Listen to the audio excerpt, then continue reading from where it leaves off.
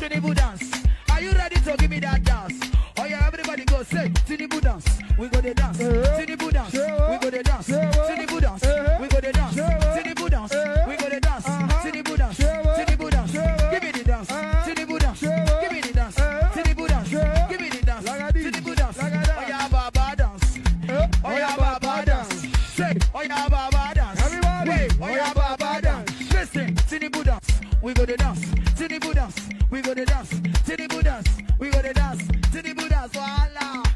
Buhari is dead and buried in a shallow grave in Saudi Arabia.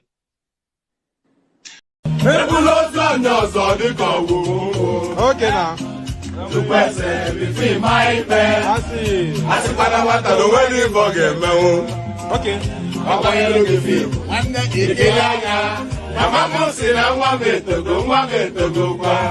Agana nwa mujelumba owe butike aganilu ne butilo wanne mo ata wanke ya dika baya jomba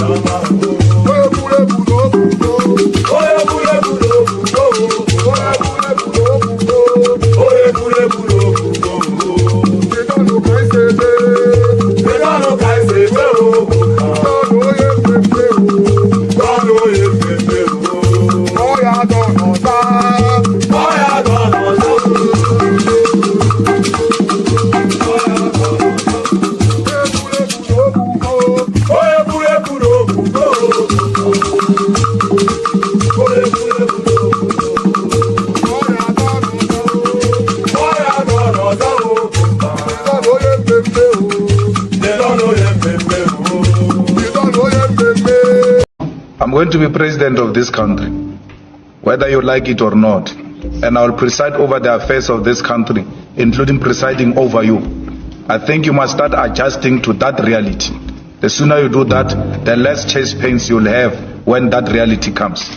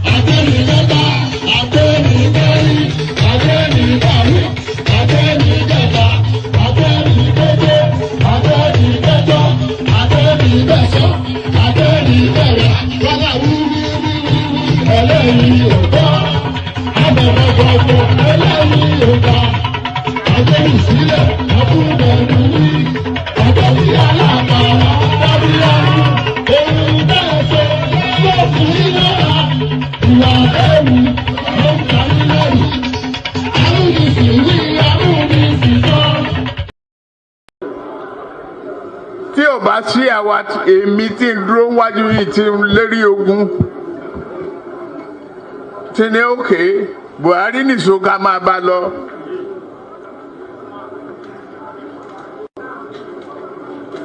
Kò lè di president. Ó ṣe kìíní olùlẹ̀, ó ṣe kejì olùlẹ̀, ó ṣe kẹta olùlẹ̀. Ó tiẹ̀ sunkún lórí tẹlifíṣàn pé láyé òun ò tún rán mọ́.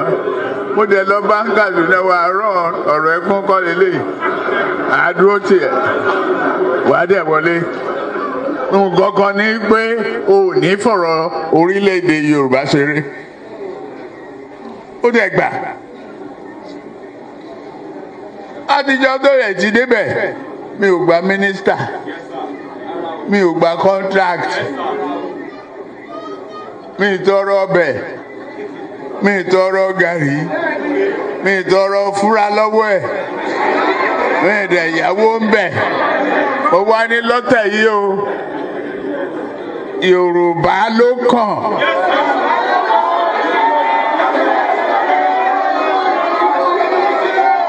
Tá a bá dẹ̀ sa Yorùbá náà èmi ló kàn. Tinubu Ahmed of the APC, 8,794,726. Miadi Peter Nana Chukwudi of Abga, 61,166. Thank you. You have to be fast. Ahmed of the APC.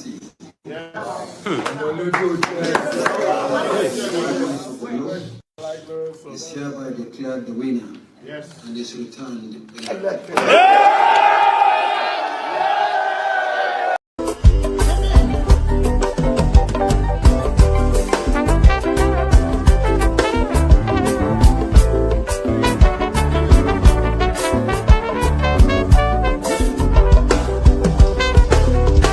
I don't suffer, no be small.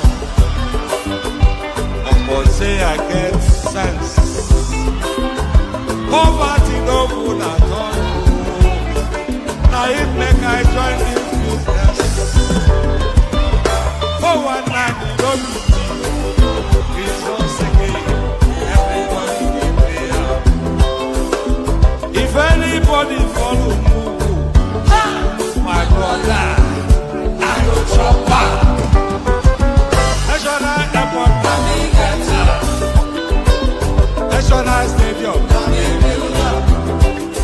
President, my sister, brother, we be Mugu, I be the master. Oh, man, I go chop your dollar, I go take your money, disappear. For one time in the bed.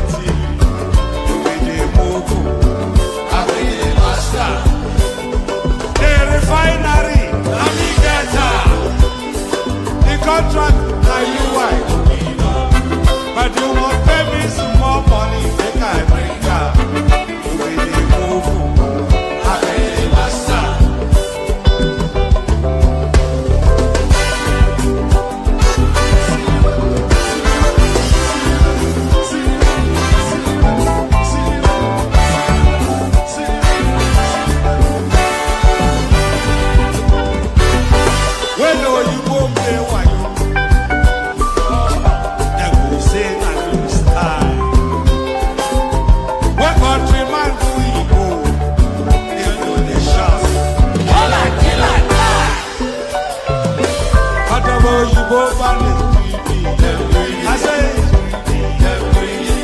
I don't see them fire. That's why when they run enter my therapy, I go show them fire. National airport, National stadium, President, my sister, brother, you be the Mugu, I be the master. Refinery, the contract that you want, but you won't pay me some more money than I bring up. I be the master. I be the master.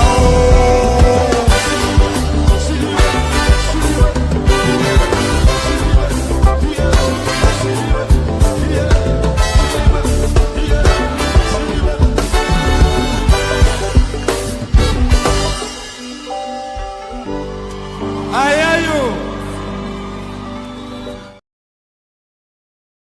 And there it is right there. He hears you. Hopefully you hear me. So he hears you. Hopefully, you hear me. Good day to you. Good to be in your company. All that. Good day to you. Good to be in your company. And how are you? So we start it off with that. How about that? Do you remember this song?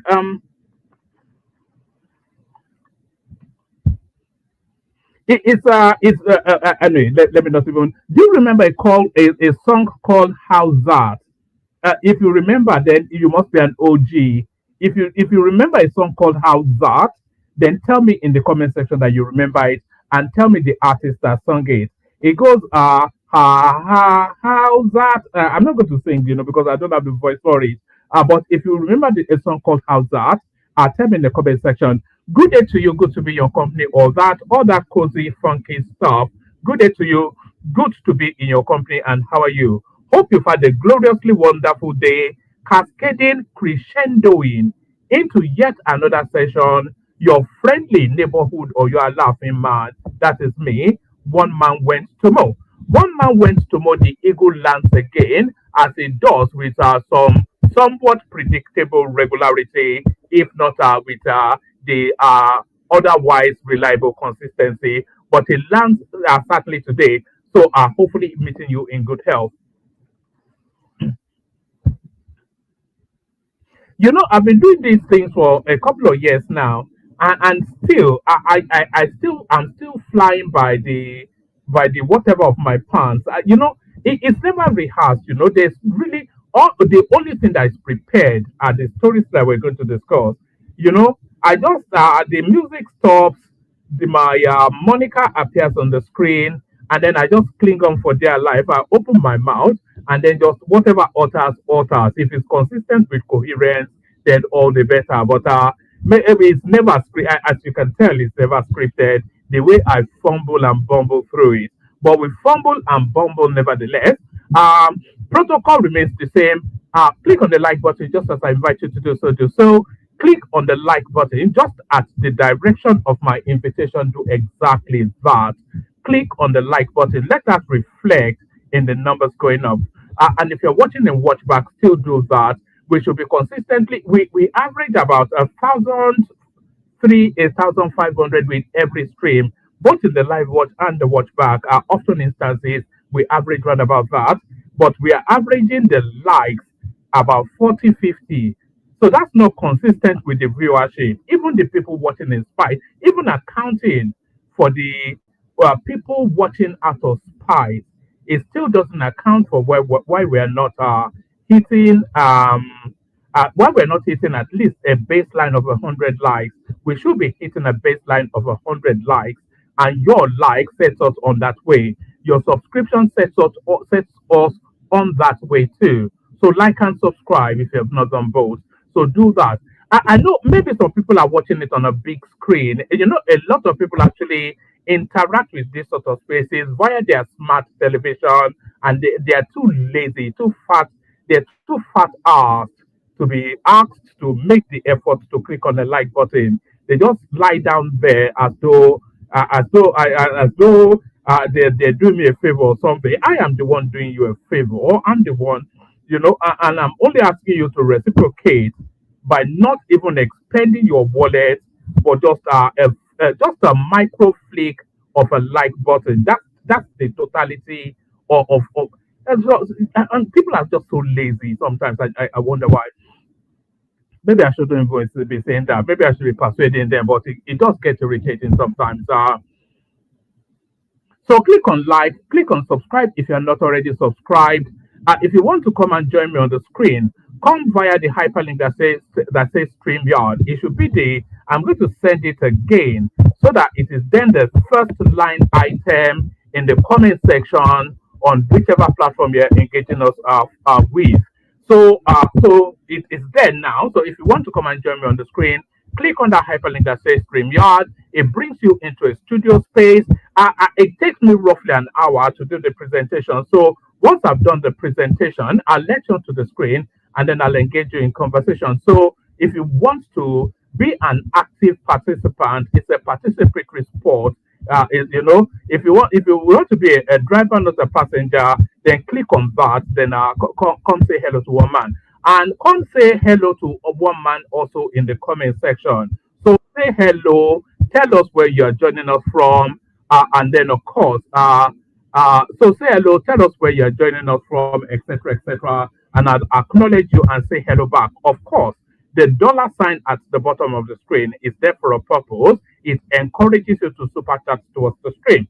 So click on the dollar sign as well and empty the content of your wallet into mine. So all those nice and funky things, like, share, subscribe, uh, um, click on the hyperlink that says StreamYard to come and join me on the screen, super chat towards the stream, all of that. So people saying hello so far. So has Valiant right there. That's our son, of course, one of the favorite voices on this platform. Anytime he comes on, the audience delights in both his craft of language.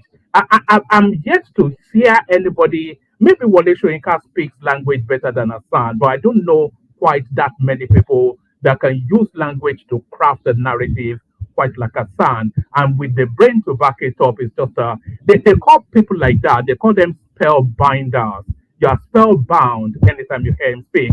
So that's Hassan right there saying hello in the comment section. That's Sheson Fashia right there, a regular stalwart of the platform. That's AB right there with YouTube playing funky with his name. So keep on saying hello in the comment section. That is professional saying watching from Somalia. I doubt that very much if you're watching from Somalia. I don't think there's a human being living in Somalia. They don't even have internet connection in Somalia. But all that. So keep saying hello in the comment section, whichever platform you're joining from. That's a Dana right there. So that's Adana right there. So keep saying hello in the comment section as you're coming in, and I'll acknowledge your presence and say hello back to you. Of course, use the dollar sign as well, super chat. Use the stars on our Facebook to do all that as well, and do the necessary on TikTok as well. Although we're not streaming to TikTok today, it's too much of a palaver that takes. TikTok doesn't let you link via one portal. So if I want to stream to TikTok, then I have to do it via my phone, and then it distorts the coherence of everything. So we do that, but we are establishing a presence and a name on TikTok now. So we're becoming somewhat known on TikTok now. So if you're not already following us on TikTok, actually, let me send the link in. We need to get the numbers up to a certain threshold so that it can open up even further features for us on TikTok. So that by the time we get to 2027, then we have the muscles to punch at the political space. So if you're not following us on TikTok, the link is right there. Go click on it and follow. So all that, shall we just get started? Maybe we should just get started. Why don't we get started? So now, there is an elephant in the firmament of the entity called Nigeria. So that's the best way I can put it. There's an elephant in the firmament of the entity called Nigeria. Everybody can see that elephant, but it's so frightening and it's so foreboding an entity that nobody is willing to take it on. What am I talking about? I am talking about Dangote trucks, otherwise known as the killer of our innocent Nigerians.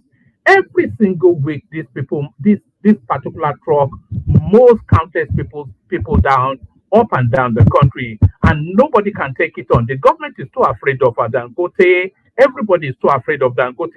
Even Tinubu is afraid of Dangote, and Dangote is not addressing it as well. So yet another incident of this. Actually, let me start it off with a clip because people are starting to push back somewhat against the excesses of the Dangote drivers, and enough is enough. It has now to be addressed. Let me play this clip first. We kick it off with this one. Do I have it? I did have it. Yes, let me kick it off with this. Finn and sister don't eventually buy now. Everybody don't wear their garment of pity. But you see my own opinion here. Show how this whole process this lady passed. I did not really see it. Finn and sister don't eventually buy now. Everybody don't wear their garment of pity. But you see my own opinion here. Show how this whole process this lady passed. I did not really see a movement that was seeking justice for this girl. I saw people who were trying to display their might. I saw people who were trying to take advantage. Maybe very dark man was close to seeking justice. But you see that Finna, I'm sorry, in my own opinion, that girl was just trying to take advantage of that situation. Because if Very Dark Man's claim was true, that Fina said, did they fear you? Now why I say make I no carry you go? Then think about it. That sounds like a greedy person who has seen green light. That time the way you don't be like, say the 1 billion way you write, it will come out. Truly, if they were scared of Very Dark Man, that should be the more reason why you should go with Very Dark Man. Because nobody who they fear, when they see who they fear, now you go make them drop the money. That crooked move by Fina exposed a lot, but that's not even the bone of contention. Nigerians, are we going to pretend like this is the first time Dangote truck is claiming the life of Nigerians or rendering people disabled? Even Fina, in one of her videos, she said she graduated from the same Auchi Polytechnic and she knows that many of her departmental mates, they buried this same Dangote truck issue. And that's how it happens across Nigerian tertiary institutions. People's parents will send them to school to go and chase their dream. Dangote truck will cut short that dream.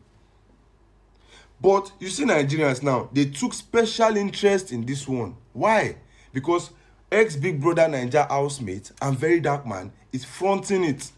And to some people, it is starting to look like a movie series. So let's follow. I know some of you now go talk, say that time we Fina they talk, see they bury some of her departmental mates because of Dangote truck accident. That time she doesn't have a voice yet. She was not a celebrity yet, so she could not speak up. But 2024, not up to a year ago, Fina was already Fina. Very Dark Man was already Very Dark Man.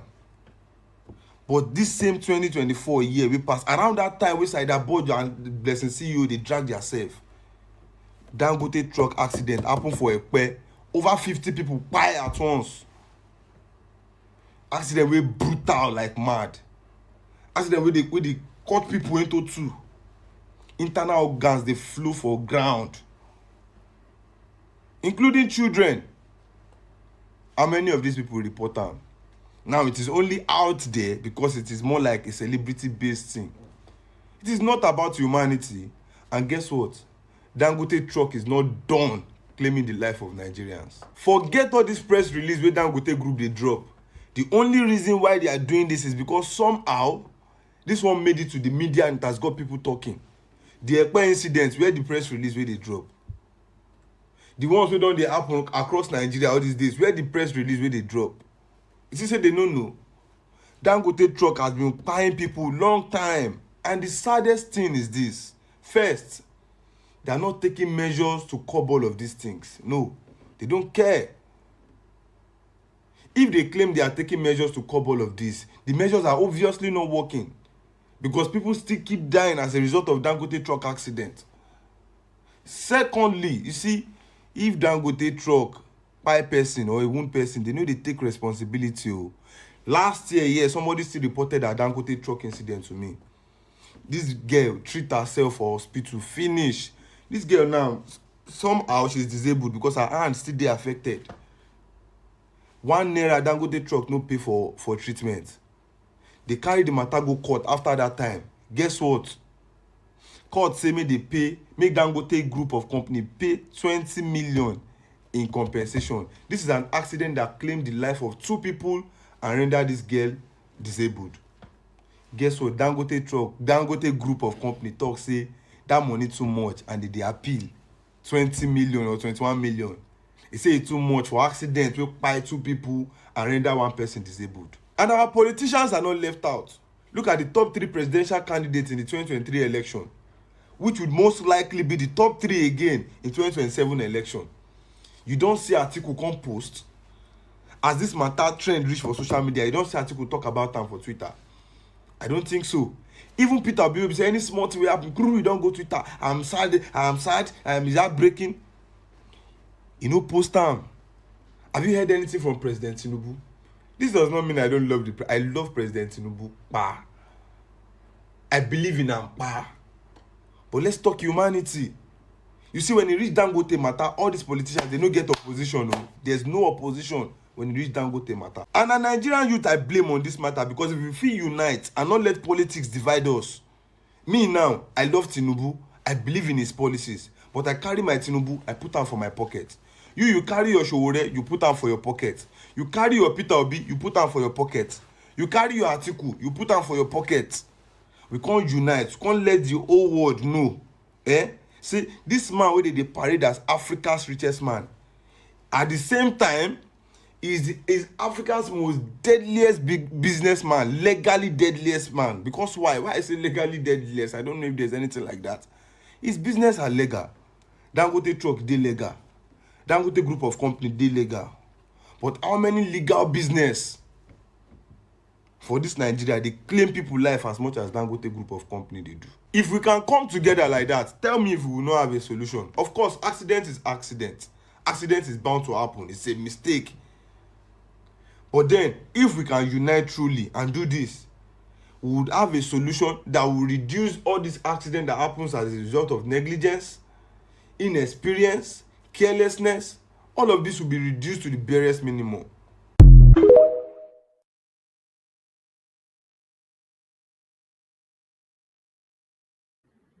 You know, there's a Chino Achebe book called A Man of the People.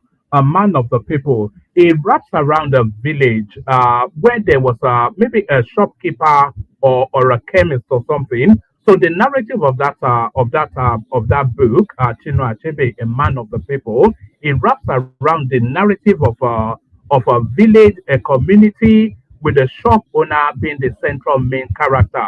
So I can't recall the full details, but something happened, and then the communities then rallied around that shop, and they were trying to force that man out. And then somebody came and asked what the man did, and somebody responded to that person that he has taken enough for the owners to see. So that was the phrase that I took out of that. It's been a long time since I read that book, maybe even when I was in secondary school, thereabout. But it is the one phrase that I took out of that book. He has taken enough for the owners to see. So these Dangote trucks, they have fired enough people now for it now to be addressed. Enough is enough. Enough is enough. And because we know that the government or the great and good, they could never really have the brevity to go after Dangote, then a citizen's action is needed against this group, especially the truck drivers. A citizen's action is needed against the Dangote group truck drivers. We have to do something, because if you are waiting for Tinubu, Dangote will fire all of us before Tinubu ever even looks in his direction. So that was a story being presented by that guy. This is yet another story now. Dangote group trailer reportedly crushes entire family in Enugu. So it's not even a matter of knocking somebody over and disabling them now. It just wiped out the whole family. So I think the headline tells us all we need to know. A trailer reportedly belonging to the Dangote group on Wednesday crushed an entire family at Four Corner Junction in Enugu State.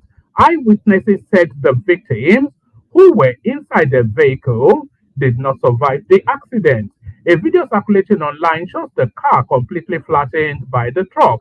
Should I take that again? A trailer reportedly belonging to Dangote Group on Wednesday crushed an entire family at Four Corner Junction in Enugu State. Eyewitnesses said the victims, who were inside the vehicle, did not survive the accident.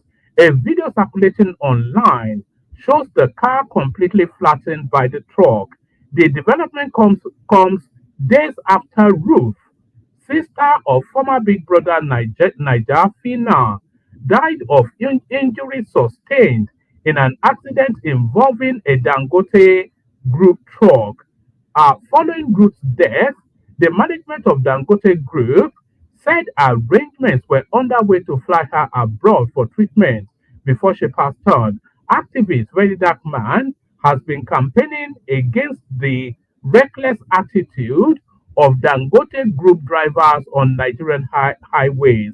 He also claims that the driver involved in Ruth's accident had no valid license. As of the time of filing this report on Wednesday, neither the police nor Dangote Group has issued an official statement on the Enugu crush. So if the searchlight is focused on our Dangote Group's trailers are crushing people, it could be reported every single day. it could be reported every single day. Enough is enough. Enough is enough. Enough is enough. It cannot be that this is what obtains. And they do it, the company never responds, the family is never addressed, nothing ever happens, and then the next week they do it again. So maybe they are drunken, maybe they are untrained, maybe they are high on whatever, but whatever and however, enough is enough.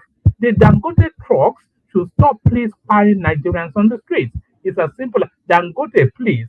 You know, I'm a fan of Dangote, but if this carries on, I will turn against Dangote. Enough is enough. Enough is enough. Enough is enough. Kwakwanso has not closed the door on APC return. This is Jibrin, one of the stalwarts of the NMPP, coming out to address that matter. He had a big outing in the media just earlier on today. I think it was with Shenwa Kimbarloye. Kwakwanso has not closed the door on APC return. This is Jibrin speaking. A member of the House of Representatives for Kiru Bebeji constituency of Kano State, Abdul Mumin Jibrin, said on Wednesday that former Governor Rabiu Kwakwanso has not jettisoned the idea of joining the All Progressive Congress (APC). Rumors of the former governor's switch to APC gained ground in June following the resignation of Abdullahi Ganduje as the party national chairman. There were also reports that President Bola Tinubu had resolved to pick the new Nigeria People's Party chieftain as his running mate in the 2027 election. So this is something that we have been speculating and discussing on this platform over the last few weeks, months. That Kashim Shettima's seat is not guaranteed, and the expediency leans towards Kwakwanso. But how do they compensate Shettima then that they don't lose his vote, but bring Kwakwanso on board and they gain his vote? So that's really where the permutations are. And that permutation permutates towards Tinubu handing over to Kwakwanso. But I'm not even sure that Tinubu will want to hand over to Kwakwanso because it's too ethnic. But there it is. It's taking somewhat of a snail route back to the APC. It's been moving back to the APC going on a year now. So whatever needs to be negotiated will probably have to be concluded within the next few months because we're getting towards the thick end now of the politics.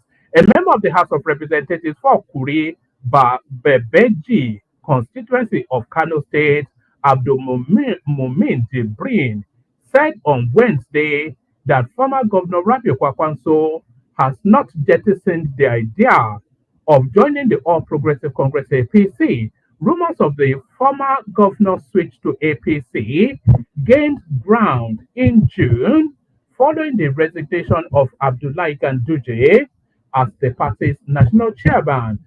There were also reports that President Bola Tinubu had resolved to pick the new Nigeria People's Party NMPP chieftain as his running mate in the 2027 election. But Nigerians began to doubt the authenticity of the claims when Kwakwanso accused Tinubu's administration of neglecting the North in its development program. So that criticism by Kwakwanso, that was about 2-3 weeks ago, there about 4 weeks.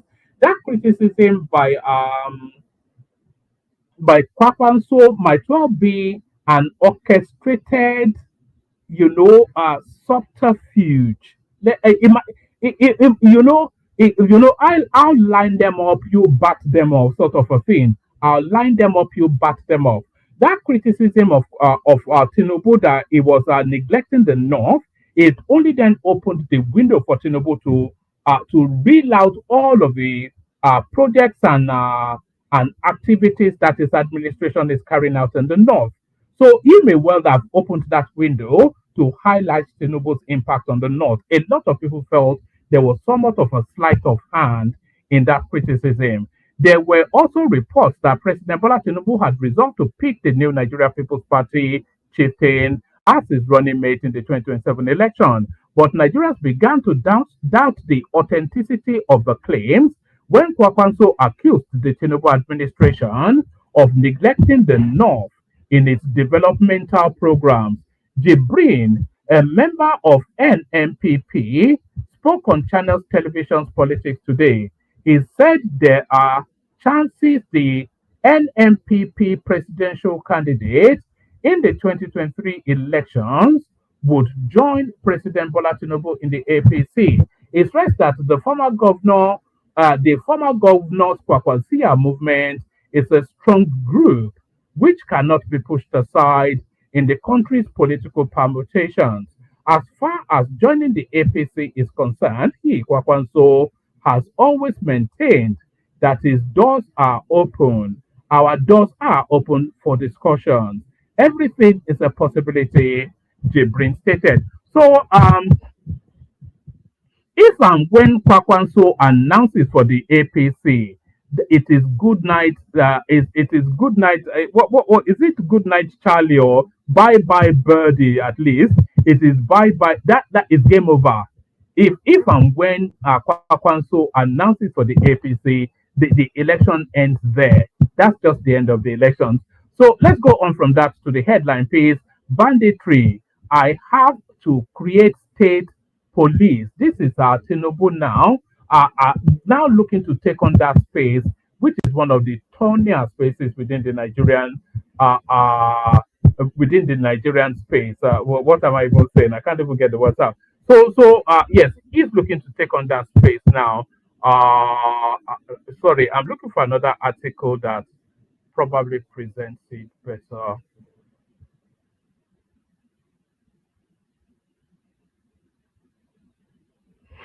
All right. Yeah. Okay. Let's go with that. Banditry. I have to create state police. This is Tinubu now. Um, President Bola Tinubu has reaffirmed the President Bola Tinubu has reaffirmed that the establishment of state police is unavoidable as part of efforts to strengthen security across the country. Speaking on Tuesday at the presidential villa in Abuja during a courtesy visit by a delegation of prominent Katsina indigents led by Governor Diko Rada, Tinubu said the federal government is committed to confronting insecurity head on. The president directed security agencies to reassess their operations in Katsina, which has witnessed a spike in banditry, and disclosed that advanced military equipment and surveillance technology would be deployed. He also revealed plans to enhance the capacity of newly recruited forest guards in the state. Tinubu stressed that while the country faces serious security challenges, they can be resolved with determination and strategy. The security challenges we are facing are surmountable. Yes, we have porous borders. We inherited weaknesses that could have been addressed earlier. It is a challenge we must fix, and we're facing it, he said. So that weaknesses that could have been addressed earlier, that was an acerbic, it was an acerbic remark in the direction of the Buhari administration. Right. The security challenges we are facing are surmountable. Yes, we have porous borders. We inherited weaknesses that could have been addressed earlier. It is a challenge. It is a challenge that we must fix, and we are facing it. He said, "I have told, I have today directed all the security agencies to energize further and look at the strategies. We have approved the additional acquisition of drones. The president further I'm not quite sure why drones are not already being deployed as part of the military accoutrements of the Nigerian security forces ages ago. You know, they say all these bandits everywhere. You can just send a drone into the forest and see where they are, and then send the troops in to go and see them off. Uh, I mean, is that not even the most basic? Or why is it even? Why do they not have hundreds of thousands of drones already? Is the question. Um, I have today directed all the security agencies to energize further and look at the strategies. We have approved the additional acquisition of drones. The president further instructed that uh, he be giving daily updates on security operations in Katsina. I am reviewing all the aspects of security. I have to create state police. We are looking at that holistically, he said. We will defeat insecurity. We must protect our children, our people, our livelihood, our places of worship, and our recreational spaces.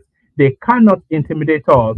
Tinubu reminded the delegation that in February 2024, the federal government formed a committee to study the framework for state policing. The initiative has since gained wide support, although as of March, 20 states had yet to submit their reports.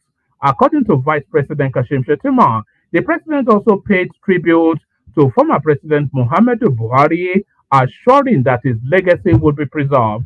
So the visit was actually essentially from the CPC bloc to pledge the field of that space to Tinubu, which then, of course, counterweights against Abubakar Malami and Atiku Abubakar.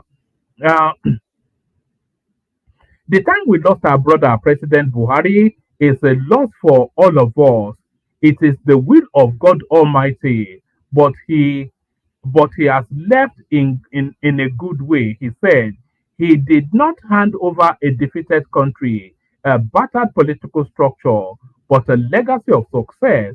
And that is the most important thing. So it's not as though Tinubu is not aware that Buhari destroys the country, but he's politicking to his pace, choosing to use that language. It's not the same language he used when they were talking about Fulani bandits and they were saying, where are the cows? It's still the same narrative. It's pandering to them for the political expediency of it. He knew that Buhari was the worst president. He still knows that Buhari was the worst president we've ever had, but he has to pander to his base. The time we lost our brother, President Buhari, is a loss for all of us. It is the will of God Almighty, but he has left in a good way. He said he did not hand over a defeated country when he did, a battered political structure, yes, he did, but a legacy of success, he did not. And that is the most important thing. Well, that is, Governor Rada expressed gratitude to Tinubu for his consistent support. Mr. President, I would like to thank you very much. And I want to say before our elders that Mr. President, I would like to thank you very much. And I want to say before our elders that there was never a time I came to the president with a request that he rejected. Rather said, other speakers include former Governor Aminu Masari and Ibrahim Ida, the Waziri of Katsina, commended Tinubu for honoring Buhari and investing in infrastructure projects in the state. Ida, however, urged the federal government to prioritize the upgrade of Umaru Musa Yar'Adua International Airport and intensify security in southern Katsina. So there it is right there. So that's where he opened up that narrative then of our state policing. So we go on from that to the next one. Oh, I think there's there's another article that speaks to that space as well. So let's see. No, not this one. Tinubu orders security review in Katsina back state police. That's what we just read. What else do we have on that space? All right, yeah, we have this one as well. Tinubu seeks National Assembly's backing to fast track state police. So yeah, we have that. Hold on, am I being too loud? I'm getting a text that sometimes I'm shouting when I'm speaking. And then I get the text to say, "Can you tone it down, please?" Because we're in the dead of night where I am. All right. Where were we? Where were we?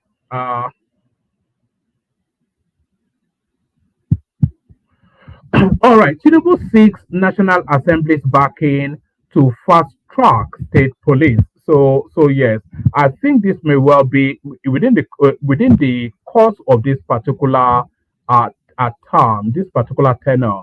President Bola Ahmed Tinubu on Wednesday said his administration will work closely with the leadership of the National Assembly to remove the political and bureaucratic bottlenecks stalling the operationalization of state police in Nigeria. Speaking at the State House Abuja during a visit by members of the Northeast Governors Forum led by Babagana Zulum, the president said the time had come for a clear collective path towards community-based policing that reflects the peculiar needs of different regions. I have been looking at the security situation more carefully. I have seen the civilian JTF react to the security challenges, finding so many creative ways to protect neighborhoods and communities around you. And that provoked my thinking about state police again. Our politics aside, we can discuss with the National Assembly leadership to really look at a critical part to that again. See how we can eliminate or douse political alliances from state police that will be indigenous to the community and provide the additional safety buffer and effectiveness in the area. We have to look at it collectively together, Tinubu said. Pardon me.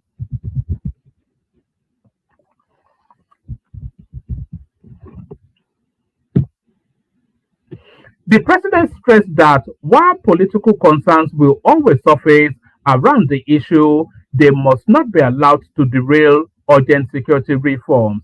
He said his government was committed to ensuring that the proposed structure will be installed from partisanship will be insulated, not installed. I can't read today. He said his government was committed to ensuring that the proposed structure would be insulated from partisanship and designed purely to strengthen safety across communities.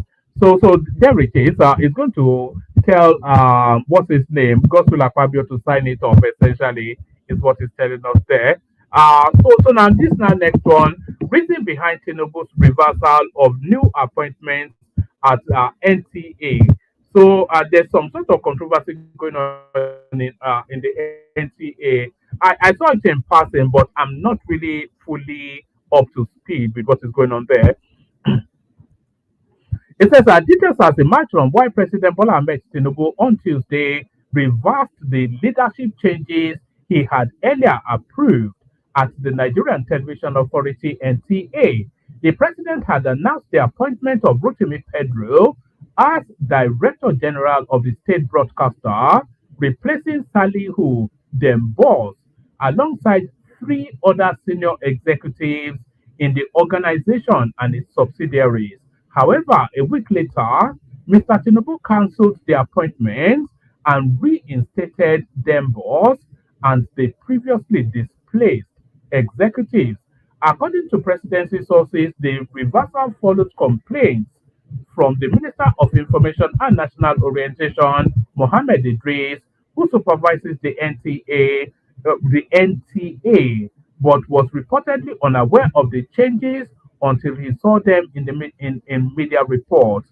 The development was said to have embarrassed the minister, particularly as Dembos and other NTA management officials were, at the time, accompanying him on a federal government citizen engagement tour of Enugu and Ebonyi states.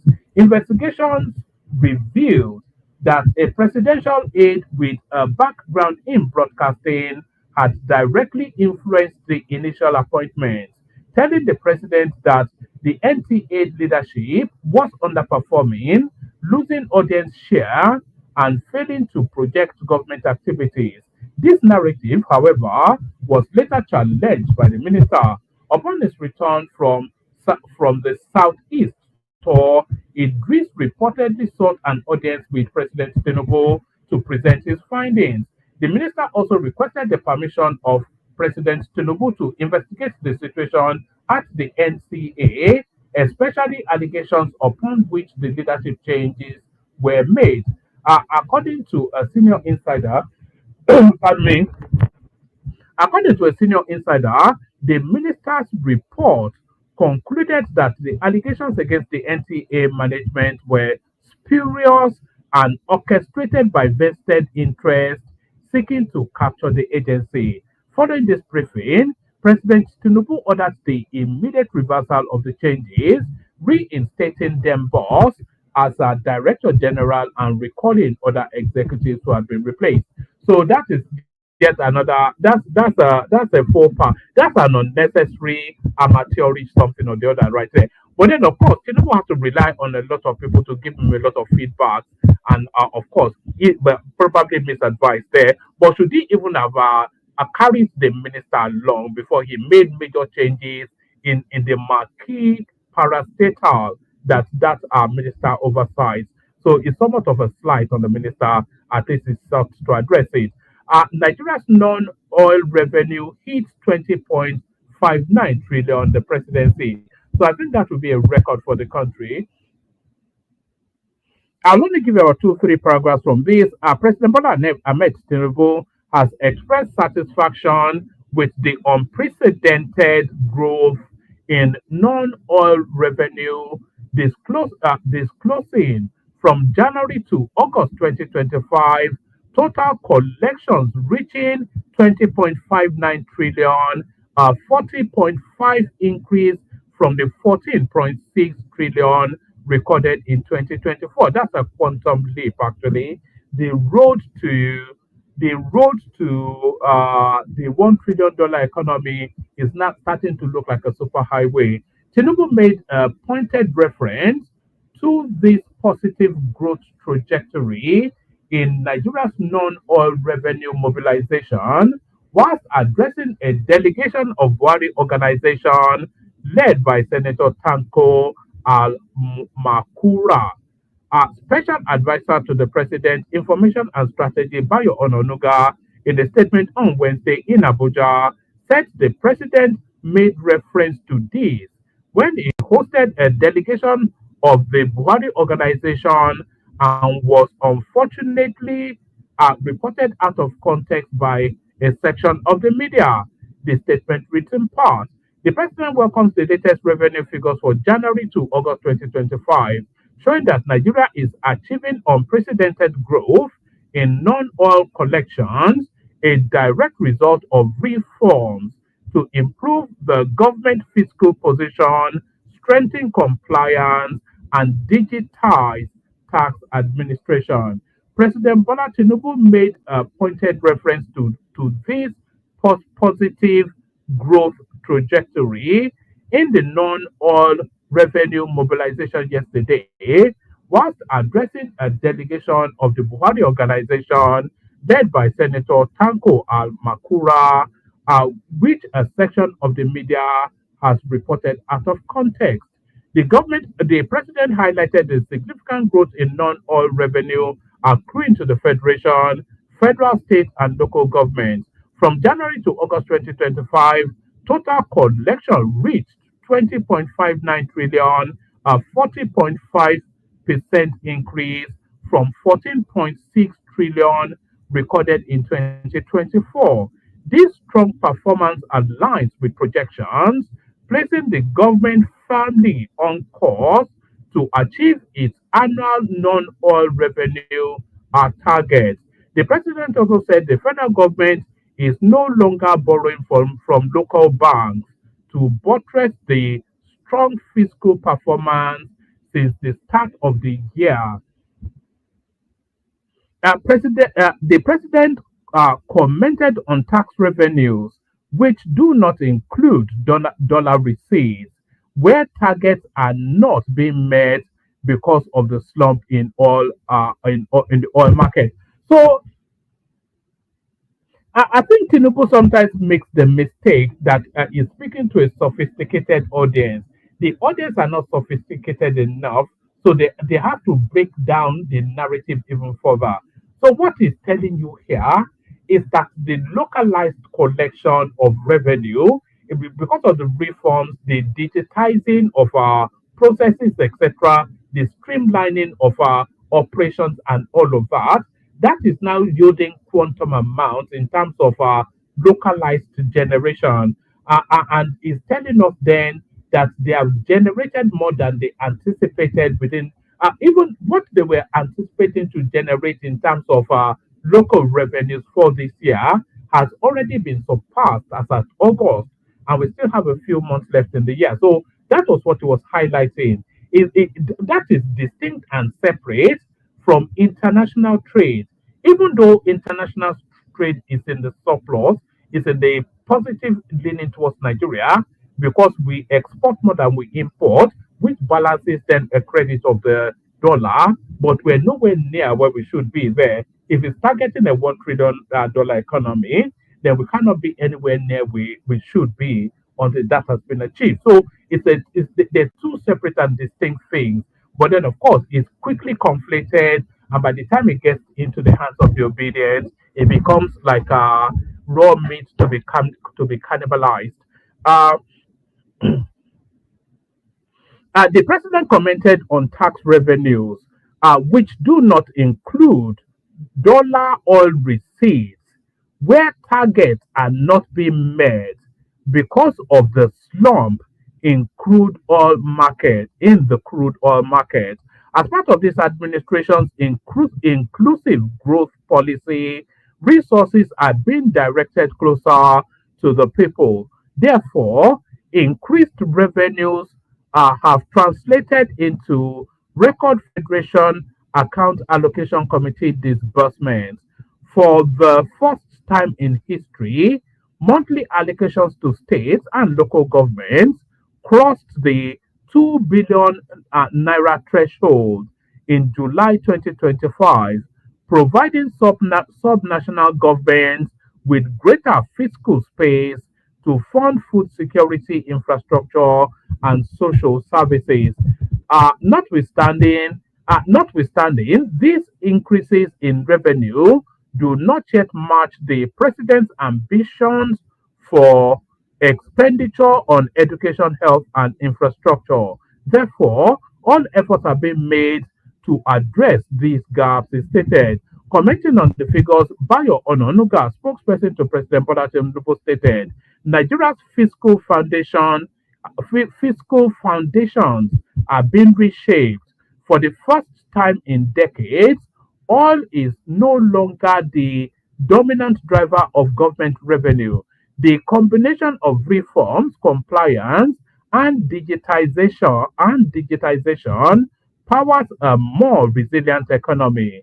The task ahead is to ensure that these gains are felt in the lives of our citizens in better schools, hospitals, roads, and jobs. Ononuga added, what you need to know, Nigeria mobilized 20.59 trillion in 8 months, the most substantial collection in recent history. I don't think it's the most collection in the history of Nigeria. When have they ever collected that much internally ever in the history of the country? So it's the highest collection yet in the history of that country. It says that non-oil is now the engine. The 15.69 trillion collected, with the 15.69 trillion collected, non-oil revenue accounts for 3 out of every 4 naira, showing a fundamental shift away from oil dependence.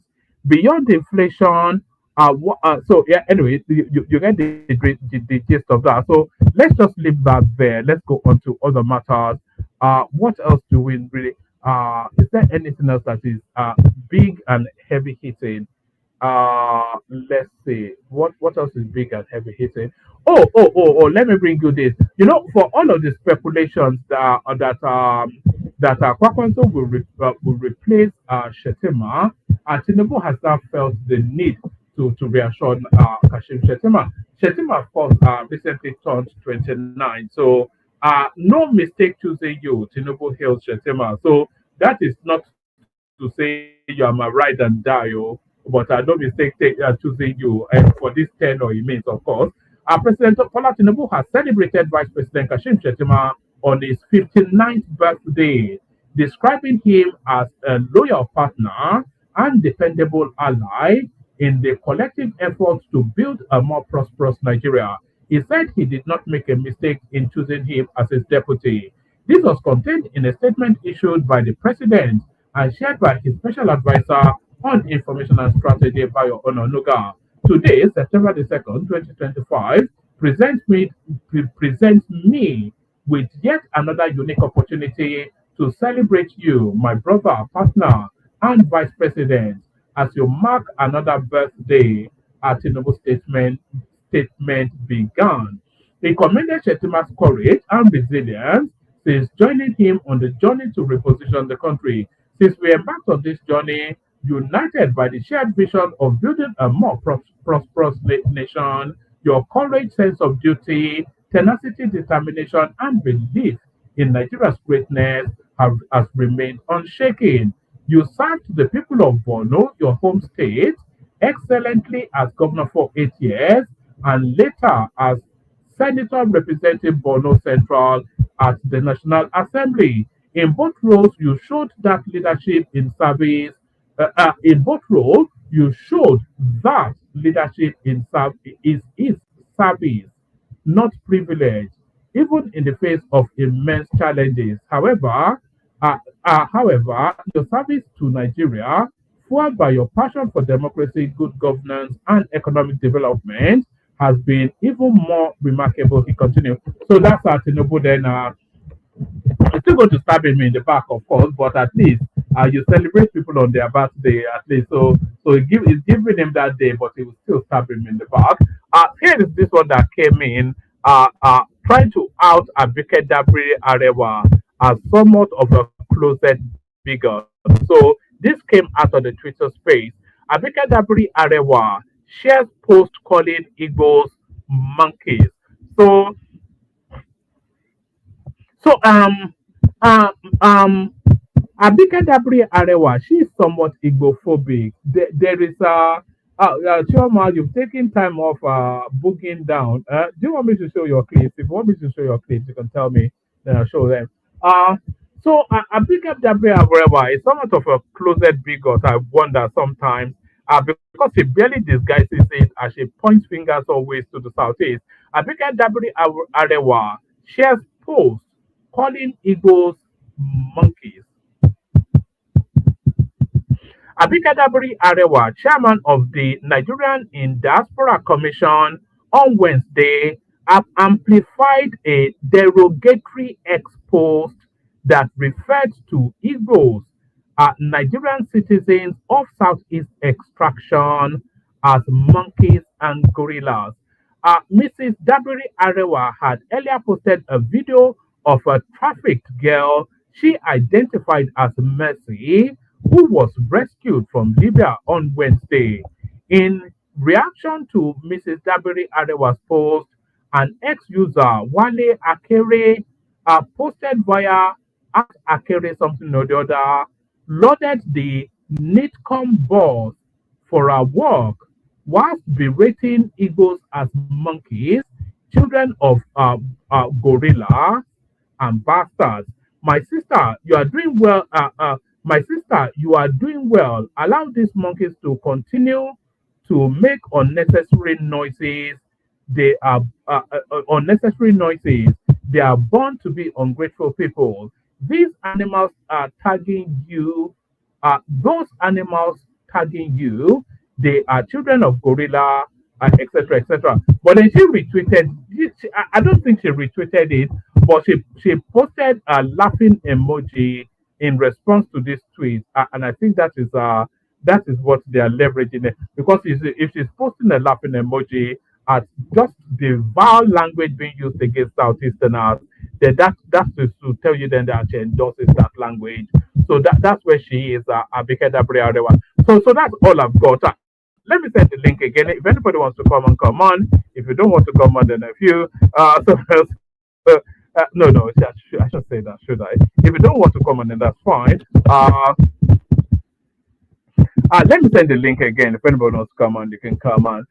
So let's play the clips that we have, and then we see what happens after that. Let's play the. Oh, let me start you off with this one. This one was actually something I wanted to play you yesterday, but I never got around to doing it. So my response to seeing this clip is essentially to say welcome to the real world.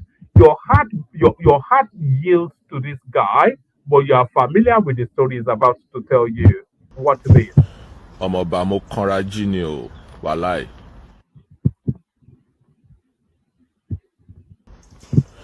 Ọmọọba mo kanra jí ni o, wàláì. Mo jí láàárọ̀ ẹ̀ lásán, para ló bá dé o, mo kanra gangan, like I'm just in a very bad mood.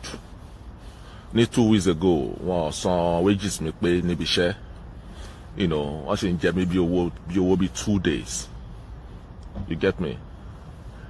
So last week, mo wá ṣe 5 shifts mọ́.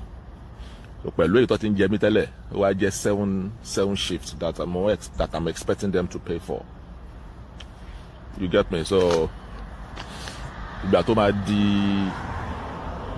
di àárọ̀ yìí tí máa ní kí n wo pay slip mi bóyá because they will send your pay slip first before your salary comes through. Ìgbà tí máa wo pay slip mi lásán. Ọmọọba, these people literally pay me £1,600 and wọ́n yọ over £600 bóyá bí £620 in tax and NI. So all I'm getting is about 980, 990, something like that.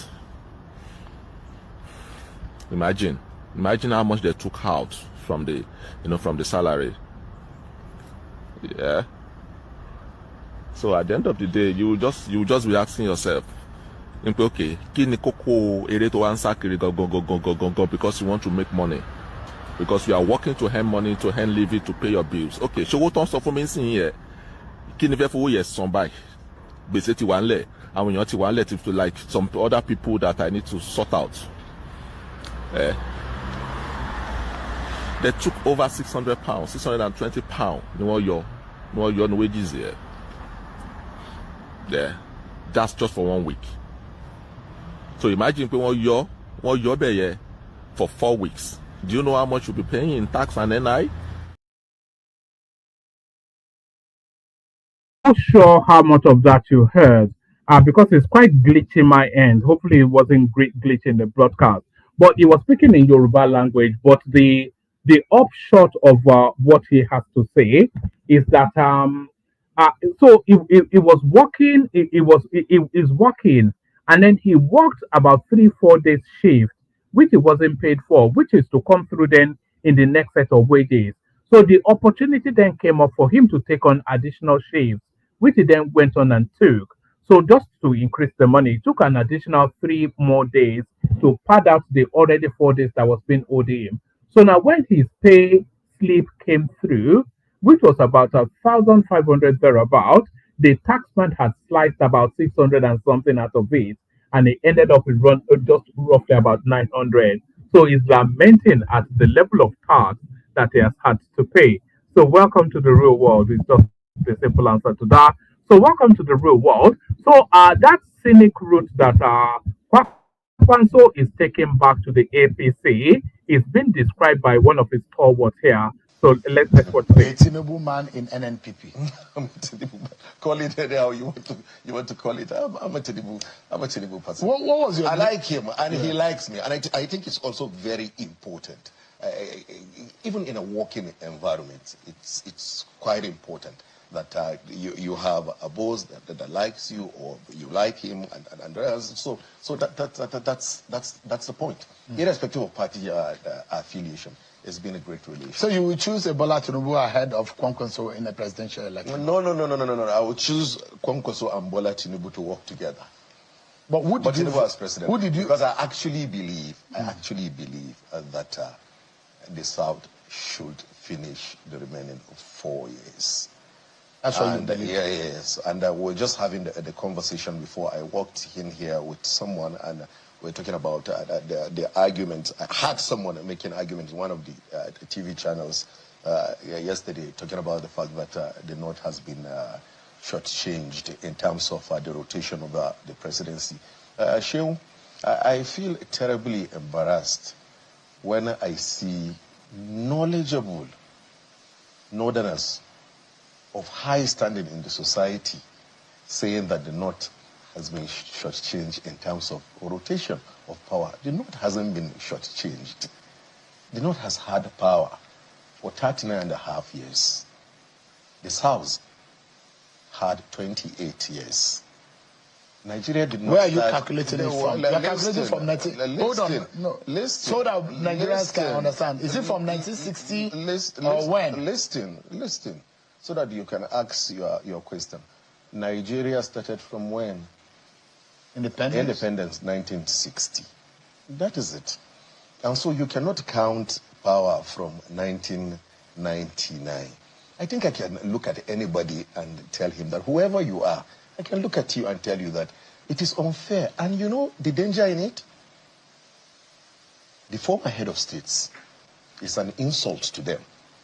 When a Northerner goes to national television and says Nigeria starts from 1999, Gawan has been was head of state for 9 years.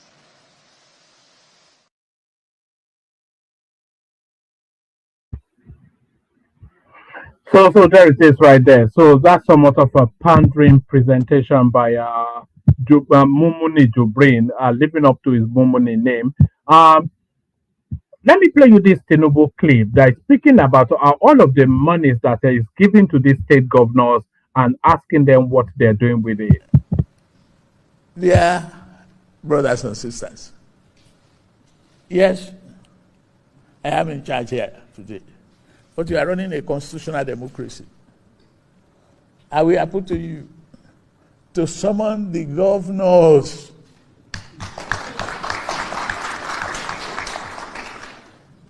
Some of them call them up. I'm doing my best to improve the revenue of the country and giving them their due. But they must equally be sympathetic to the populace, and they must consider the need of the local people. People reside in the local government. People are in the local community.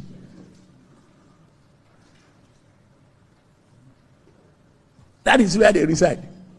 That is where they feed. That is where they garden. That is where they cook. That's where they farm. If the local government are not free, and the leaders don't hang on to the number. We have 774 local government. It's just a number. Is it effective? Is it reaching the real people? Who is being held accountable for this money? Maybe we should look and recalibrate one version that was good 4 years ago might not be good today.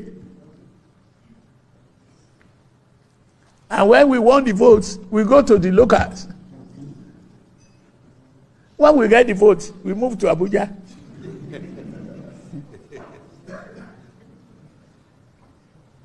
I think we have to collectively join hands.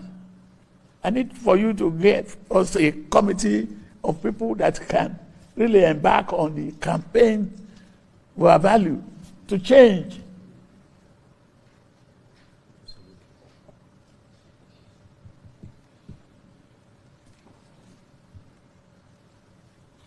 Our brothers and sisters, it is disheartening watching the TV and see the number of people in IDPs. No sincere leader in this country will be happy seeing that. We have to pull together to rescue Nigeria from banditry. Yes, we know we are making progress, but we want to eliminate that one completely.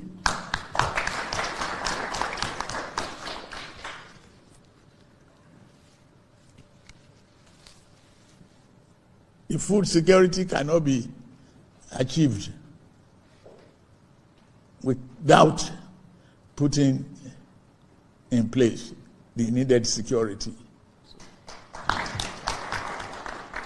And we must work on that together. For example, there's a big economy that is being a problem to Nigeria. The livestock and animal husbandry. Ordinary dairy farm can grow an economy. Not to talk of yogurt and many other things that can come from animal.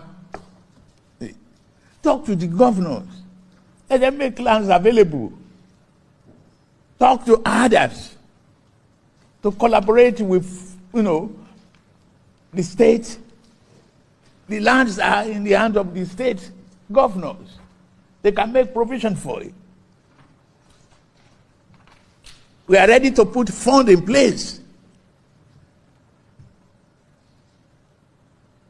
to help the herders rear their animal in a very, very, very polite way. We can do it, and we are going to do it.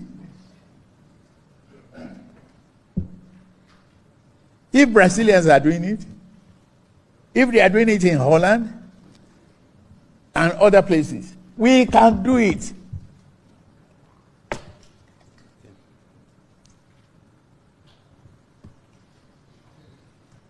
Yes, I hear you about the gas plant. The cash flow is a problem. We are taking revolutionary, steps to really improve our gas output. And that is why we separate gas from oil. Our flaring is. All right. So that's Tinubu then asking you to hold the state governors more to account. They need to be held to account now. So let me play you three more clips. This one is Julius Malema in South Africa calling for the arrest of the Israeli president and explaining why he's making that call. How do you bomb a hospital? Even if the president of Hamas ran into that hospital, is hiding in that hospital, you can't bomb that hospital. How do you bomb a refugee camp? Even if Hamas ran into that refugee camp, you are in no position to bomb a refugee camp. Comrades, those guys are involved in ethnical cleansing. They want to wipe off the Palestinians. This is a genocide. It's an international crime. And ICC must issue a warrant of arrest against Netanyahu. Why do you issue warrant of arrest on Putin, who has not done worse than what Netanyahu has done to the people of Palestine?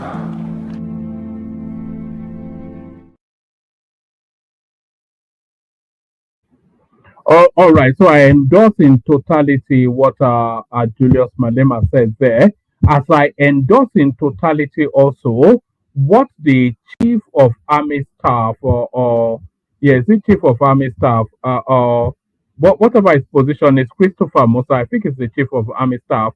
I endorse in totality also what he has to say in this next clip. Will not react, and I do not want to hear that I was not giving any command. As long as you are deployed, your task is to secure your community.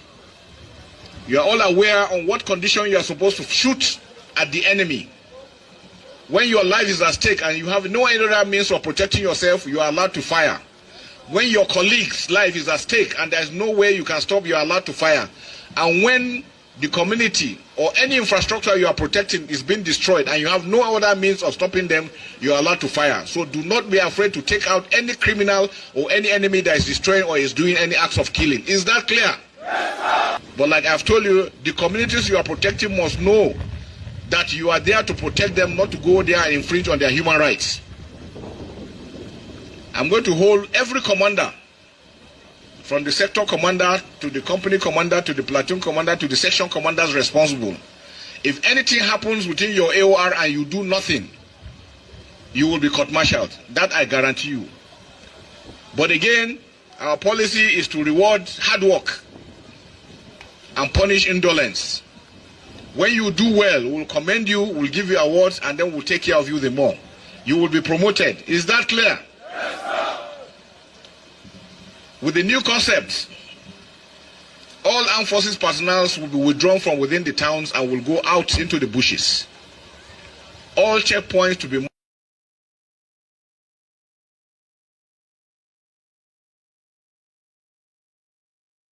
So that's Christopher Musa right there, giving them their marching orders, like they like to say in Nigeria. Hopefully, we start to see some results out of all of this.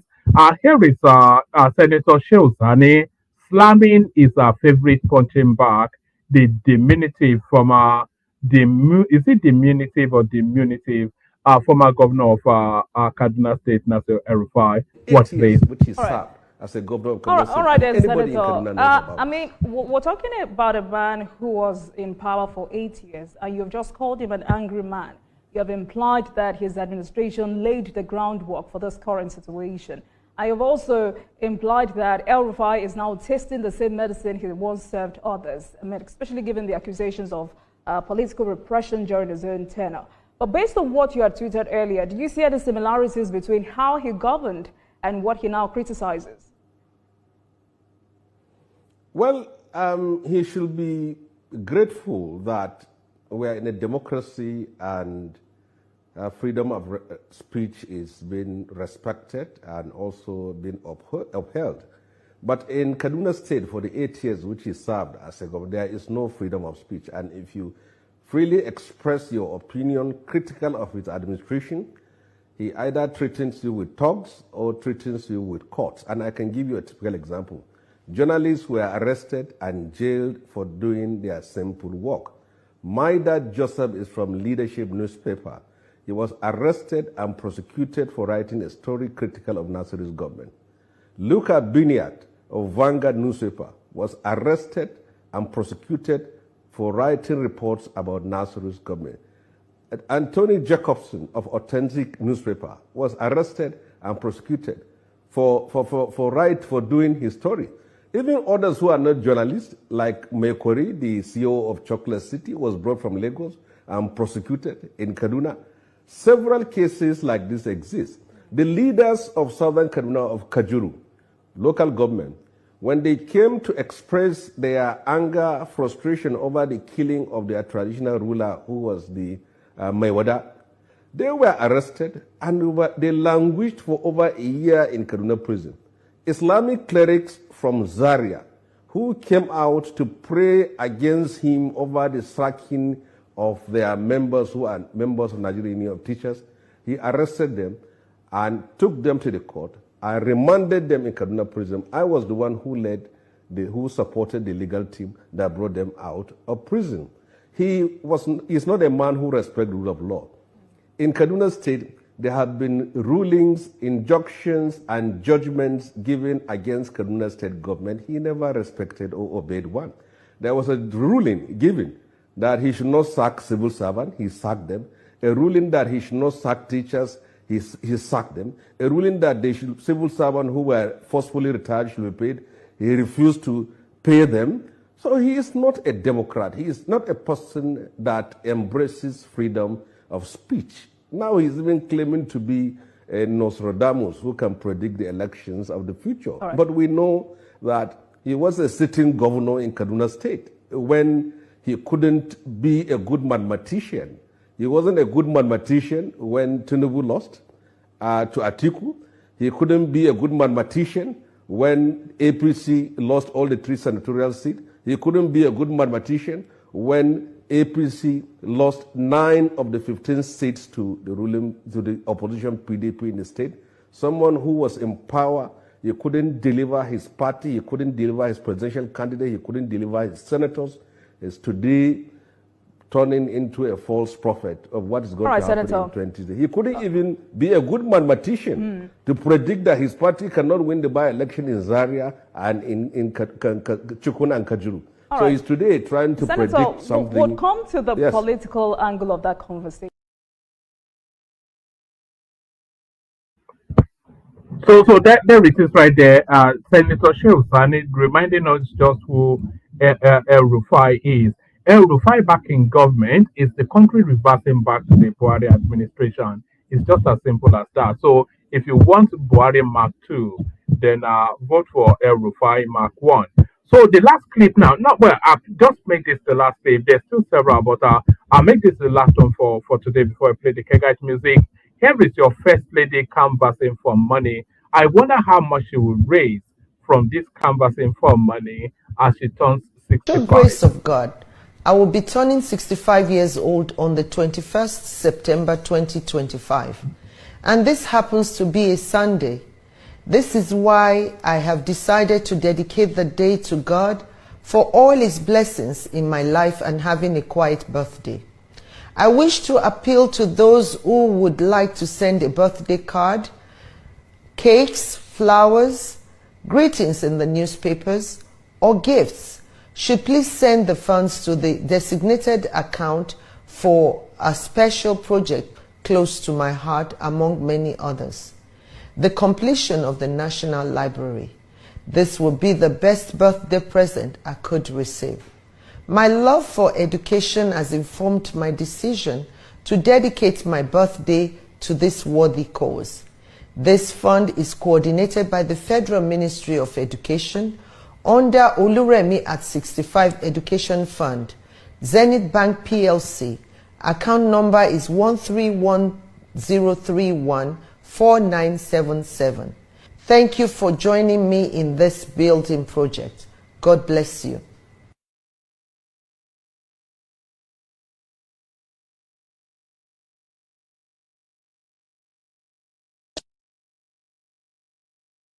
Another monument in Abuja, but well, it's not altogether a bad thing. But we'll see how that goes. I'm particularly interested in seeing how much she's going to raise. I can bet you that she'll raise the better part of 100 billion, as all these political whatnot, they do rank a day by paying into that account. So we play the Kegite music, we see what happens after that. Only water, where they see ma. Water, only water, where they see ma.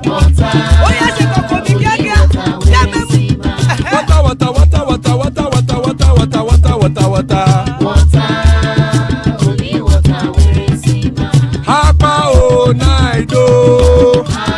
Hapa o naido. Hapa you don't come o.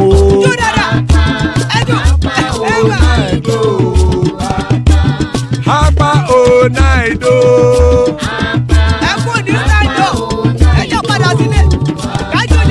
Oro kẹ̀kẹ́ ẹlẹ́mù yé o. Ilé ṣọ́bí kẹ̀kẹ́ ẹlẹ́mù ré o. Bobby master kẹ̀kẹ́ ẹlẹ́mù ré o. Chifu Faila ti kẹ̀kẹ́ ẹlẹ́mù ré o. Eruku lẹ̀lẹ̀ ẹlẹ́mù dé. Eruku lẹ̀lẹ̀ ẹgbẹ́ ẹlẹ́mù dòde ojàre o. Eruku lẹ̀lẹ̀ Ghana ti dé ẹgbẹ́ bọ́ọ̀dì o. Ọmọ ẹlẹ́yẹ ẹ̀yẹ o ó dìlé o. Olúyẹ̀lá ẹ̀yẹ o ó dìlé o. Petrosonama ẹ̀yẹ o ó dìlé o. Petrosodunke ẹ̀yẹ rẹ̀ ó dìlé o. Ẹlẹ́kọ̀ọ́ ọ̀run mú ìní o.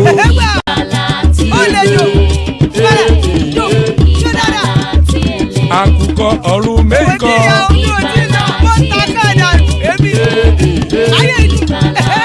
Ikú kò ní rí wà gbé ṣe o.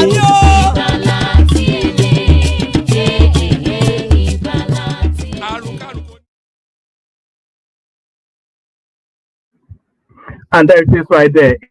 Ikoko Neruwa Agbesheme, that have nothing to do with us. I was just about to say no takers for the conversation tonight. Thank everyone. See you tomorrow. But just in the nick of time, Prince Daddy pops in. So Prince Daddy is you and I. That's the prince right there. The prince and the pauper. So the prince and the pauper. Let's see what His Majesty, His Royalty has to say. Prince, you there? Hello, Oma. Yeah. All right. Well, I didn't know. I just saw the link and now, like, let me go into the studio. And really, nobody in the studio. Anyways, yeah. Hey, How you doing? nobody in the studio. I'm good. Okay. I'm good. You sound like you sound like you're out and about somewhere. Yeah, somewhat. Yeah. All right, because I can hear the woof of like you're out in fresh air or something like that. Actually, in a car. I'm about to. Yeah. Oh, all right, you're about But to. yeah. How is the basketball thing going? How are we doing there? Are we winning? Are we winning laurels? Or Well, how are we doing with that? the season's been over. It's about to start again, anyways. It's about to start in the next month or so. Yeah. Is there any prospect of going professional, or is it just like a hobby? Professional, no, but more like college basketball. Oh, all right. Okay. Okay. I see what you mean. All right. Brilliant. I mean, did you follow any of the, or did you just, we were talking about Dangote trucks that keep on crushing people up and down the motorways in Nigeria. We're talking about Right. so making a slow walk back to the APC, and Tinubu insisting that we have to have state policing, things like that. Yeah, well, I thought that the Dangote trucks, you brought that topic up like a couple of days ago when myself and Simbad and Isaac Black were actually talking about it. Did you bring up that topic? I thought you did, or maybe you didn't. I'm not sure that I did. Maybe that was after I Oh, left. And you guys just, yeah, just But right. it's I think it was becoming quite Isaac Black that brought it up. yeah, it's becoming quite a thing now. You know, every other day there's always some. Maybe they should explain to them that they are meant to drive on the tarmac and not on the people. Maybe that wasn't explained. Maybe they thought the people were part of the motorway and they're allowed to drive over there. Oh man, the problem is not even though the other day Simba was trying to defend Dangote that people like to sensationalize stories that it's more so the Okada drivers and other drivers on the road. But I was able to debunk that kind of assertion. But at the end of the day, however, it's not about Dangote is not a problem or his drivers, his truck drivers. The problem falls in the hands of the government. At the end of the day, they are the regulators or they are the people to keep our roads safe, right? So, yeah, what are the rules? I mean, of course, you live there in the West, in London. Um, they have certain requirements for commercial drivers, from their licensing to drug testing, um, and making sure they're up to date on the rules of the road and certain requirements. And the onus falls to make sure the drivers are in compliance by the owner of the company, of course, Dangote in this case, to make sure that drivers are up to date on everything. And of course, if they violate, they get fined and face other charges as needed. So yeah, it's Also make sure that they're not drunk or high on Igbo, which is probably the reason for half of the incident. but that's what I'm saying. To make sure they're not inebriated, and they test. Sometimes depending on the company, they can randomly test these truck drivers, or they have a mandatory testing for alcohol and drugs or any other substance. They do that because they are commercial drivers. Unlike the other day, Simba was trying to make a case that Okada people are reckless, which of course is true. We see the Okada people how they drive and how they maneuver the roads, that they are reckless. But the point here is that a one Dangote truck accident is more disastrous. Well, 500 times, maybe 50 times more dangerous than that of one Okada, rider that probably by himself and his passenger, right? Not that that is not bad enough in itself, but a big truck, driving on the roads, going off road, crushing cars, crushing people. It's more and they are commercial drivers. See, again, Dangote should be responsible. His company, of course, I'm talking about, should be responsible. And the only way they can be held responsible is by the authorities. The only authorities can do it. So are there laws out there on the books to control commercial truck drivers? If there are none, then they have to. I'm assuming they are, as big as Nigeria is. But assuming they're not, then they have to, make the laws to make sure, or make amendments, or bring about new laws to make sure the laws are up to date on these truck drivers. Okay. Of course, Dangote must have insurance on his trucks, and if they fight people, they sue the insurance company, or the insurance company has to pay up.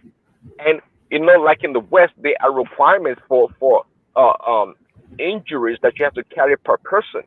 If they fight one person, maybe they get 101 million naira, for example, or 2 million. And other, if it's bodily injury, they have that also. So it's at the end of the day, it comes down to the government, the officials. What are they doing? And I think you made a comment earlier that Tinubu is scared of Dangote. Of course not. I mean, if Dangote, if I'm not mistaken, anybody can correct me, perhaps is 60-70% of his revenue, of his profit or whatever, comes from Nigeria, inside of Nigeria. So he's a billionaire on the backs of Nigerians. So who's holding him accountable? He has to be held accountable. Nobody's scared of Dangote. The government, if they want to, can crush Dangote overnight. They can put being a multi-billionaire to just a millionaire overnight if they wanted to. Dangote does not have that much power. He doesn't have any power. He has money. There's a difference between power and money. But if you have power and money, that's another thing. But Dangote is not that strong. Come on, Tinubu is not scared of Dangote, and nobody's paying attention to Dangote anyways. And the notion that Tinubu, I've never been a president before. Not yet, but a president of the country like Nigeria, for that matter, he has a lot of stuff on his plate. He's not worrying about Dangote trucks crushing people on the roads. Come on. He can only hear about such things when they bring it to his attention, and that has to be the list of things for him to worry about. So it's not about Tinubu scared of Dangote. That's not an issue at all. Nor any other politician for that matter. Be it Peter Obi may talk about it, but Kwankwaso or Atiku they don't know what is going on to that degree. No, it's only us on the internet to listen to one man show and maybe other shows that nobody cares about truck driver finding people left and right. Now it's up to the here in America, if you go from one state to another, sometimes they have slightly different requirements for these drivers, and the drivers have to be compliant all the way through. If, like, for example, if Ogun State or Lagos State say, hey, Dangote drivers, I have like reckless drivers, they are not allowed in my state to cross, maybe they can go on the federal roads, but to go in on state roads, they can be banned, completely banned from doing so unless they meet certain requirements. Or when they get to the border of the state, then they have to pull over. Here we have what they call truck stops. They pull over, go into the truck stop, they get a check-in and make sure they pass all the the requirements for them to drive in that state. That's how they do it, and that's why I love the notion of each state being strong as an entity, so they can enforce the laws within their own space. Then depending on the federal laws, all the states are not equal. It's quite clear they're not equal, be it by the IGR or the revenue they generate. And that's why I'm always concerned about immigration. When I talk about immigration, even internally and externally, immigration needs to be addressed. We can't say that anybody can live anywhere in Nigeria. That is fine; they can do that.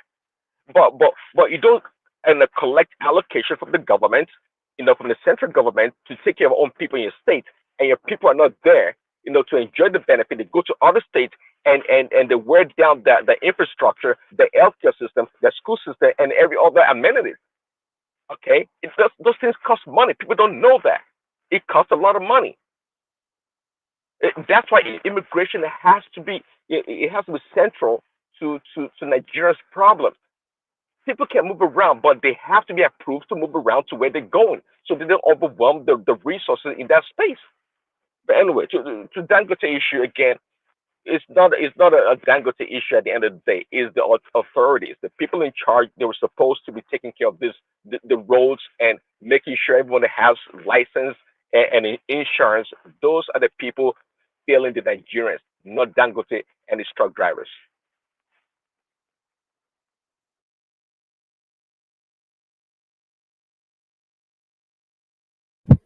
All right, brilliant. All right, brilliant. Do you want to go to the state policing, which Tinubu is now looking to inject some urgency into it? Do you think it's right to push in that direction? Do you think state policing is the panacea to this insecurity that the country is not able to shake off? Yeah, state policing, to localize policing. I mean, that would be ideal, of course.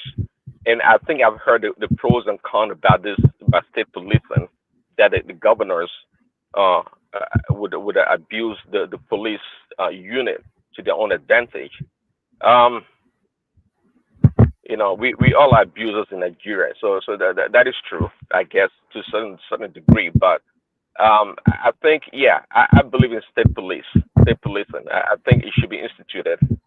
Um, and it's up to the states and the governing authorities to make sure that they have laws in place that doesn't allow the governor to be this. I guess they say the governors are what? They are the security um, leader in each state. So, but each state can that they can carve their own laws to make sure that no governor is able to abuse the police for their own benefit and oppress the people. And state policing, of course, it's ideal. The police unit is close to the people. It's close to the people, and they're gonna have people that live in that community being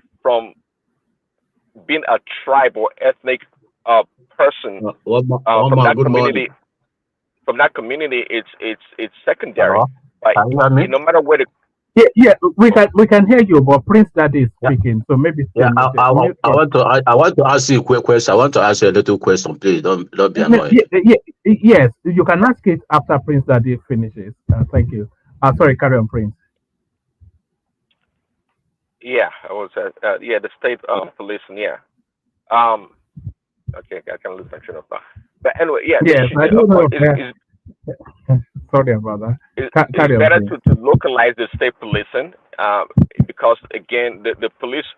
I think there was an issue also raised about well, it doesn't matter if you're an Igbo person or a Yoruba, whatever, that lives in, for example, in Lagos, right? If you live in that community, you've been there for 10, 20, 30 years, you are part of that community. Okay, so you know, hiring people into the state police should not be based on where you were, where your ethnicity lies. It should be based on your residency in that place. Maybe they can have a minimum of 5 years, for example. They could.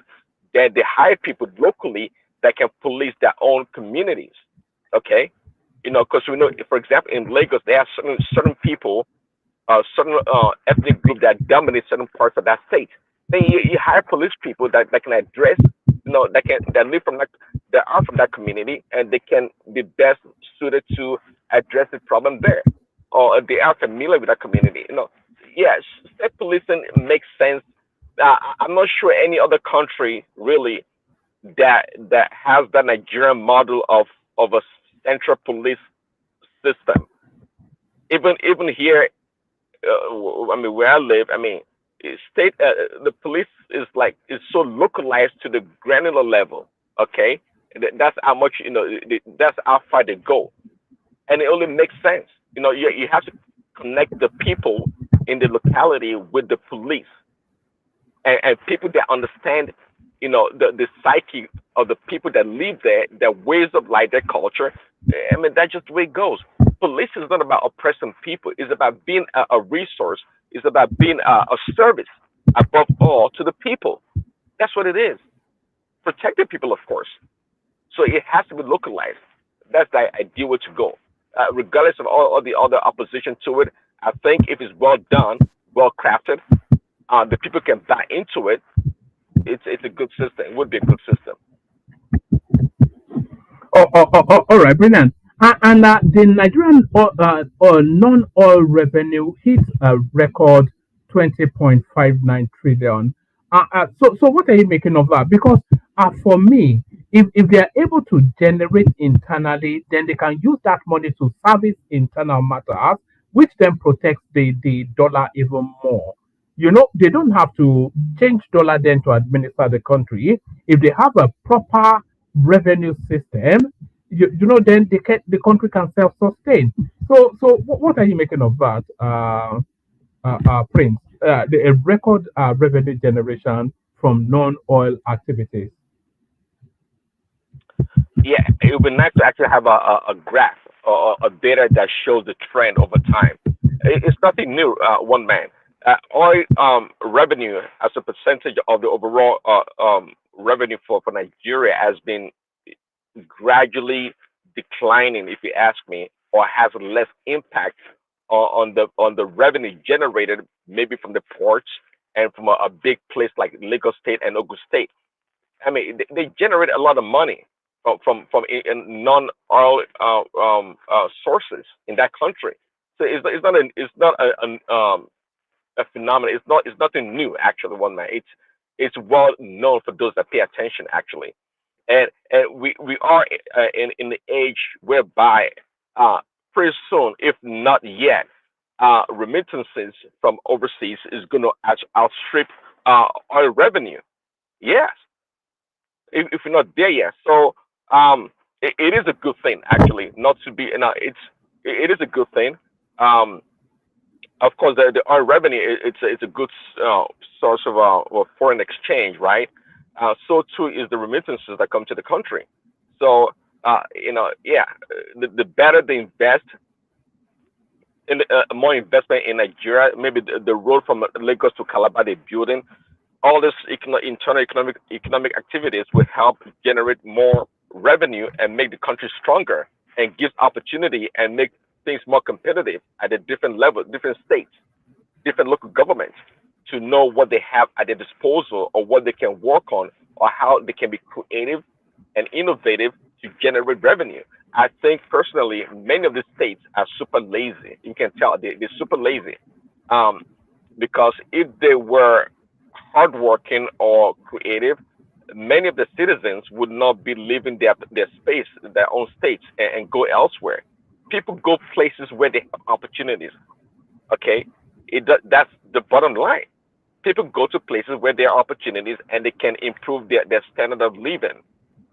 Nothing magical about it, and that's why sometimes it sounds so ridiculous when people make an argument that America is an immigrant country. That's why people should come here or they should open their borders. That's such a lame argument. If America was an immigrant country and it's like an S-hole like some other countries, trust me, nobody's going to come here. Nobody's going to come here. So it's about people go to places where they have opportunities where they can advance themselves, their family, educational wise, and do business. I mean, that's what people care about. So it is a good thing that non-oil revenue is growing. It's showing a sign of a strong economy. But at the same time, I would like to know where what the trend is and where exactly the majority of this non-oil revenue is coming from. What sector, what region, and what state? Data helps. I mean, numbers don't lie, but it doesn't tell you the entire truth. But if you have numbers, then you can focus or refocus your energy, your resources to improving other things or helping other regions that need help. I've heard a lot about this Niger State and their agriculture program. I think that the governor was with Tinubu in Brazil, and they bought a lot of tractors. Tinubu government bought a lot of tractors, right, to distribute to different states or region. So all those things. I mean, one thing that Nigeria has done so poorly in is agriculture.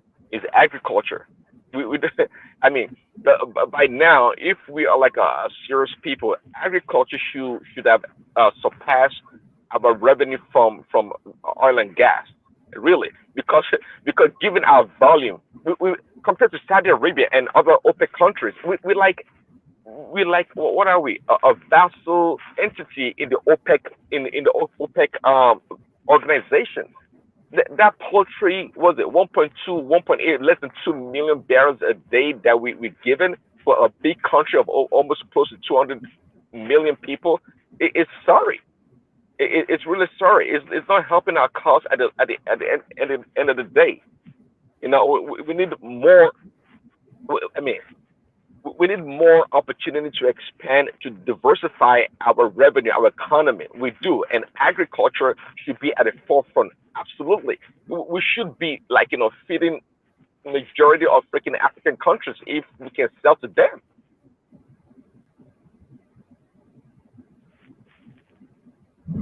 All right. All right, excellently put. I think that's the most impassioned we've heard you for a while. So that's Prince, of course, who is packed somewhere to engage with us. So stay with us, Prince. The room continues to populate. So let's move it around a bit, only to bring it back to you very shortly. We were going to move it in the direction of Paddy, who joins us as well. But on our way to Paddy, let's make a pit stop with Chioma, who went to Nigeria and survived to tell the story. So Choma, you are back. Good to have you back. Chi. Good evening, one man. How are you? What's that voice? Are you Marilyn Monroe? You are not Marilyn Monroe. So speaking your normal voice, huh? No, it's just because I'm jet lagged, right? And I want Well, to say hi to all my friends. I want to give a shout out to AB, uh, Olga, Ayo, and you, one man. And of course, Miss Dipsy. You know, so I've not. I know where I am in the hierarchy. Was I the number 4 mentioned or number 5? Okay. No, even All right. guy, I don't know why I mentioned him first, but his name is easy to say. But you know, my mind is not all the way there. So, but you're always number one to me, you know. So All don't. right. Talking about your mind not being all the way there, there's something that struck me as curious, and you are the one to give the explanation to it. So it's either you ran out of money or you ran out of materials. So, but what exactly is going on here? Did you not have enough materials, or you ran out of money? Hold on. This is what I'm talking about.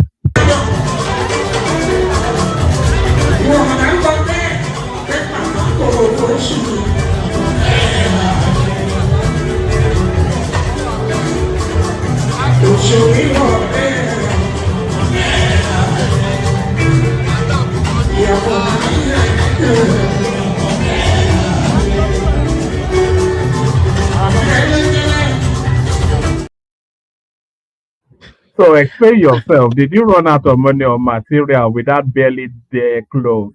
Is that even a cloth? That looks like a nine. There's more flesh on display. There was actual clothing. What's going on?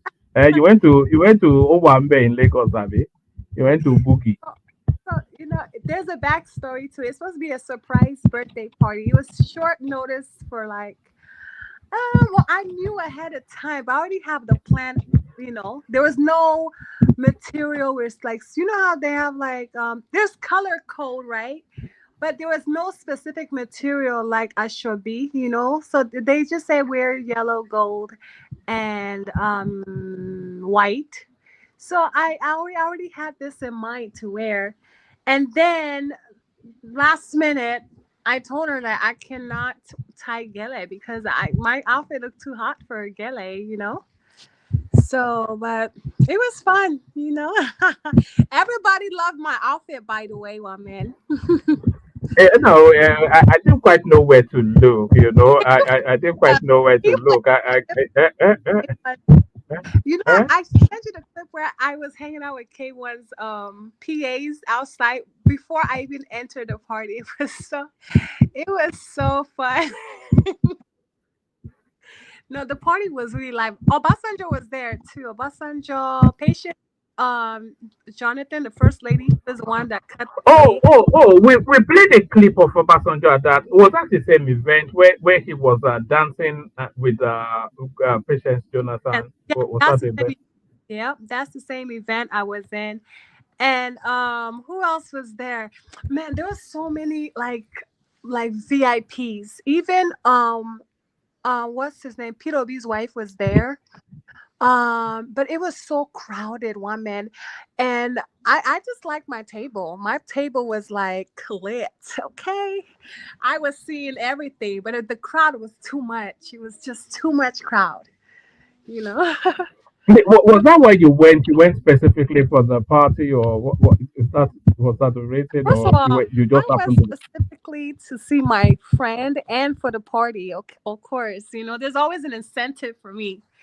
I don't just go to Nigeria for parties. I do have, people there. So yeah, it was fun. It was fun. When I played the clip, I was like saying hi to the crew members for K1. When I saw them outside, I'm like, Well, oh it my wasn't god, K1 K1! now. You're saying hello to K1's driver. I'm not quite sure that covers you No, in that's glory. okay. Play the other clip where the crowd. I think I sent you the crowd, right? Yeah, let me play this How one. crowded.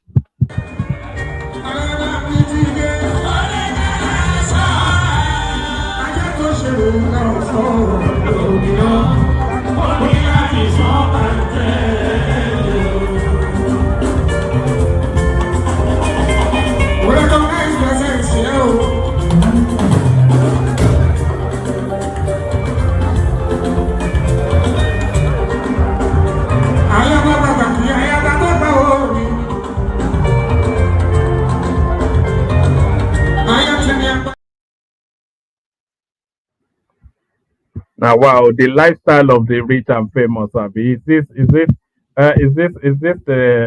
Well, I'm not even sure what to think. One man, that You, party you, was it went hard.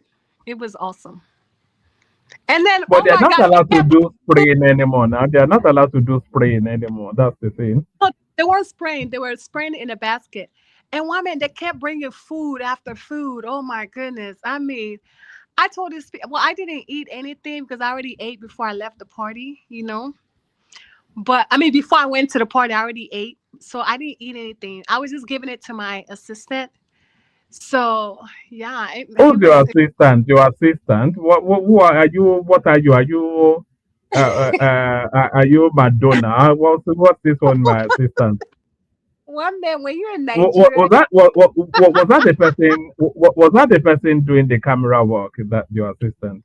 Listen, my woman, when you're in Nigeria, you need to act accordingly. You have to have your shit together, like for real. So I was just handing the food over to my assistant, because so that hall is a civic center, right? They have it has 3 floors. So the first floor is where like the regular people are supposed to stay because the hall was over like where I was, where the VIPs are, it was over capacity. So the regular folks had to stay on the first and third floor and they watch the event on big screen TV. Can you imagine that? I find that ridiculous, actually. No, because I went to look for my assistant because his battery was dead. So he already told me where to look for him. I went to the third floor. I'm like, what the? They had a full table of people watching the event on screen. And I'm like, oh my God, this is kind of sad. Like you couldn't even get into the main event. What exactly was your who was the person in play? Who was the celebrant? What relevance is he or It's my she? it's my family friend. She was having a birthday party. And then they invited more guests than they knew. No, because they know people. You get what I'm saying? You know something, Choma. I don't envy things like that. You know, I will feel out of not in the company of whoever was there because I feel I can hold my own with anybody. But I just feel out of it's a different world from my world. I find no joy in just sitting around. The music is too loud. You can barely have a conversation. You don't even want to. It's just it sounds like work. It looks like work even. Actually, You it is. you didn't look like you were enjoying yourself anyway. I don't think. So I was enjoying myself, but then it is work because actually I was outside of my element. And the reason why I said that is, I mean, they had oil magnet on my table, which I know the person. And there's another big shot, like lots of big shot on my table. I kid you not. So I was really out of my element, but then I'm used to it, right? So there was no twerking going on, basically. You just like really have to just have low key fun. I don't know if I'm making sense. You get my point? So you didn't know. So is it just random people sitting at the table, or are they sitting people in groups? Like you come with friends or people who know each other, they sit them together. How is what's the It's format? basically your important guest sit on the front table. So I was one of the important guests. Or what makes you important? Yeah, I just your I man. mean, What makes you important? that's the problem. What You makes play you? too much. What makes you important? I have Eh? to introduce me to you, okay? You play too much. Look at this. Look at this Remember, I girl. tell you, you Important. cannot sit where I be sitting. Don't play with me.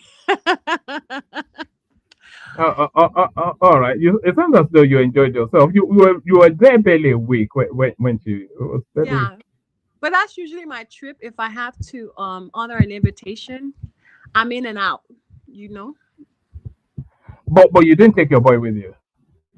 No. Oh, all right. Which one did you want me to play? Okay, is it this one? Is it? Is Yeah. it? Okay, this is K1 song. Is Wasu here? Is Yeah. Wasu performing? This was outside. Is Wasu here? One man, like, you know, people can't even enter How are you? their car because like the parking spot was filled up. You literally have to get dropped off and your driver have to leave. That's how crazy it was. But then one thing I hated, like, you know, when you're leaving, there was just so many people. Auntie, like when you're entering too, they're like begging for money. Those Amajiri people, they're Yeah, like that's the dichotomy. That's the dichotomy that is the Nigerian experience now. So you see them rolling in Rolls Royce, etc., and they pass through like a like a funnel of people that have not had meals in weeks. You know, it's I just know. that's the dichotomy of Nigeria. Yeah, and then you know, no, one man is so seriously bad because like there's some drivers. My driver is very humble and respectful, but there's some drivers that almost ran some of them over. The way they speed up the SUV, like vroom, like he almost crushed one of the Marjorie's leg. Like Should I tell you why they did that? Because most Nigerians don't care about poor people. They don't even see them as human beings. I felt so bad. I'm like, bro, that boy was standing. Even some of them on this platform. Yeah, it's crazy. I was so shocked that the way that how do you speed so fast in a crowd of people, even if they were beggars? So it was so It's just to crazy. intimidate them now. It's just to you know It's not Nigerians to like to intimidate them. hold on. If they are done alive, some of those people, I promise you, they will even stop to check. Were you there? It's Choma's narrative now. Let her have a moment. I'm telling you, this is my experience. Your experience. You also were not there. In fact, I think I've lived in Nigeria more than you. Have you ever been to a Nowambe party? Yeah, and when was the last time you were even in Nigeria? One man, You know, really, a Lagos boy. You're a asking me Lagos if boy, I've been to an Uwambe a party? Lagos boy. Look at this guy. When did you become a Lagos boy? I've attended more one best that you have attended. Guaranteed. How would you know that? How many years did you live in Nigeria? Most of my life. Huh? You lived in carry UK on. most of your life. The good thing is that there's like these type of parties, you require an entrance pass always. So you just don't get in anyhow. I mean, there's 2 different security checkpoints before you can enter. You get my point? And then they put certain people on different levels. When I tell you there were 2 levels of regular people, I was shocked when I went to look for my assistant. I'm like, bro, because I'm like, I told him to stay at the back because there was no seat in the front. That was only 1 seat for me. But then when I went to check on him, I mean, it was a bunch of people on that floor watching the event from the screen. So I ended up getting him inside, and then he ate a little bit, but he was uncomfortable because of the caliber of people on my table. One man, there was oil magnets and different, even a prince and different type of people on my table. So it can be very overwhelming.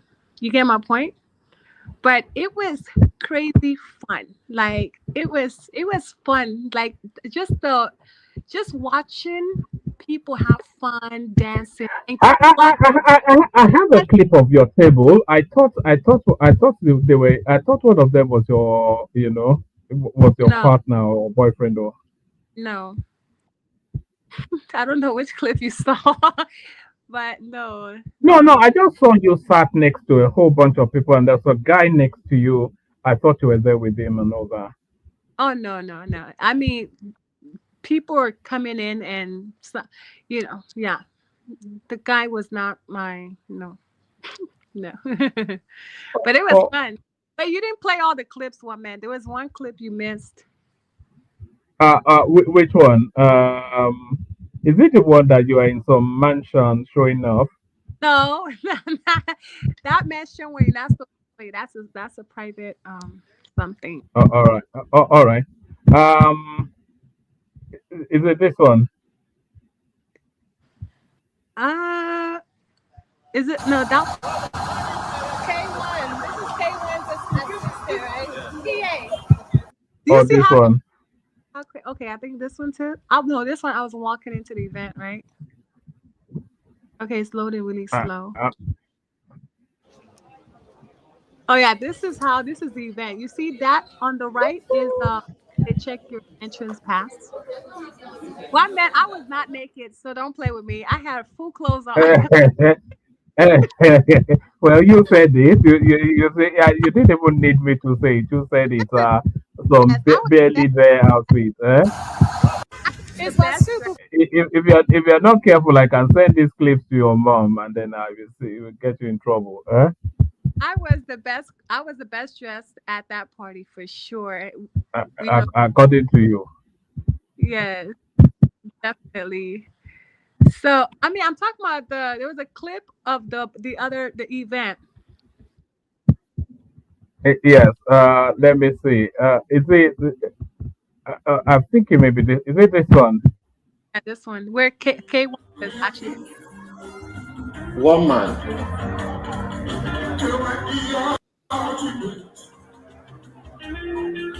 One man.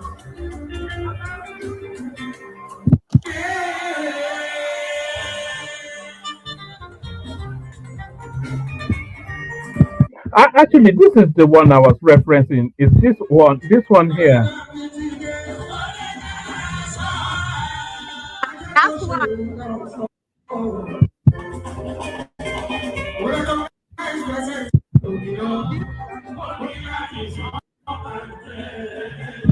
Okay, so I thought you were there with that guy sat next to you there. So that's that. No, I thought that's what you were trying. You were showing me. Yeah? That's my friend too, but no, that's not my partner. No, I know him. I know most people on the table. That's the thing. When you're an important guest, you're supposed to know the friends too. You get what I'm saying? So what makes you important? Like we are important because we are a society girl or society lady, or what's what's the basis of your importance? Because I'm family, duh. All right, all right. I think I get where you are. All right, brilliant. Well, is there anything else you want to add before we go on to Nigerian politics? I was going to add that I mean, so far, Nigeria seems calm and safe, I didn't have any problems. Actually, what feedback were you getting? I know that you were interacting with the upper echelons of society, but what feedback were you getting in terms of where they felt of things were in the country? What feedback were you getting, or did you What get any feedback at all? you mean from the locals? No, no, from the people you interact. Okay, from the locals and the people in the upper echelons of society. What were they saying in terms of where the So country was? one man, I kind of feel bad because I got into a fight with immigration officer and I cursed her out. Like, and I felt so bad. Like, the lady is old enough to be my auntie, right? But I almost cursed her out, and it's so sad. Like, I did that. You know why? So the situation was not even my fault, but it's just like they do like dumb shit. You get what I'm saying? Like, you drag a situation that doesn't even need to be escalated, and then you end up looking stupid. Literally, I ended up going to the comptroller officer's office, which is like on the third floor. So I felt like I had to walk 6 flight of stairs, and I cursed everybody out, and they didn't do nothing. Literally, I took a video of them and say, "Do you know who this person is? I'm gonna send it to them." And they were like, is that a threat? I mean, there was just like, I don't know how to explain it. Like, I know in the US, if you do something like that, right? They're gonna like detain you and stuff like that, right? But I don't even know if they're real officers. But I just felt like It is people like you that make that country lawless. But I was really I mean, speaking to, yeah. did something stupid. They know it was stupid. That's why they couldn't even react. Like they do. So you took the law into your own hands. No, because they think you can bribe them. They want you to like kind of slid some money, And I'm like, no, boo boo, it's not happening. So like they know they were at fault. You get what I'm saying?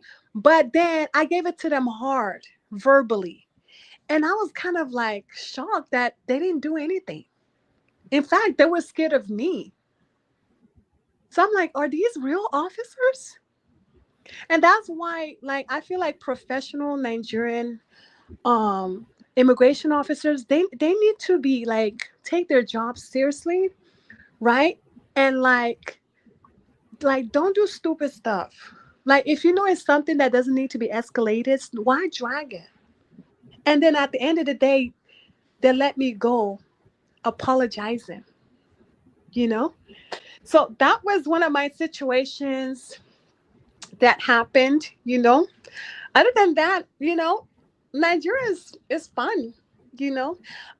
In terms of feedback, nobody was complaining around me.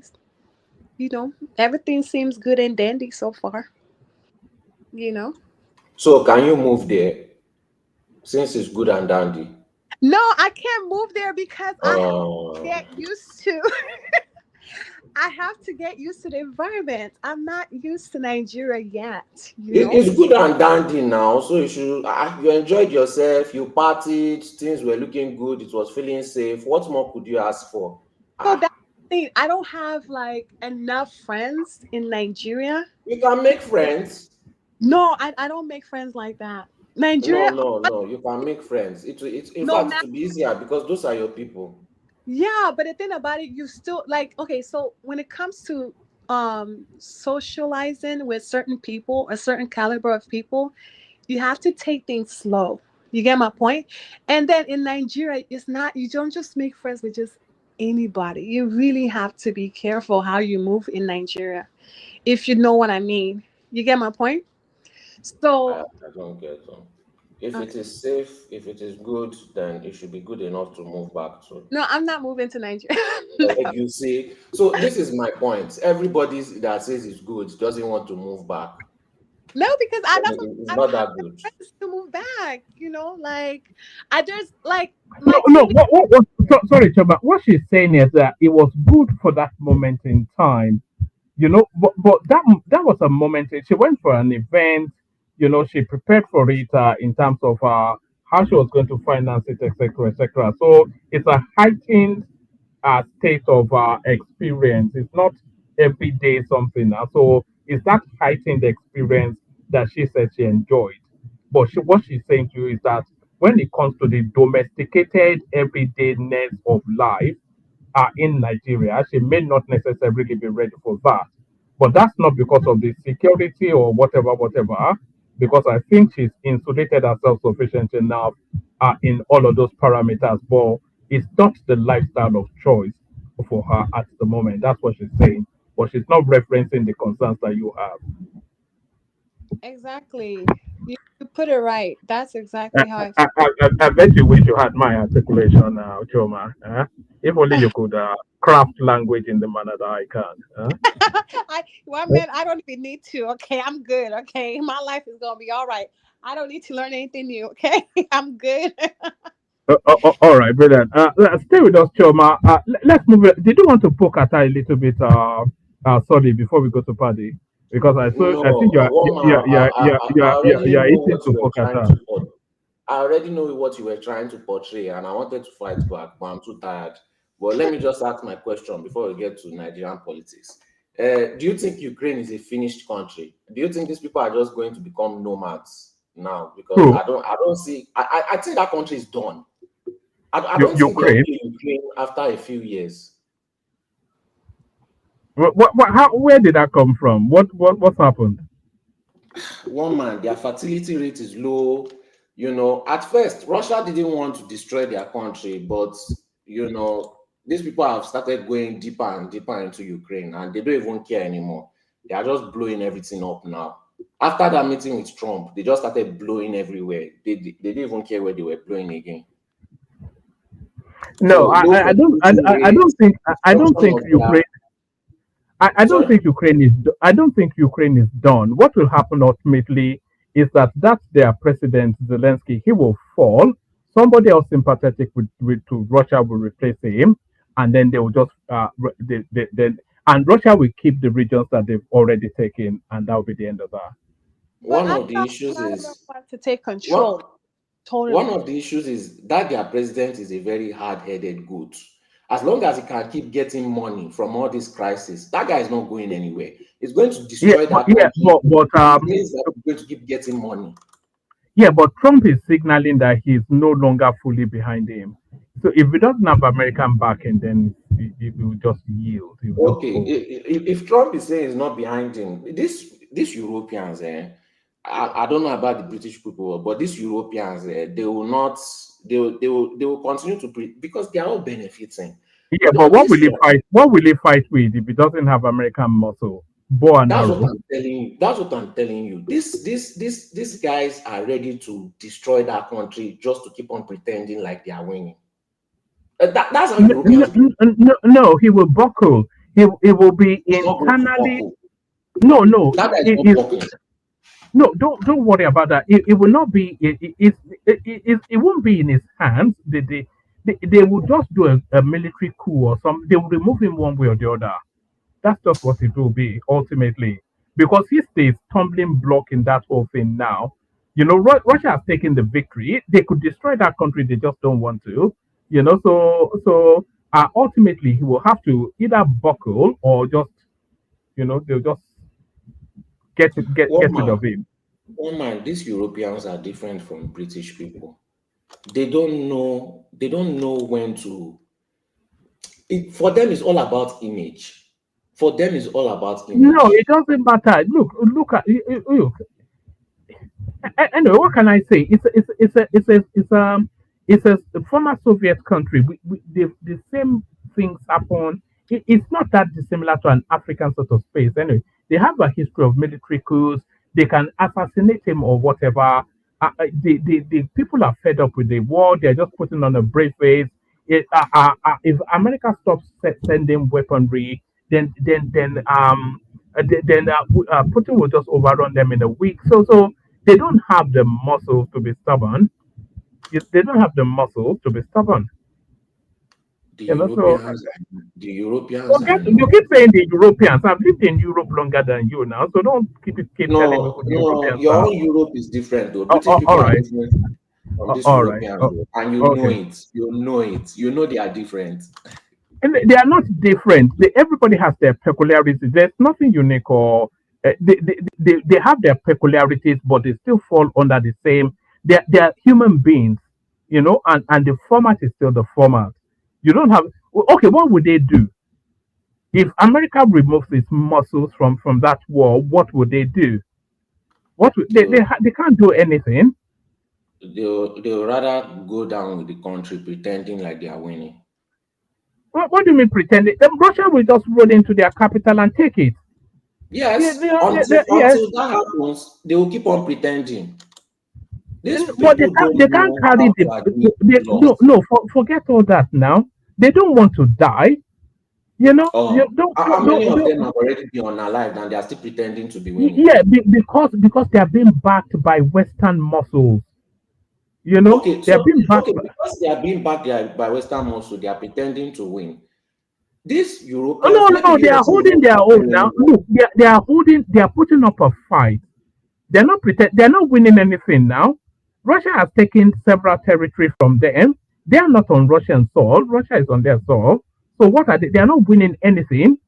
Every time that war goes on, they lose. I think they've been able to throw about what 5 missiles into Russia in the whole of the 2 3 years, and Russia has decimated, devastated the whole country. If they want to overrun them, if Russia brings out bigger weaponry, they will end that thing, but they don't want to be genocidal in the manner that they're persecuting that war. That's why it's going on. They have the muscles to end it in 6 weeks now, Russia, but they don't just want to use overwhelming force. You know, so forget, stop. What are you even talking about? If you ask the average person, they will tell you that they are winning. No? And they are winning. How are they winning? Russia bombs That's what them you're at will. asking. From their Russia own bombs point of them at view, will. Their infrastructure destroyed. You know, they are constantly under the cosh. So and they lose territory routinely. So what are they winning?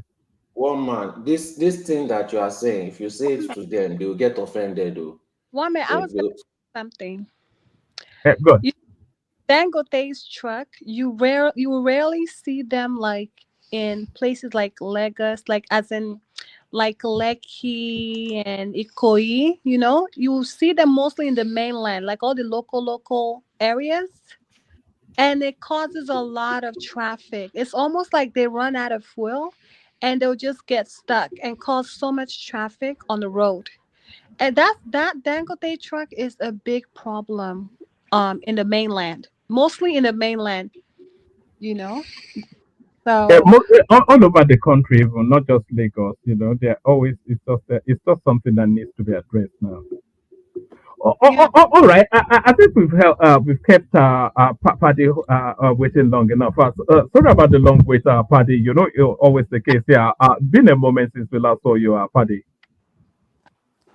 Yeah, hi, woman. Pele, is that sleep in your voice already?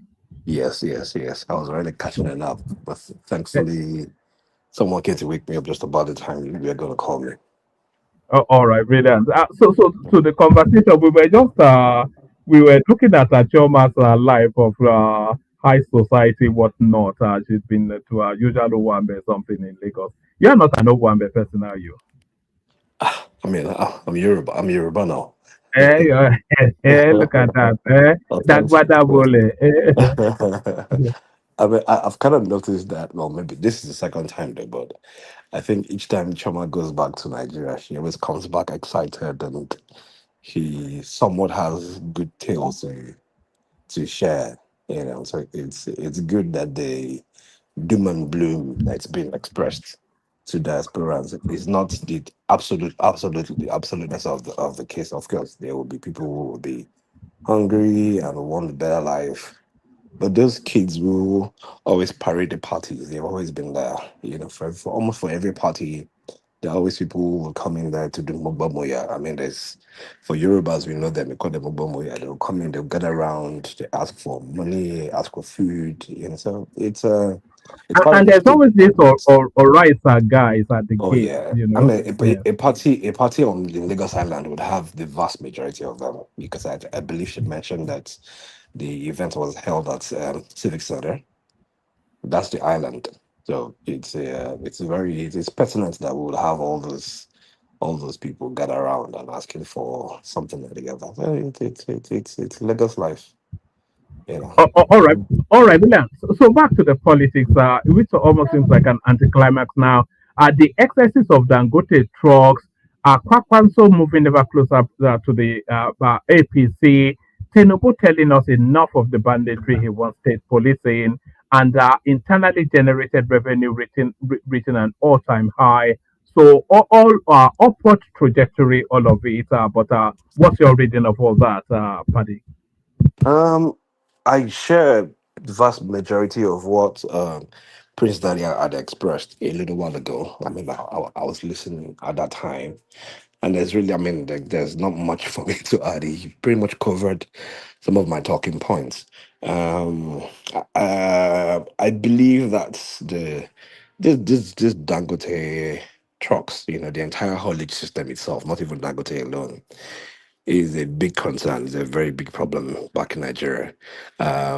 I remember one time on the mainland, if you will commute from on that Western Avenue, they used to park on the bridge for so long, and then they will cause accidents. They don't have that care. I think driving itself in Nigeria is a big problem. Each time I go home, I don't know how to drive anymore. I can't drive in that chaotic way, so I will just always get a driver.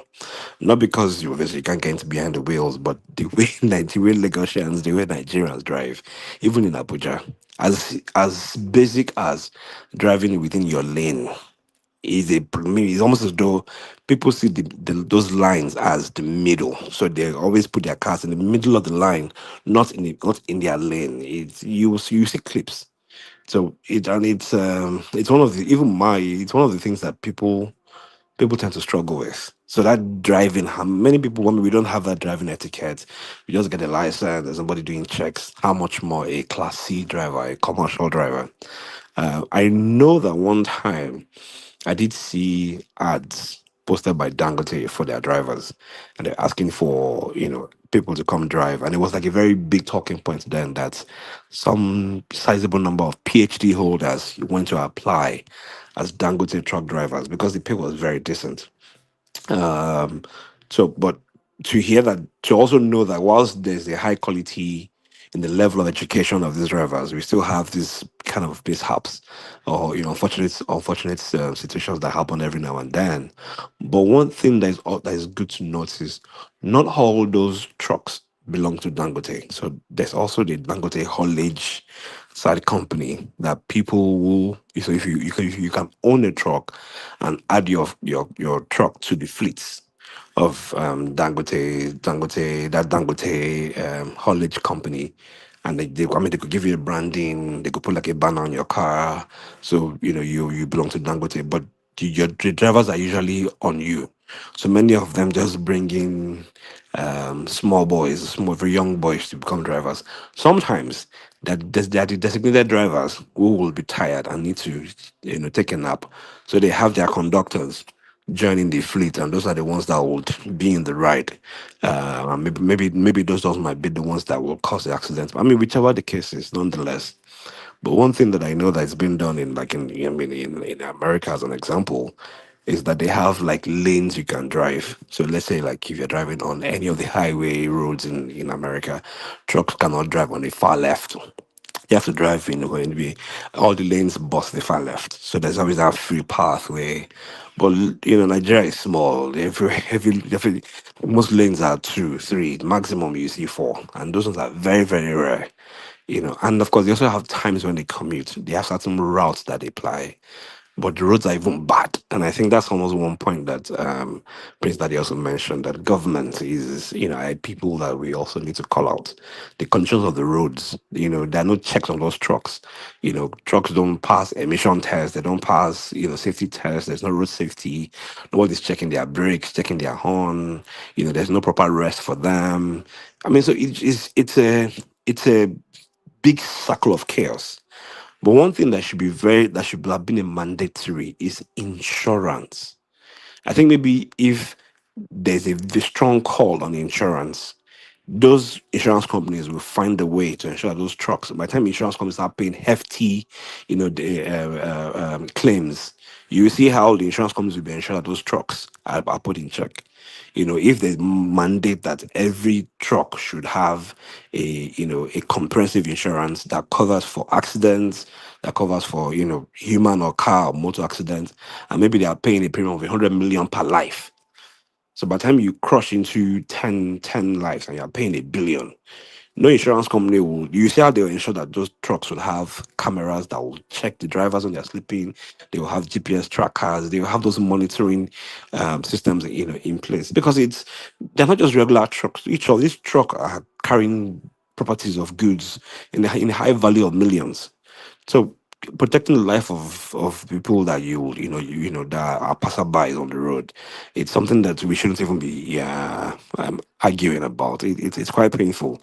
Just when we were dealing with the young lady that are passed on, another one again happened again in Enugu, where a truck. I mean, they say it's Dangote truck. I don't know. I didn't see the clip, but again, a Dangote truck colluded with. Um, a private car, and there were passengers, and many of them did lose their lives. So it's a very big thing. It's something that I'm really hoping that there will be systems in place to mitigate for such situations. Sorry, Paddy. Are you saying that currently the commercial trucks in Nigeria, I mean, those 12, they're not insured? I'm not aware that. I thought they were all insured. If you're No, carrying, they're insured, but most of that. So remember, most claims don't go through insurance. Yeah, if a clear example is this one that very dark man was involved with, because in a very normal day, yes, there could be bad PR for Dangote. There could be someone from the Dangote comes that will make a case or something. But it's the insurance company as well too should have come out. But there's no insurance company. People just want to own. So I know sometimes some of them will have like third party insurance just enough to get away from the police or I more. mean, Or like, maybe, Paddy, I yeah. mean that in terms of if they have insurance, America here, you Yeah, cannot use your regular driver's license class C to drive. of course. So there's different class. Yeah, classes So, of. so they will mandate that before you can drive for this company or before you can insure you, anybody driving for you has to have A, B, C, or D to even get insured. So I'm Yeah. asking that how come they have insurance and that they're not doing that due diligence to check to make sure that they even comply with the requirements to even get insured in the first place? And so the kind of insurance you're getting, what does it cover? Does it cover the truck alone and the goods on the truck? Or does it cover every mishap that happens to the truck? So it depends Paddy, on you depends can't, on, sorry, on, brother, you on can't what's have covered. Paddy, you can't have liability insurance on a trucking company. You can't have liability insurance and say, "Oh, it covers this one," but it has to cover everything. Like No, you can. Okay, for instance, like let's use your own motor insurance now. Sorry, Paddy. Yeah. Paddy, I'm going to drop to the background. I'll be letting people in and out. You have the floor. Zit after you. BT, of course, with you as well. So just talk amongst yourself. I'll drop to the background. I'll see everyone tomorrow. Back to you, Paddy. All right, man. Have a good one, woman. Yeah, so I mean, even your personal, there are things you cover that if you, like for instance, I use all states, right? So they will tell you, oh, for every accident, maybe it's $50,000 or $100,000, But I feel like if people have started making more claims by themselves, and if insurance companies start paying heavy claims, okay, case in point, the one that happened today, so there should probably be like about 20 to 30 lives that should be affected. So imagine you are claiming something your claims are very heavy on each life. Nobody will teach insurance companies Well, to ensure that those trucks start doing the right thing. I mean, it's just yeah, my quickly. thoughts, anyways. Hey, what's up, Patty? BT, yeah. Um, Great points made. earlier, woman said even Dangote or whomever was trying to negotiate the 20 million naira to pay to the victims of the accident. So something tells me there's something wrong there. Obviously, just like you said, Patty, if there's a claim for or a settlement for bodily injury, car damage, and whatnot.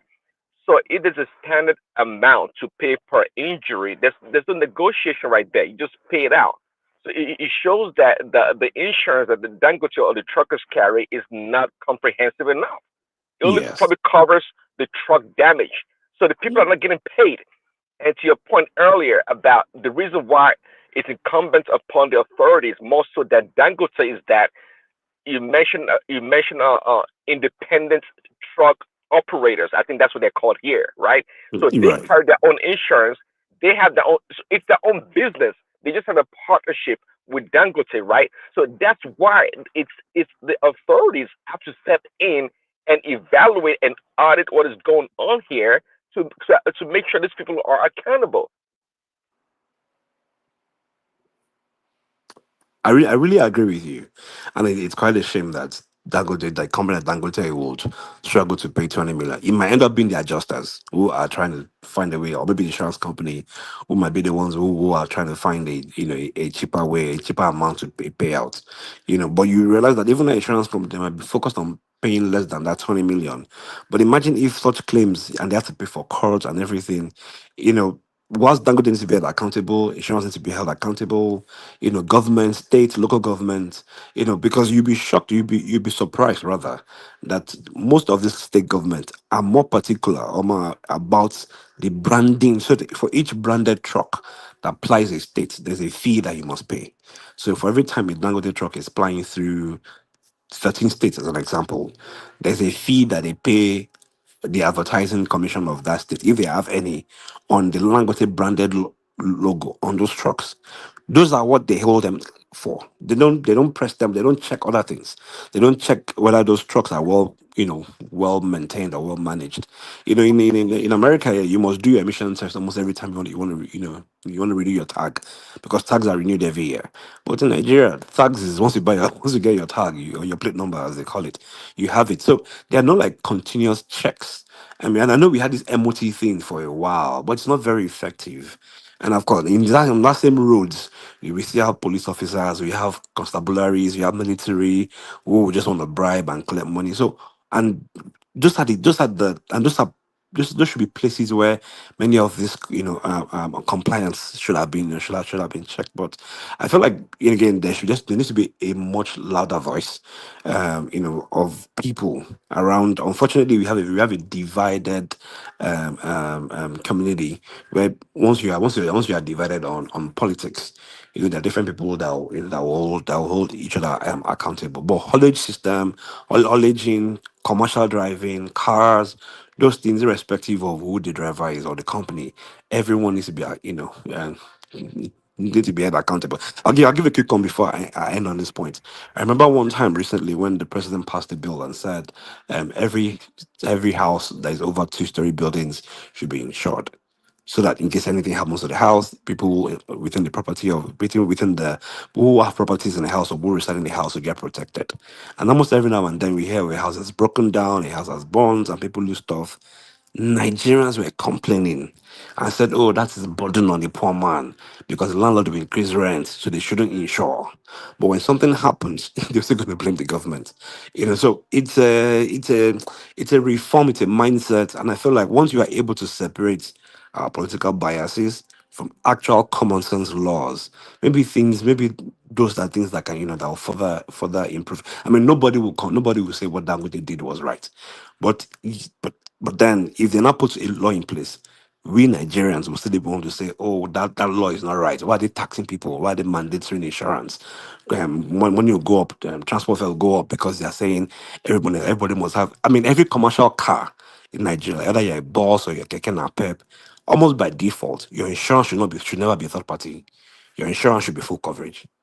But people say no, it's going to be burden on the poor people because the people put money on this. But if something happens to those people, who caters for them? So I think I'll end that point on the um Dangote piece. What other topic again? The one man mentioned Uh, about. state policing, state policing. Yes, about time. I mean, without doubt. I feel like right now many of the states are in decent places. They can start to pay some fair share of salary. I know recruitment will be a very big problem. I believe that now that the president has said it, Peabody has mentioned it.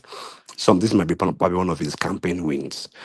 So I'm pretty much sure from next year we'll start seeing something pop up. We will have states that can, Paddy, please, just a yeah. quick question to you. I'm not. So, if they introduce state policing, what happens to the current arrangement of the federal policing system? Does it change from what it is, or is it an addition to what we already have? It depends addition. It's not gonna. There was the federal police, then there'll be state police. Federal police will have its jurisdictions. They will have things that they can coordinate. In fact, the federal police is already understaffed.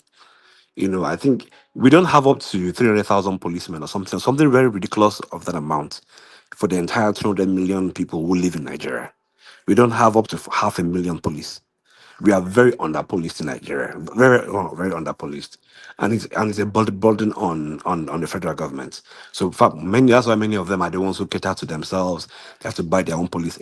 I mean, one thing that many people don't even know, so that constable, many of those constabularies are somewhat they're like quasi state police. So they're not heavily funded. They're like vigilantes ish, state police ish. But then what they cover is very little.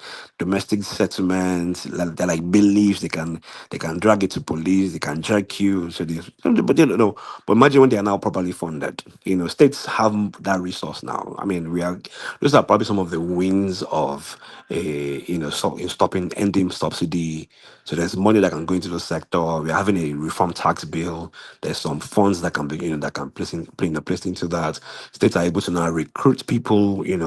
I know that of course there will always be some states that will win. So people rather, I mean, so someone like Abuja now will be a federal police. So the Nigerian police force will still be the ones to protect Abuja. But Lagos can now have whatever they want to call it. So you can call it a police department, you can call it a police commission, you can call it police federation. So you can have LAPF, Lagos State Police Force rather, or or Lagos State Police Department, or Lagos State Police Corporation, whatever you want to call it. So there'll be that. But and then they can only, so those people they can make arrests on federal roads. So maybe if there's something that happens on a federal highway, it'll be the Nigerian police force that'll go there. But if it's the states, and then you can have some wealthy local governments who can also have their own county, something like what we have to in America. They can also have their own local government police, departments, and then those ones will mitigate, normal intercity police. But once there's a detailed constitution that guides them, it's not going to be. I mean, we have Kai in Lagos. We Yeah, have but Paddy, that would be yeah. unfair now. Like let's say VI or Ikoyi with their Mm. stable electricity, rich people that can afford policing. Then everybody wants to move there, and then the demand will increase, and everybody has to suffer on the mainland. There has to be fairness here, for God's sake. I, Come on now. I mean, personally, I don't see how that would be so. Let's put it like this. I won't if I'm able to move because you have a good police. It means I can afford the rent there. It means I can afford the quality of life there. So there are more factors that I think maybe where you would find bigger problem is almost like the judiciary of Lagos. So Lagos State Judiciary is states have their state judiciary. Kind of like so there's the federal high court, there's also the state court. So we already have it in our justice system. So you can implement similar in our policing system. So Lagos State Judiciary if I once you're a judge or whatever it is, or once you're at that level, you get a car, you get a house. So many people always find ways to transfer themselves to states in Lagos, even teachers. But so teaching itself too is state based. So there are state teachers and there's also federal teachers. So we have it in our teaching, we have it in education, we have it in our healthcare, we have it in our judiciary. So what we are doing now is to expand it and also have it in our policing. So states are in charge of paying their teachers while we still have federal schools. So we have the federal government college of this, federal government college of that, King's College. So all those schools are federally inclined. They have their federal curriculum. And then we also have the states as well, so that governors are paying. But what you have is maybe states like Bayelsa or Delta, or maybe Enugu or Imo rather, and then maybe Lagos, who would pay well. You find that more people want to join the police force, or want to move them more because the benefits are more solid. I know, but by the it's the point I'm trying to make. If you have state police, because one of the issues we've had is that when states create a law, no, they don't have their own system to enforce it. So if you create a police system now, okay, they have police that can enforce, but if you're going to enforce, you must also have your own state prisons as well. Because you can't use federal prisons to enforce your own state law. So who pays for this? Because it's more expensive than we're looking at it. There's more to it than just having a police service. You must also have like a prison system. And so to make prison, I mean, so first of all, I think we've stopped prison in Nigeria. What we have now are Sorry, correction. correctional Sorry, centers, yeah. correction. Yeah, Yeah, whatever. to get a correctional center is not hard now. I mean, we have them already. So for every station, That is there's a federal small now. cell. I That's know. federal. And but it's not to allocate land and allocate a place where you can create a correctional center. I mean, it's not like we have the kind of advanced correctional centers like Guantanamo Bay where we need an island You and might we need need one high in that Lagos, though. fences. You might need one in that Lagos. No. So here's the thing. Remember that in fact many of the majority of the things that our police solve, not so of course we have the normal civil unrest, we have the kidnappers and co, but the vast majority of what our police solve are civil disputes. Landlord slap tenants, go police station. You don't make money, go police station. So just when they just put it behind counters, they spend like a few hours there, they release it next morning, you're gone. So that's the majority of the actions of our police. So the ones that are now advanced, where we need them for banditry and code, the president has already created the forest guard. So we have those ones, and then when it's like proper highway robbery or kidnapping, so there's now a quicker response. So remember that once we are going to have those advanced forces, and in fact in those regards, the state police can now also rely on joint forces from the federal. So the federal will have less burden on themselves. They can do much more informed work. But then when it comes to like the normal domestic disputes, your state will, even in America here, two people are fighting, they call police will come. You hit my car, park on the road, you call police will come. So they have more civil disputes, in fact, much more than they even have the criminal ones. But the only thing is that so the governors will not be the custodians of the police. It's going to be each state assembly that will be in charge of the police. So the governor cannot call police unless there is maybe approval by the speaker of the house or something like that. So that way we shouldn't worry about what happens when this governor starts to I command have more police. questions, sir, because Oh, for sure. Yeah. because this came up on this platform last year. So when it comes to recruitment, because people have said that they prefer people from that area, the indigenous of that locality, to be in the police service. What is your opinion on that? Do you believe that it should be open to all, or that the policing service should only recruit from that state? I mean, those that are born in the state, as opposed to opening it up to everybody from all parts of Nigeria to apply. So policing should be like every other civil service work. It should be based on residence, not necessarily indigent. Of course, there'll be certain states like Osun State now, as example, or maybe Enugu or Kano, or so that you have majority of them would happen to be, local residents or be indigents. But I mean, they won't base it on. In fact, you remember that indigents in Nigeria, they only have two benefits. One is the one that they've inherited based on land. And then the second one is, if I think that's about the only thing that they even benefit, and then chieftaincy. So which is like you become maybe a chief or not even a chief, you become like a king. So it's a monarchy. Those are the only two benefits that quote unquote indigens enjoy Nigeria. Every other right benefit, as long as you're a citizen or you're a resident, so they wouldn't. So like every other position, like every lawmaker position or teacher or what or nurse, they won't narrow it down. As long as you live there, you're able to apply, you qualify. Of course, they'll give it to you. You join the force. I mean, so you can, in fact, you can even have quick early recruitment. So let's say these NYSC people that we have that are always very idle, we can start having NYSC extended maybe into 2 years.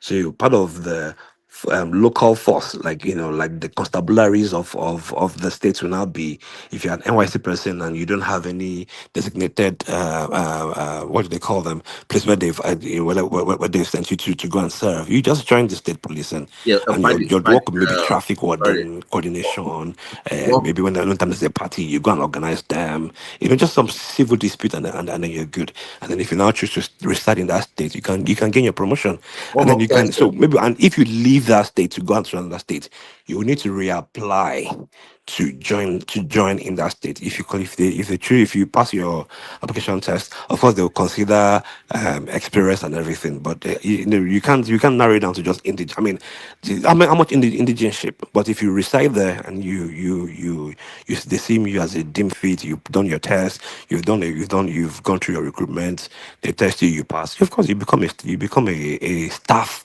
of the police state in there. But once you are a staff of a police in Edo State, as an example, you have no jurisdiction to go into Ondo State. You can't do anything there, Okay, unless you go in and then apply, and then so it's going to be the same thing. Paddy. One more question on that topic before I we think, move. let me speak on one more thing, and then I'll drop the No, mic. before Does anyone? What's the other last thing that's can you hear I, me? I can pick on? I Okay, don't know if Prince Daddy is there or Big T. can Oh, you guys hear me?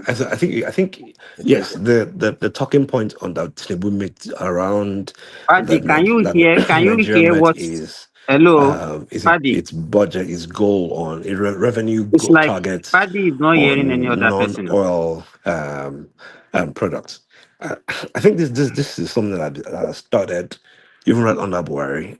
We've been having rapid growth, or good growth Paddy. in Hello, meeting our Paddy. revenue for non-oil, Can you is hear it also? income or exports, Hey, he's or not. He's just talking. He's revenues not that hearing we're, anybody. and I think it was Simba, Prince just Daddy put that him was on mute referencing that. and his And attention. yes, Put him on agriculture is mute. one of those things. Remittances is part of it as well too. We have our people buying their federal bonds. Yes, So there's we can very Simba, hear I know you. that there are many of AI. our oils. We've already used them as advanced. Simba, put We've him used on our mute oils and get his as collaterals for attention. loans. So Write we've him a sold many of message. our oil revenue are way ahead. But it's good that we're actually at a place where we're Put him on mute and try to get his attention. Paddy, we cannot hear you. You are just talking. If you can hear us. He's been talking Can for you God bring him knows out? how long. Okay, I can you went bring out and came just back and then can you drop him down and bring him back in? Maybe that will work. 'Cause, yeah, I don't know what happened to.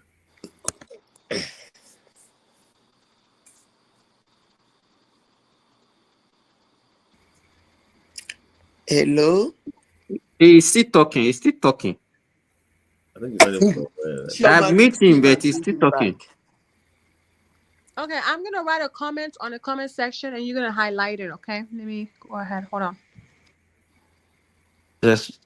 producers of its seed. Wow. So Okay. we export the seed.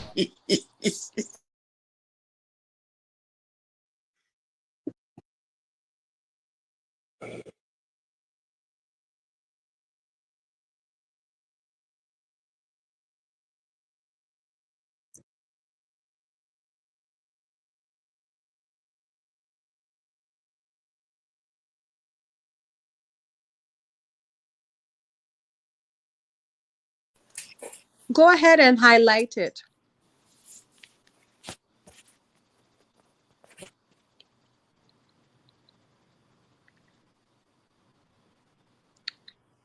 Is he still talking?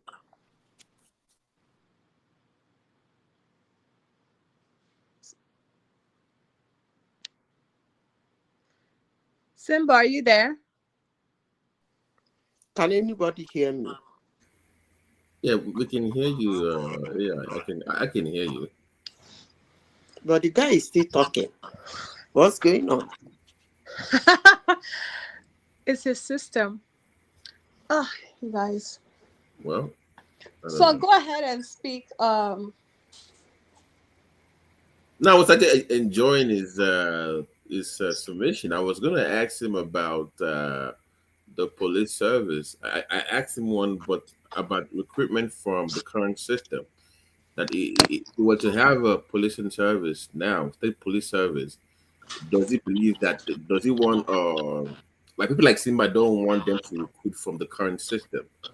That they have to not have had any prior experience in policing at the federal level. And some have said that they actually prefer people from the current system to transition to the state police service. I was wondering, like, maybe it was for or against that idea that people should be allowed to apply to the state police service if they had prior experience at the federal level or not. But I think is my I don't know what happened to the system, but Advanced There's war one weapons question I that wanted to ask about China this. showed today. Did anyone see those clips? Paddy, can you hear us now? Simba, I keep telling you, can you highlight my comments so that he can see what we're talking about? Was I speaking to myself all along? Yes, Paddy, yes, you were. Nobody had any. We're trying to get it, but I Is think anyone there? Paddy, go out and come back in. Oh, Chioma or Simba, can you step? Oh dear. There's one Simba, there's one question I wanted to ask you a question about this Dangote truck. Me? Question? Yeah. Do Yes, they ma'am. have that similar accident in the north? That's a very good question, though. I don't think so. And if they did, it's probably not reported. I want it to be reported because I think acrobatically, the way everybody is seeing that Dangote accident truck over the years is not the way I'm seeing it. Because I don't even know why people are just noticing that Dangote ridiculous truck accident now. It's been going on for years. At first, he claimed those trucks are not his, that those are contractors that buy cement. They own, they transport those cement and they decide to write a name. I was even surprised that he came out to apologize and the company is writing something because over the years, he has never agreed that those trucks were his. So, before I speak on that Dangote regular incident, I want to know how often, because if you've been a witness of those Dangote truck accidents, they are not just. Sometimes I see it as intentional. Look, you people should not get me wrong, I beg you, before una go start to abuse me. Don't get me wrong. It's just my opinion, my thinking, my understanding. It might not be the truth. When you see those accidents, most times they don't really look like accidents. To me. Hello, is anybody there? Yes, we're hearing you, Ma. Yeah, we can hear you, Zita. We can hear you. So most times, to me, because I've been a witness to at least 4 of those accidents in the South. One was involved with a share contractor. No, actually 2. If you do the analysis and the incident documentation, learning from incident, they don't actually, to me, look like an accident. You know what is an accident? We all know what is an accident. Although sometimes accidents can be preventable, but a car driving in front and a trailer come from the back to crush them, to me, actually do not see that as an accident. I will see it as intentional. I don't know, but I want to get a report of those trucks. Zita,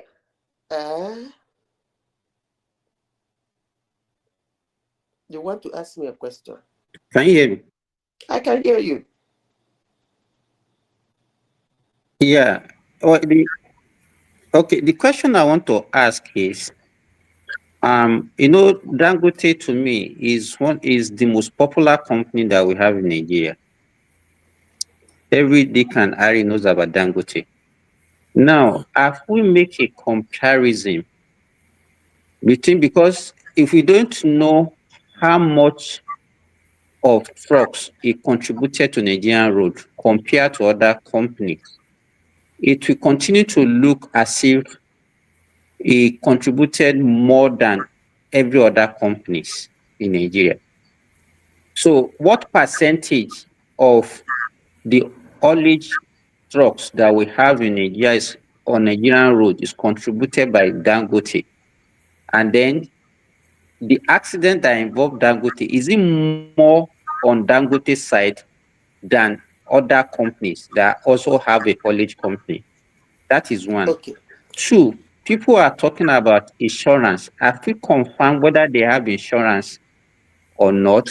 That is two. Three, which other question do I want to ask? Okay, if I remember the third one, I will let you know. Okay. Okay, First then of the all, training, the recruitment of the drivers, because I know that he has an articulated driving school where he used to train the driver before they engage them. I want to hear it. Those are the questions that. Okay, let me take the first one. You said the contribution. That's why I said I need to know what is happening in the north before I can come here and speak affirmatively on those Dangote trucks. Talking about insurance and then training, they are not actually something that can stop an intent to kill. Let me repeat myself again. Well-trained driver, covered by insurance. You keep people, insurance comes. You had an accident, insurance will cover you. That is not like a stop to an intent to commit a crime. So first of all, my question is, who are those driving those trucks? That is nobody should get me wrong. I see things far before every other person sees it. Who are those driving those trucks? Because I don't even know why it is today. Maybe because the man spoke, or maybe because the company spoke. That's why every Nigerian is running. Dangote truck has been doing this shenanigan for God knows how long. And at the beginning, the man claimed those trucks are not his. I can remember vividly. If anybody go into research, you will come back and say Zita said the truth. At the first inside, he claimed those trucks were not his personal company trucks. And everybody was wondering, if they are not your trucks, so why they've been written Dangote? But it is what it is. We are in Nigeria. My question, my argument is, no matter what anybody is saying or trying to play around all this, the question is there an intent, intentionally, to cause mayhem? That's what I'm asking. Because I've been in a team that went in to investigate 2 of the accidents that involved a shell contractor. So I know what I'm talking about. Whether they have insurance or So that means we have to look at the statistics and see if a particular region in a country runs into another region and commit mayhem and walk away. There is every tendency that they can use the enemies to still do the same thing. You people should not get me wrong. Please. It's not something I'm just. You kept on saying they should not get you. You are passing you are giving an information that is very delicate. And before we It is can do that, we just because you don't say you are saying people should not get you wrong. There's nothing wrong. There's no way people will not get you wrong, in the sense that there are so what I many mean by things that not have to getting be me wrong fact is checked before you can make such a. no, I'm not. No, why I say they should not get me wrong is that getting me wrong is like not saying taking it hook, line, and sinker. That's what I mean. Yeah, you said that they were intentional. So I really want to know why. No. That's why I said don't get me wrong. No. I am not saying affirmatively. I said I want to get the statistics in the north before I come here. That's why when I speak, I like people to listen You to know, me. AI is just it's turning into another Fulani X-Men. Like they are killing people on purpose. That's what she was suggesting. And like, So we have to know the statistics. We have to know the ethnicity, the ethnicity of those drivers. That would do we have the more of northerners driving those trucks than the southerners? Because if you are not looking at it that way, because if you say it might be intention to do what, then that means if you are looking at it that way, because you are comparing the accident in the north and the south, do we have more accidents in the Do you south know than why the you are north? saying this? And then we have to look at the ethnicity. We have to look at the ethnicity of the drivers also to see where are they from before we can now make such a. It's a difficult and delicate issue. Listen, before I even said it, the two ones I was involved in, the ethnicity is something mass. Before I said what I said, I don't speak rubbish. In as much as I don't want you to get me wrong, I don't speak rubbish. Because when you look at those accidents, I don't just look at accident. Hey, accident has happened. When you look at those accidents, you will know that most of them, the two that happened that I got involved, that accident shouldn't have even happened in the first place. That's what I'm saying. Those accidents shouldn't have happened in the first place. But they did. Okay? A lot is happening, but if you people think you can argue it with me, no problem. But the thing I'm saying is that I need to get the statistics in the north. Forget about who is driving it, because I know those who are driving those under the truck. But I want to know what is happening with those trucks in the north, because they do go to the north too. According to Shioma, maybe they are not being reported. But I know they go to the north. They go to the north. I will leave that topic for another time. I've set up my machineries. I will come back to this topic for another, because it's going to happen again. When it happen again, and happen again, and happen Are again, you saying they have better roads in the north, or what? No, Prince, don't let that go away. You said No. Prince know what AI is saying now. It's just Prince always want to sound good now. That's what he's saying now. He just Prince, want to shift the attention. You heard what she said. That He can't tell me that you don't understand what he's saying. That no, they have better I don't rules. understand now. I don't. It's not from my mouth that you hear it. If you don't understand, that's your issue. Prince, you know what she meant. So can you be more specific? Tell us about this intent by these truckers to murder people in the south with the trucks. Just tell us what you know. Listen, let me tell you. I have seen, anyway, never mind. I said I will discuss that. What do you mean? Don't do this again. AI, don't do this. You start something. What do you mean? Never mind. We mind. Don't tell me you never mind. What I'm saying is that okay. Okay. Is it Babati? It's me again, no. We will go against that. It's me again. Okay. I said that I will come to that topic. I've asked questions, because that girl they killed, the Edo girl, somehow. That's why I said, let me leave it. I've ask questions, I'm sniffing because I love sniffing. It's going to happen again, and it's going to happen again, and it's going to happen again. How many times did I say it? 3 times. And then we come back to that topic. Then I will vomit what I want to vomit. And the time I will vomit it will not be at the background. Simba, I don't know again. Can you believe what?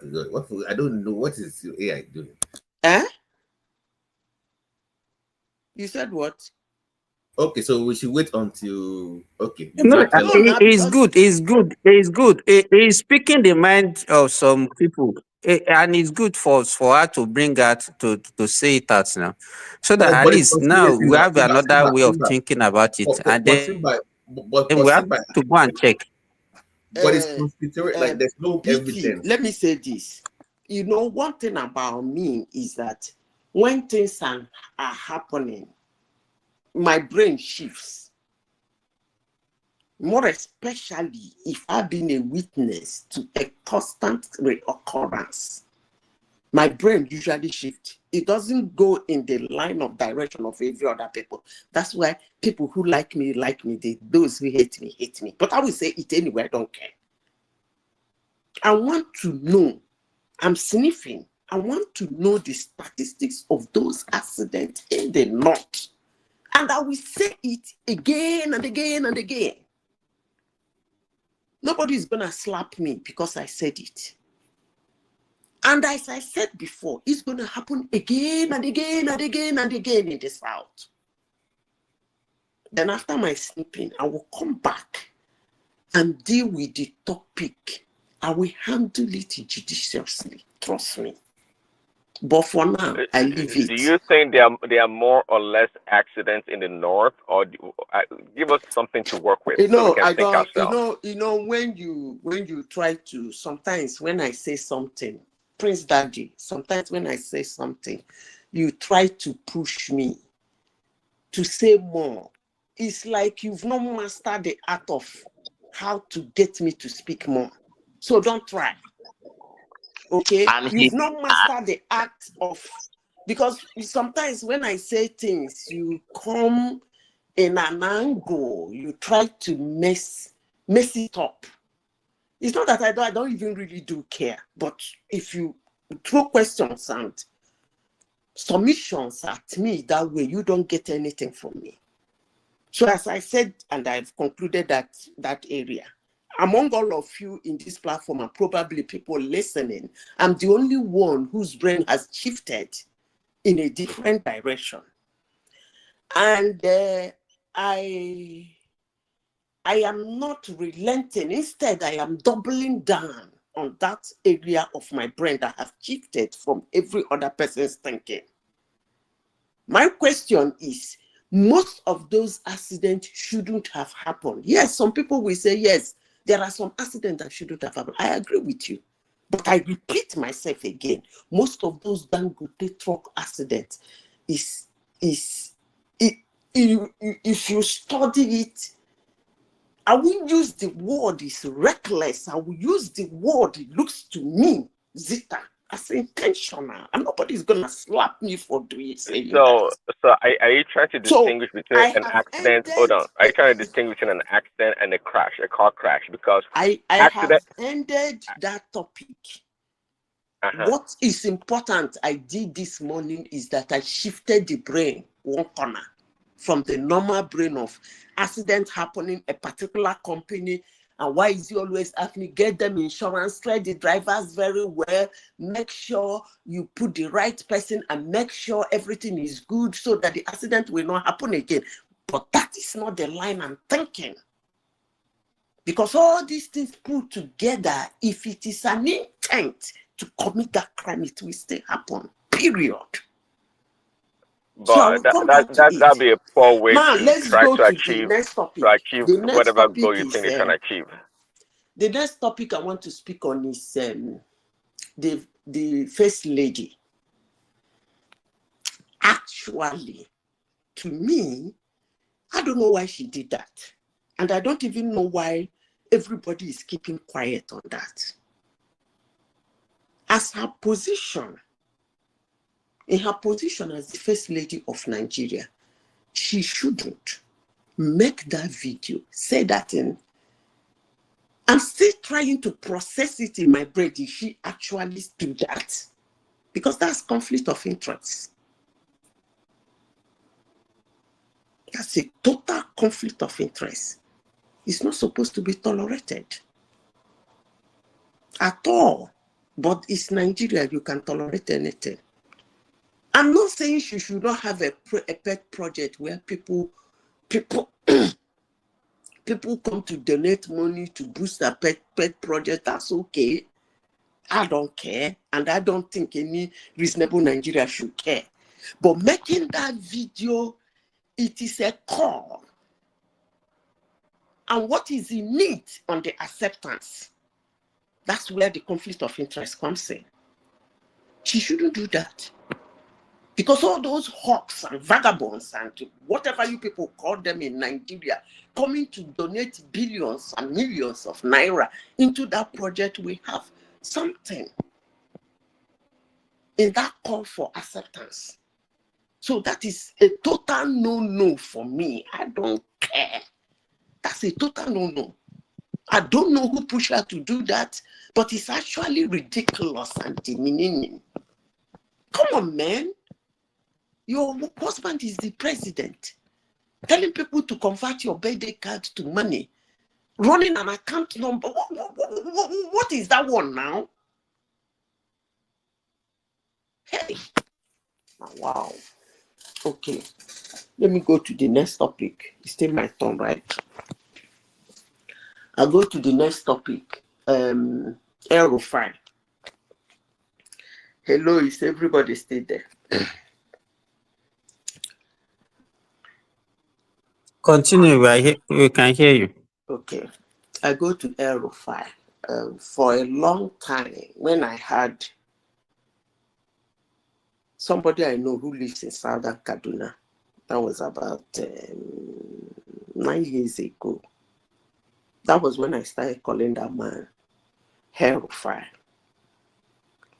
He did all he did, and then he's still walking around Nigeria, saying what he wants to say, behaving the way he wants to behave, abusing anybody he wants to abuse because he's in Nigeria.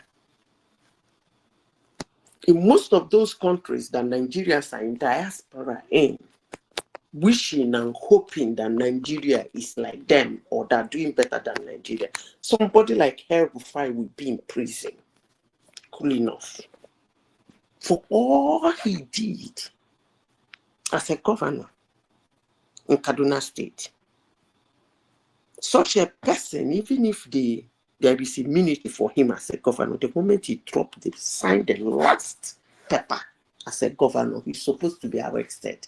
But well and good, he's not arrested. And I even see that he's working his way into becoming the president of Nigeria. What a country. That's all I can say on that. Then let me go to Julius Malema.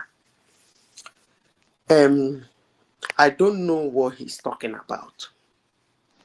But if somebody should have a reason,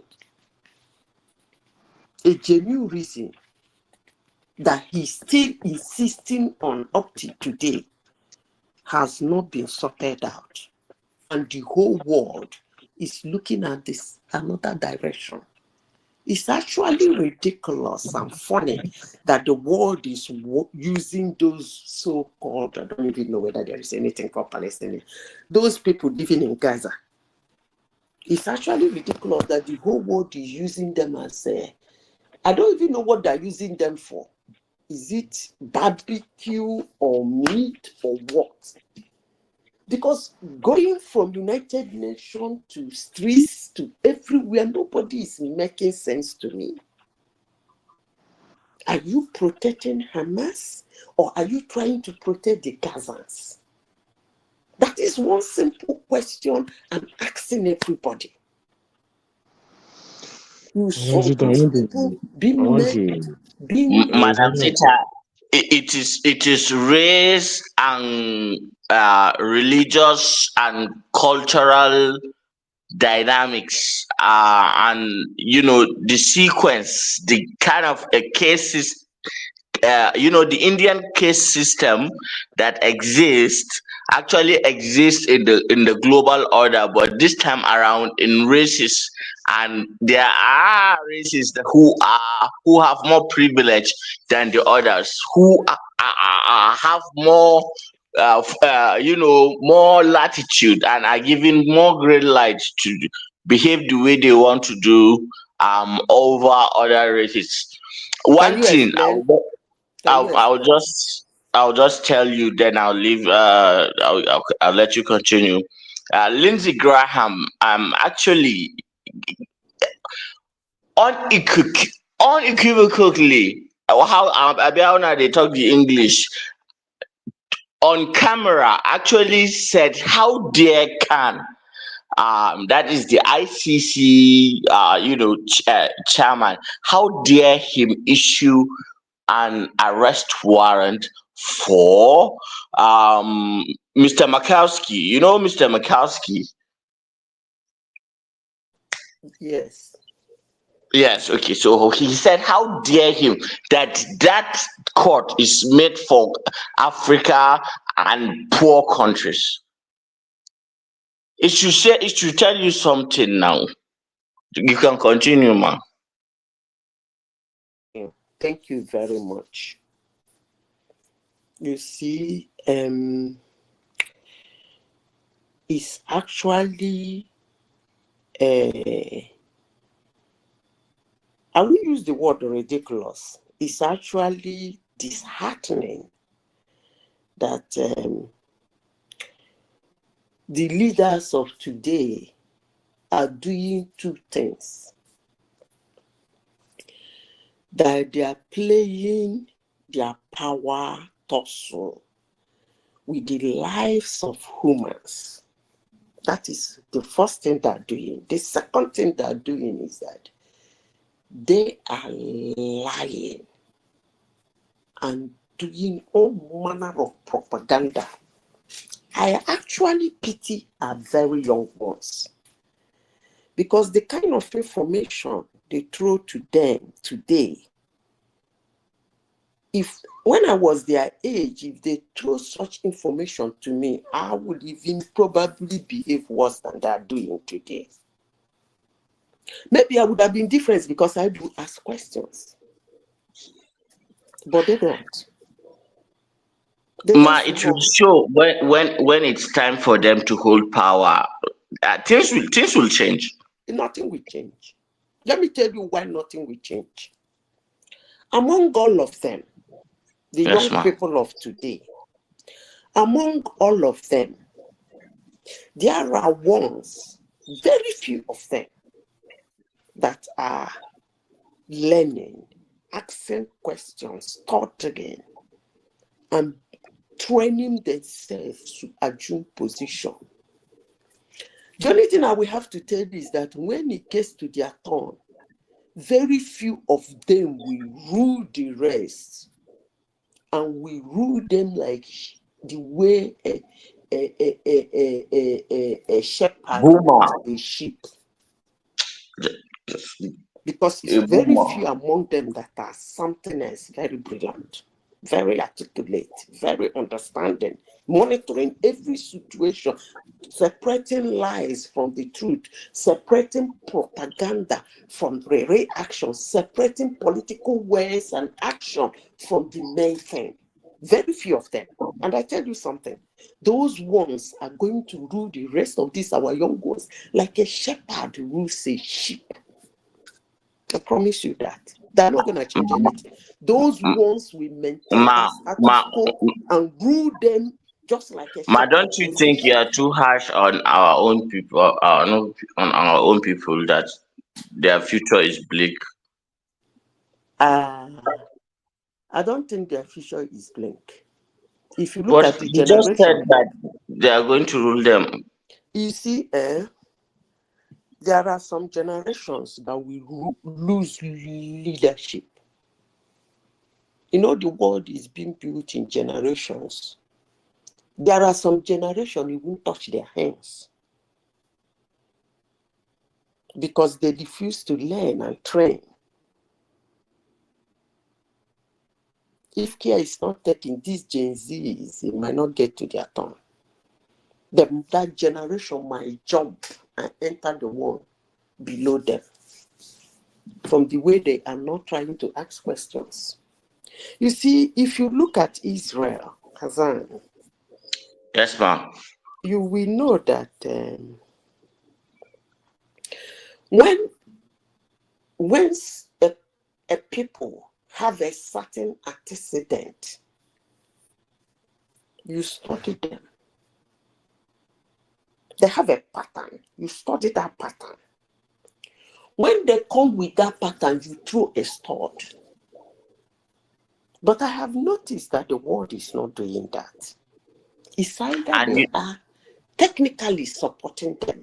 And you know what, ma'am? Huh? Sorry for interrupting. Go ahead. Sometimes I like to look at these things purely from a human point of view. Now, if I say human, a lot of people will assume humanitarian. No, I'm not talking about that.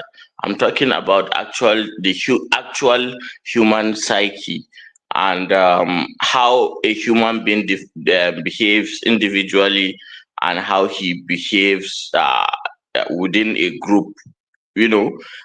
Group dynamics, the kind of relationship and interactions that groups have with groups, very, very different from the kind that individuals have with individuals. You get me, ma? And this particular set of people that we are talking about right now, they don't actually get away with what that it will catch up with them, but there there is a latent period, a very, very long period, because they still hold sway. I mean, internationally. Okay, just look at the United Nations, for example, and look at the permanent members of the Security Council. That just tells you something, that this is not a system that can be sustained for long and can be sustained in a world where if they are saying freedom and it is meaning what it means, then the United Nations is an example that we're wasting our time. And if they continue along these lines, they will create the same fire that will consume not only us, but them too. That is where you got it wrong. You got it wrong. The last statement you made, you got it wrong. But let me say this. I will say it like a question, but I don't need you to answer. What started this madness, apart from every other thing that has been happening? There's been a foundational hatred, propaganda, lies, and everything. But let's leave that one aside. Let's go to the trigger. Let's talk about the trigger now, not the story and the lies and propaganda and everything, and the truth too. Let's go to the trigger. Do you think that from the one that trigger happened, that the demonstration and the call and the breaking of things and the dancing and the wearing of scarf was done in a backwards, like in an opposite direction? Let's assume that those demonstrations, those kind of attack, those breaking of things, those that is even still going on in some places today. Do you think if that was on the other way around, everybody will be screaming, Hamas, release those people right now, right out everywhere? Do you think that thing will get to this point? No. I don't need you to answer. But you see, when I said this, I said that I don't know what the world know about those people in Gaza, that they are not trying to help them. It has nothing to do with ethnicity or race or something, because their race is where they are. But to me, there is something. There was a day I tried to bring it up here. People abused the hell out of me. I shut up. I didn't shut up, but they shut me up, because when they start the abuse, I can't get talking. There is something the world know about those people, that every president enter his Aso Rock, he opens page on those people and they close it back again. Because as I said earlier on, I don't really think this thing would have gotten to this level if it was properly handled. It wouldn't have gotten to this level. Let me tell you something, Hassan. I am an Igbo girl, even when some of my ethnic people in this platform don't believe I'm an Igbo girl. I married people of the nativity of America, although they spread into Germany and the UK over the years. When you say nativity, ma'am, sorry, is it red Indians or usual the Teutonic Shakos, yes. Anglo-Saxons? Yes, the acclaimed owners.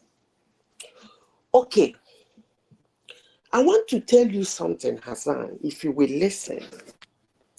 I've told you the place I am from and the people I married.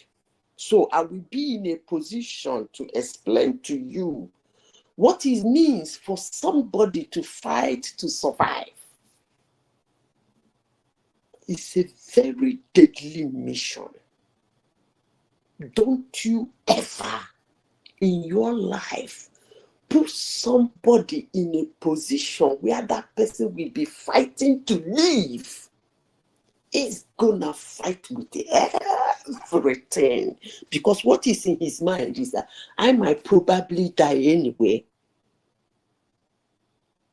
I fight, I may live.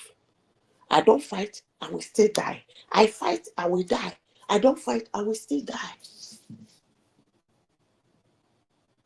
So that was why I said what I said at the beginning. Do you think that if the world, all those ridiculous demonstrations in the universities and still going on, people were spending billions of oil money, gathering people to break down things in the countries and screaming all manner of enchantment and ridiculous slogan, if that thing has been reversed and everybody went head on and said, no. Whatever be the case, release those people, whether they are alive, hand it over to them. Let's talk. Do you think Gaza will be looking the way it is today? Obviously, no. Because I don't want to talk about the world. Let me talk about the people who are involved. I don't think they are smart. I don't think they're smart. Because if you are smart, somebody is saying, I am slapping you because of this thing. If you're smart, you won't let him continue the slap. Give him this thing. Let's see whether he will continue slapping you. Rita, sorry for interjecting you. Can we come back to the topic of the day? Because this one that the two of you are discussing is I don't think it's part of the topic and it's part of the topic now. It's Julius Malema. Why are you saying it's not part of the topic? You didn't listen when it's not Julius Malema that you are discussing now. I don't even nobody can even understand it. What the two of you are discussing. Can we come back to the real topic? Well, look, Simba, you never do understand me. So for you to say nobody is understanding me, you should say It's not you are only saying me. The feedback. Wait, the feedback Yes. I'm getting from, you can see that every other member of the panel kept quiet. You understand? The feedback I'm getting is what I'm so, telling but you since now. I'm So speaking now, they have kept quiet. It's Yeah, only it's Mr. only Simba, let her finish. Let her No, finish. I Then think we should move back to Nigeria I matter. have when it Hold on, comes to Azan. my turn, I will respond to a lot of these things. No, hold on, Azan. I think we have to move back to the Nigeria situation, the create of the state police matter, the Fulani bandit, and that of the Nigerian economy. yeah. What Simba You see, said, actually, I can tell you that what Simba said, Simba is not lying, to be honest. Ola, Yeah. this is part of the topic for today. And if I come into this platform, I decide to speak on it. Can you let me? Please. at Actually, least, hold on. and Let me say this. Actually, I am somebody, when I speak, I don't really do like interjection. So that you people are keeping quiet doesn't really mean anything to me. Somebody came but to this. you Hold should know on. that Somebody you don't came have to. unlimited time. Also now, you understand? You don't have unlimited time I don't have now. unlimited time, but somebody came to this platform. I'm the third person in this platform. The second person asked Prince Daddy. Prince Daddy came in, I came in, but this is now I am speaking. Somebody spoke and spoke and spoke and refused to hear you people and continued speaking for 3 hours. He didn't say anything. You didn't say 3. How can you exaggerate it? Even the time that you spend, you have spent more than the time Paddy spent in Wait. talking Now now. it's 9 o'clock, 8 o'clock. It's just figure of speech now. She's not meaning 3 hours. It's hyperbole. Okay. Whatever it means, it means it longer that the person spoke longer You than see, her. Whatever you say, whether it's hyperbole or idiom, Simba, let it me doesn't say matter. this. Hold on, Simba, let me say this. I really do understand you, and I understand BT. I really do. I understand the fact that you people want to shift the topic. It's not because it's not a topic for today, and it's not because it's not a topic to be discussed. But I understand why you people want to shift the topic. But the only thing I will say in conclusion in that topic is that too bad. It's too bad. Two of them cannot live together. I rest my case. Okay, thank you. Okay, so Azan, do you have any response to what the questions that Zita submission raised? Yes. Simba, nobody's Good understanding that. evening, What are they even everybody. talking about? Good What do you evening, say, everybody. Najaman? You will understand what we're talking about when I get to Don't even want to explain. understand that. I will not speak in parables. Please let me speak. Go ahead. Go ahead now. Yeah. So good morning from here, Maiduguri, Nigeria, where it's been raining for the past like 5 hours, on and off, on and off. Congratulations. This rain, before this one, when was the last rain? I know actually the last rain was just 2 days ago. Because I understand that the other parts of the country is not been raining. So No, the lack of rain actually is even occurring more to the north central and northwest than it is. Southwest. Yeah, okay, southwest too. Yeah, and even the northwest. What is actually happening is,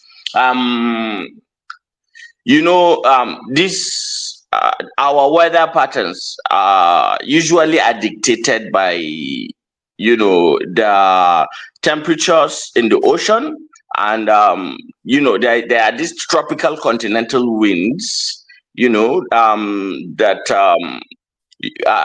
just hot and dense air and cold and dense air and the tug of the moon, its gravitation on the earth that creates these waves, and our CO2 problem, with the atmosphere. So a lot is changing.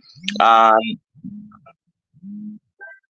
a lot is changing, and what is changing is that we are now beginning to see some certain weather patterns that are not typical to this kind of region, beginning to happen. Like the floods in Do you Maiduguri think so? last year. Why do you think Yeah, so? yeah, it's global warming. It's that's just the fact. Um, I don't uh, think so. okay, man.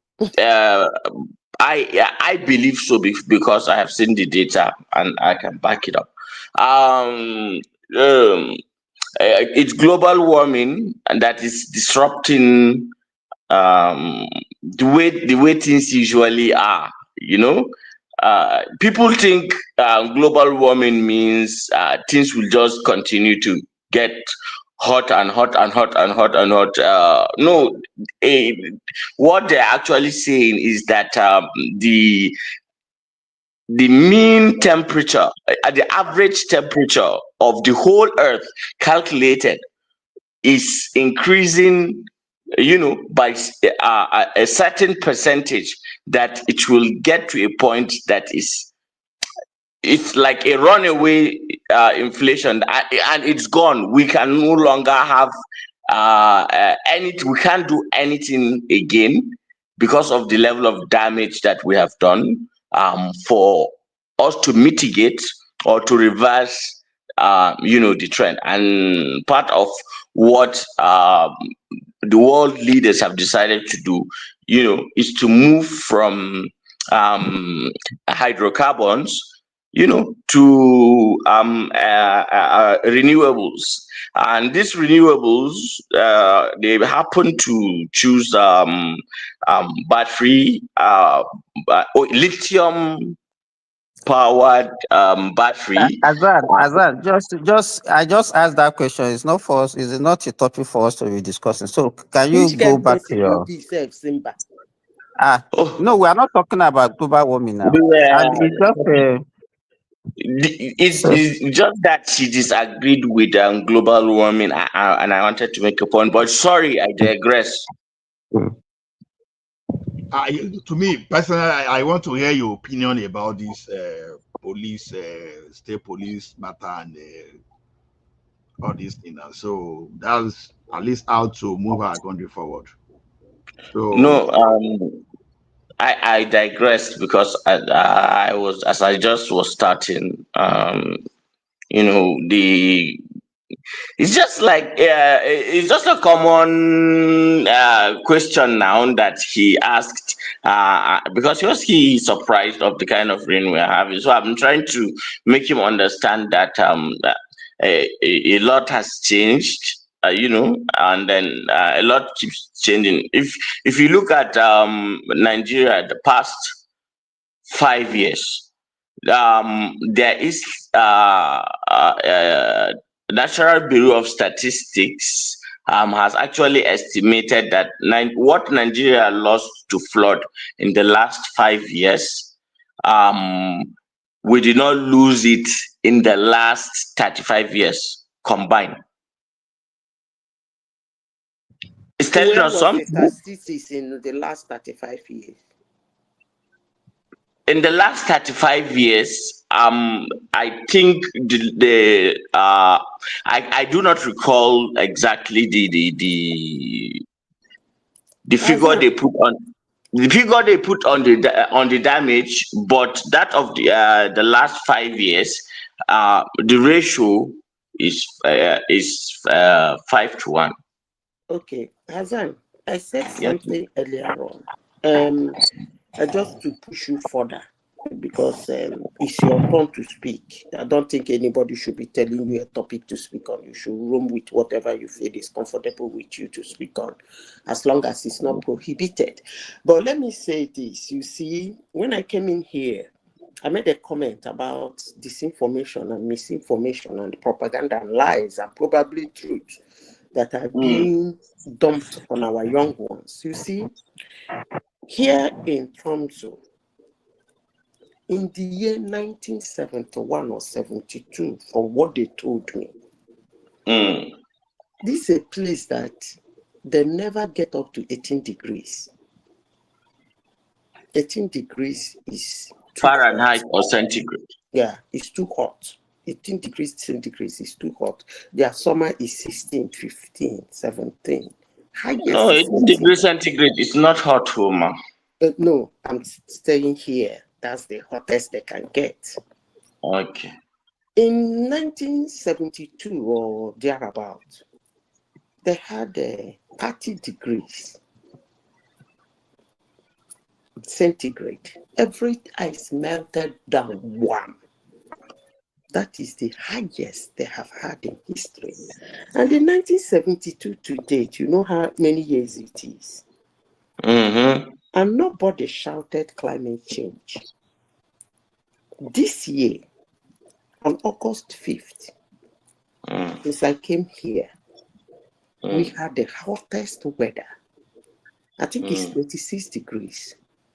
And they said it's being caused by climate change. You see, if there is something that changes in life, it's the weather, is the climate. Are changeable as the weather. It's something that can swing far right, swing far left, come to the middle. It is what it is. But if one people want to put a thing on it and give it a name, that's fine. But telling somebody that a weather of 26 degrees centigrade is climate change, but a weather of 30 degrees centigrade that was the highest recorded almost 50-something years ago, is not climate change. I rest my case. Thank you very much, Ma. And here I would have to disagree.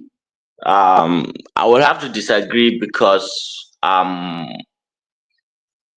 the world as we know it, as it works,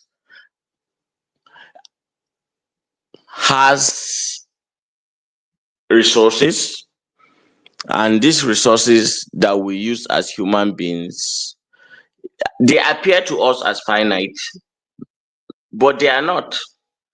The world has its limits, and there has never been a time in the world where there are so many human beings living, you know, and consuming and the finite resources of the earth as we have now.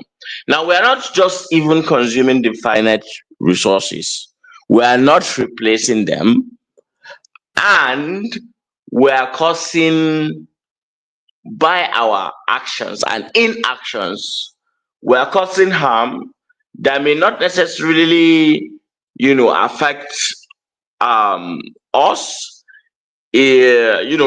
The actual casualties, I would say, would be the next generation, maybe our children or our grandchildren. Say something like that. Right? A mini example is, if you look at American politics and then you stratify it based on demographics and look at the people who are supporting, Sorry, Azan, sorry. It's not as if I'm against what people are, but there are some other people that on this platform that have not said anything. So I think it will be better. Yes, Remy is there, and Ekene is there. They have not His said time. anything What on this is wrong platform. with you? Is it not his time? Let him finish his time now. No, Zita, stop that. Stop that. There's nothing wrong with me. You understand? So don't say that, please. Okay. I respect you, respect me. I'll make it shorter. I have a tendency to explain. It's just my manner of talking. Sometimes that I kind of uh, think I'd have to talk much before I pass the message. So Hassan, let him give you a topic now. Since he doesn't, he should give you a topic so you speak on it. No, you gave me a topic now. He asked me actually to respond to the last, positions that you held before I was to speak. And then when I started talking about that, we're exchanging pleasantries, and I was talking about rain. Then the issue of climate change came. Then I had to start explaining, and then we are now coming back here again. So let me just talk small, and then see I can get able to Can get you that. hear me? Yes. Can't you just talk about the issue about the state creation and what are the pros and cons about it, so that you go back to the topic of the day and other people can contribute? Okay.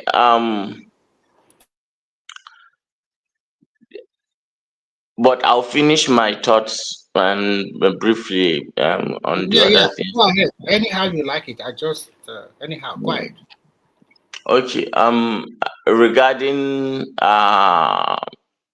Mr. Makowski, and what Madam Zita said about those people that are not welcome everywhere, and why they are why people do not care about what is happening to them, and so forth. I think majority of humanity, understands what is happening, and justice has a face. As an artist, the statement may sound ambiguous, but when you see justice, you'll know justice, and when you see oppression, he also looks a certain way and behaves a certain way, and it's easy to overlook, you know,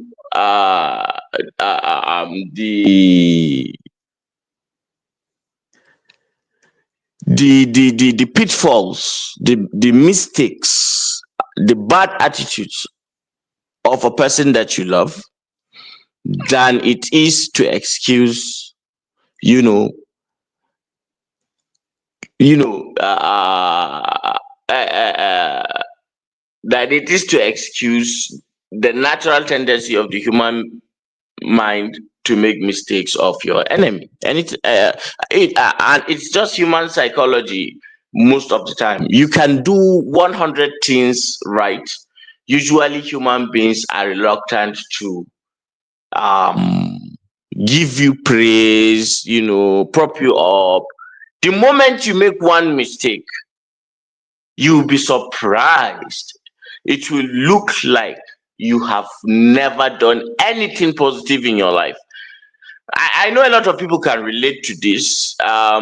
It happens at an individual level, and it also happens at international level. Majority of Americans are waking up now. They say if you want to know who is controlling you, just know the person you are not allowed to criticize, and that will tell you all that. The people of Gaza are the modern, South Africans, and the Israeli state is an apartheid state. There is no two ways about it, and their method of engagement with these people, keeping them under an open air prison for decades, and keep crying foul all the time, all the time. Be the aggressor and then cry the victim. And then, at some point, the truth has a way of coming back. Reality doesn't really care about your feelings, and it will manifest. It is manifesting. The people of Gaza have been wronged by the world, by the powers that control the world, which is, we all know them, the Makowskis, who are actually control hedge funds. They control central banks, and then because they have already captured the American power structures, such that they're just like their toys. So they do what they want them to do. And here we are with a superpower that professes certain things and then does a completely different thing. Have you guys seen the recent resolutions in the United Nations General Assembly about this thing? And it is always the USA standing alone against humanity, against the fact that it is actually unethical, immoral to keep throwing bombs at civilians, or to deliberately, starve them. It is only the United States at this point that is remaining, and it's unfortunate that this is the country that played a role in a lot of our independence in Africa. People do not understand the indirect role that America played for our independence, but they did actually play a role, especially post World War II. Their post World War II foreign policy. Give yourself 28 days and become the most dangerous person in the room. So let me just leave it at that. Free Palestine. We pray for them, and inshallah, Palestinians will be free. And international world, order, especially this one that they created and put themselves in charge of people after World War II, and manipulating it to their advantage. It has, an expiry date. I hope to see it in my lifetime, and it is my belief that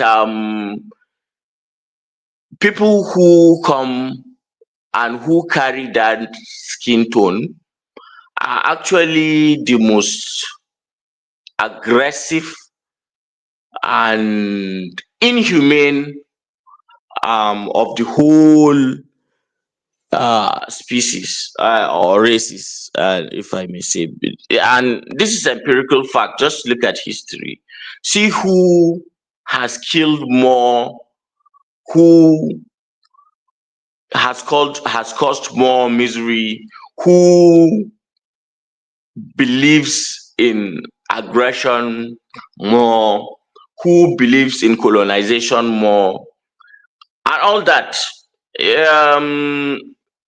Because we are speaking their language and we've been colonized, and some of us feel as if they are the bastions of morality and all that. But unfortunately, the idea of America, as it is written mostly in their constitution. Advan, I thought you wanted to bring it home earlier on. You are still going on the same topic. We, you Okay, understand? okay, okay. Closing. In closing, in passing. I'm just in closing. Free Palestine. Okay. Next topic. Okay, can you talk briefly? The other topics of the day is about state police creation, the Dangote truck accident killing people. So if you can give us just brief. Okay. Okay. Yes. Let me start with state police creation. I am an advocate of state police creation, actually. And yeah, usually when we start to talk about state police creation, uh, the general pattern and support for that usually comes from the southwest and mostly the southwest, not the northwest, not the southeast, not the north central, not the south. And I think my experience and the experience of the people of Borno, especially, you know, has the largest influence in, you know, agreeing that state police is important, very important. It's overdue for a federal system like that we have like ours, for it to actually work. For government, then government has to be as close as possible to the grassroots.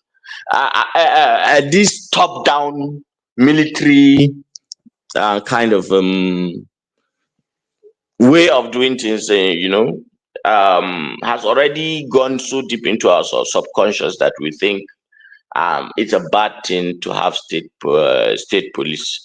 Of course, there are its pitfalls because we know the kind of governors we have and how our people approach power.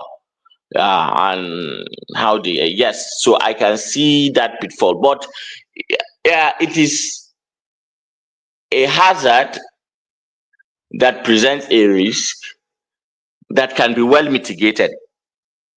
I don't know if you understand me. If we are serious about this, if there is a government that has the political will to push it through, and then I think the general notion can be set apart, and the specifics will be focused on, so that a template will be created that will work. And But I'm an Azan, I think the inertia that we have against it will probably stem from the experience of the civil military. war. No, the Okay. civil war. Do you know? Because you know that even when we were practicing the regional government, Yes, sir. the uh, there was no regional police, no regional army. Even that time, the central security, I mean, the security was made central. You understand? So we've never had that experience. So to do it, maybe that was why is the whatever the previous government that we have, they've been somehow be skeptical about it, looking at the merit and the demerit.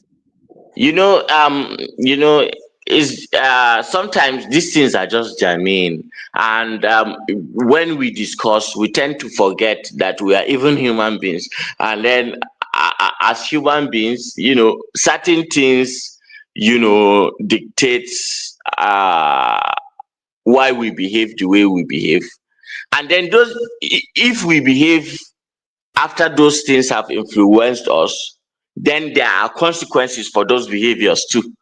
Like, do you understand what trying to say? Yeah, I understand because me, I still think that most of the even insecurity that we have is self-inflicted, and we created them Yes, on our own. yes, I agree. And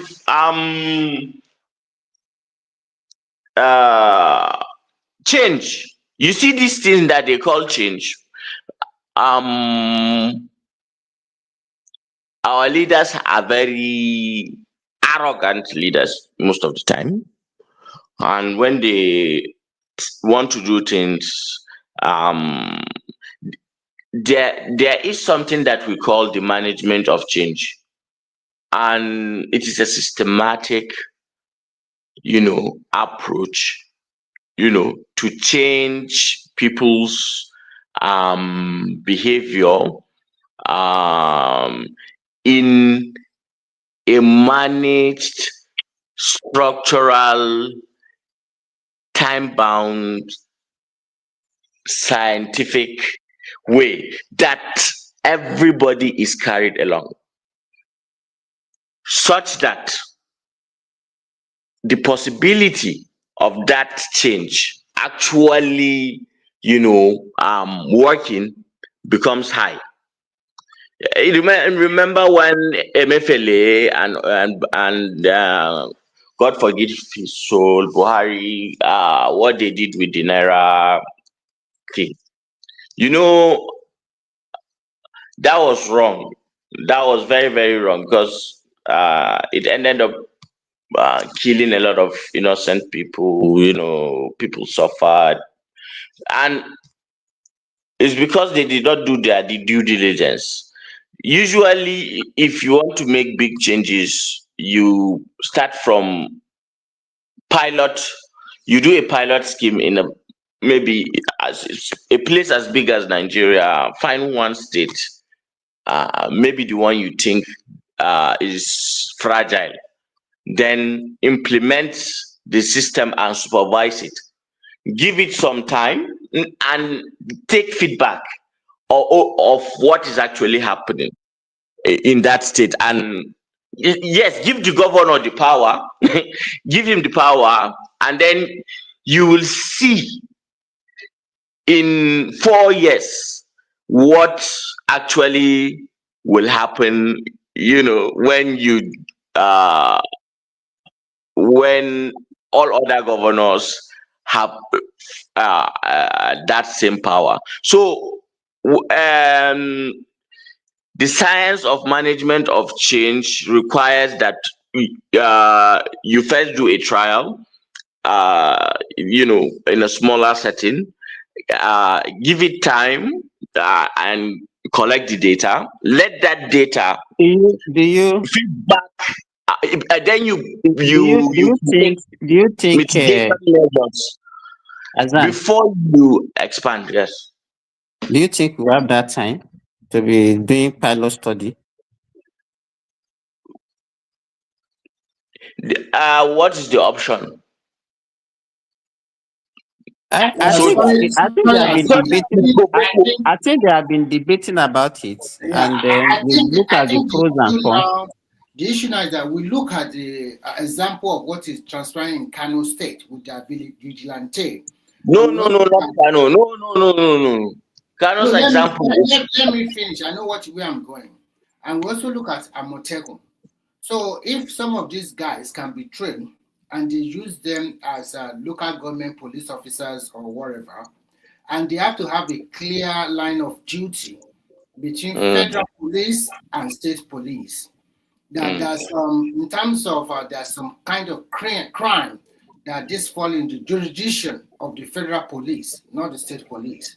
If there's a clear line from the National Assembly, they promulgate a law to that extent, I think everything is good to go, because you cannot be policing over 200 million people with less than 1 million police officers. It's not enough. I agree. And that's the truth. Yeah. So I agree, but I disagree. And Kano, because in the I disagree with your Amotekun and Kano. I know. Let me finish. I'm talking about security now. In the whole Northwest, Kano State to me is the only one secured in that Northwest. That we don't normally have a lot of trouble about banditry or terrorism or something like that. So it's quite secured. I don't know how they do it. I don't know what they are doing, but compared to the rest there, it's one of the most secure states in the Northwest, even in the northern part of the country. Jigawa is more secure than Kano. Okay. Yeah, but And Jigawa they are probably. sisters now. How will I put it? What is the difference between Jigawa and Kano? Azan, Azan, Jigawa, Azan. Do you Jigawa is know a why completely the different state? city. Do you know why the state police is very necessary? I As advocate for it, oh, my brother. no, no, there can be level of state police or local government police. Now, Yes, that you too. know, during the time of Shagari, nobody had problem with the federal police. During the time of IBB, even up to the time of Abacha, as draconian as Abacha was, nobody had problem with the state police. What truly was it like it for you people that were there? Like the Abacha time with his military, and is it Koboko that they are flogging people with that time, the military? What were they actually doing that was It's so not evil? Koboko. Like you are saying, they would have Fine. taken away and go and buy I want you to get the No, logic. Remy, so please, Ola is I speaking. Let Ola finish. So I want you to get the logic. Yes, sir. Towards 2015 election, some APC politicians, they imported foreign militias. They put them in our forest. At least they self-confessed to that.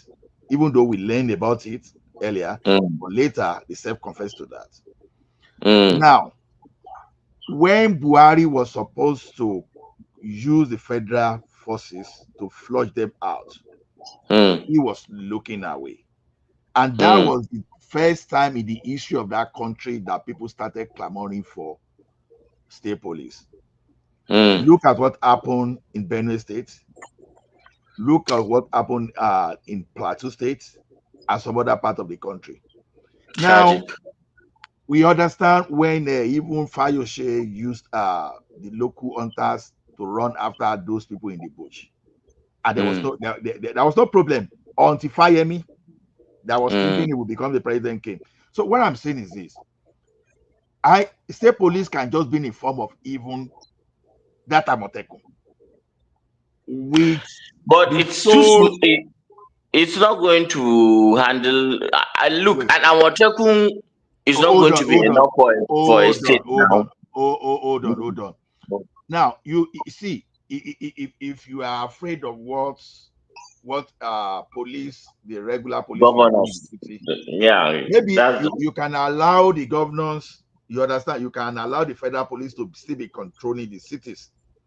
But the like of Amotekun, you have to arm them enough and give them power to be able to prosecute any bandit or terrorist they are able to catch in the bush. You know, the problem here now is this: when you see civil defense and police clash, police will be the regular police will be telling you that they are the one that have the authority yes, to arrest yes, anything. yes, yes, yes, yes. They Now, are. Amotekun now, as a state police, it's just it's a template. You can call it state police, but this state police, but your jurisdiction will be inside the bush. But you want to call it more, make it proper police. Then those police should be in the state governor should be in control, and the federal police should not be able to override them, so that any terrorist, any bandit they got in that bush, whatever judgment they measure up to that's the regular police has no business. Then, if you're afraid of the governor misusing them, at least we know that the territory, the jurisdiction of this police we are creating is to clear our bush of some criminal bandits, some criminal terrorists that, it became worse under Buhari. You know what I'm saying? That Nigeria started even paying bandits. They started paying bandits. You understand? That even El-Rufai said, confessed that In Kaduna State. he paid bandits. In Kaduna El-Rufai, State. Yes, yes, in Kaduna State. But the unfortunate thing with those bandits is that as a government, El-Rufai paid them. That is very unfortunate. That is wrong. But the bandits are still getting money from private citizens. already, that is already bad enough. Then, even the somebody like a governor also, giving them money. So it's fueling bad behavior. It's encouraging bad behavior actually, and nothing else. So I have advocated for state Answer, police. Let me give let me you. raise a topic before you continue with it. Okay. How can we get El-Rufai outside that country and get him tried for terrorism and sponsoring terrorism and banditry outside that country? Can that guy travel to any Western country? Because He I'm is interested already. in the way they can get that guy. That guy need to face crime against humanity. That guy is a criminal. You know, he has probably traveled to the US several times and the UK That's the several problem. times, Those people are and not came back. consistent. That's the problem. Yeah. No, diplomatically and jurisdiction, and even if there is somebody that has even carried his case maybe to the Hague or somewhere like that and is actually pursuing it, so many layers for that. There are so many layers. But let's come back to the state police thing. uh Change. The police are afraid of losing power. The federal government itself is afraid of losing power. People don't really understand that nobody gives power willingly. uh, Nigerians will have to fight for this state police. So you think those exclusive things that the federal government has, they are just going to relinquish it just like that? They are not. So you have to be organized. You have to Sorry, be. But Azan. Azan, sorry, Remy, but it's not even the federal government. I think the National Assembly has passed it. I think it's the states that are actually reluctant in having them now. Some No, states have not even it's assented. not the states now. It's not the state. No, I the think state the are problem you are supporting you. having is how to It's the draft the. federal government, Joe. No, The federal government has let a me way of say. doing things. No, Sleight of hand. You may not see it. It may not be obvious. So don't. let me tell you something. Which is how to draft the law that will limit the power of the governor and how Yes. to balance it. That is Yeah. the issue they are having. So that's Yes. the issue here. It's not that the federal government does not want them to have state police. All the states of the federation, they already agree that we have to have state police. It's also a way. There are two things: creating employment, and two, who is going to finance it. If they are going to do, because they are thinking about changing the revenue sharing formula, maybe the state and the local government will have 52% and the federal government will now have 48%. So if that way, the federal government, they don't need to fund the state police anymore. That means there are more money going to the state and the local government. But Are they funding? Are they funding state police before? no, They are not. what I'm trying to say, this is the bone of contention.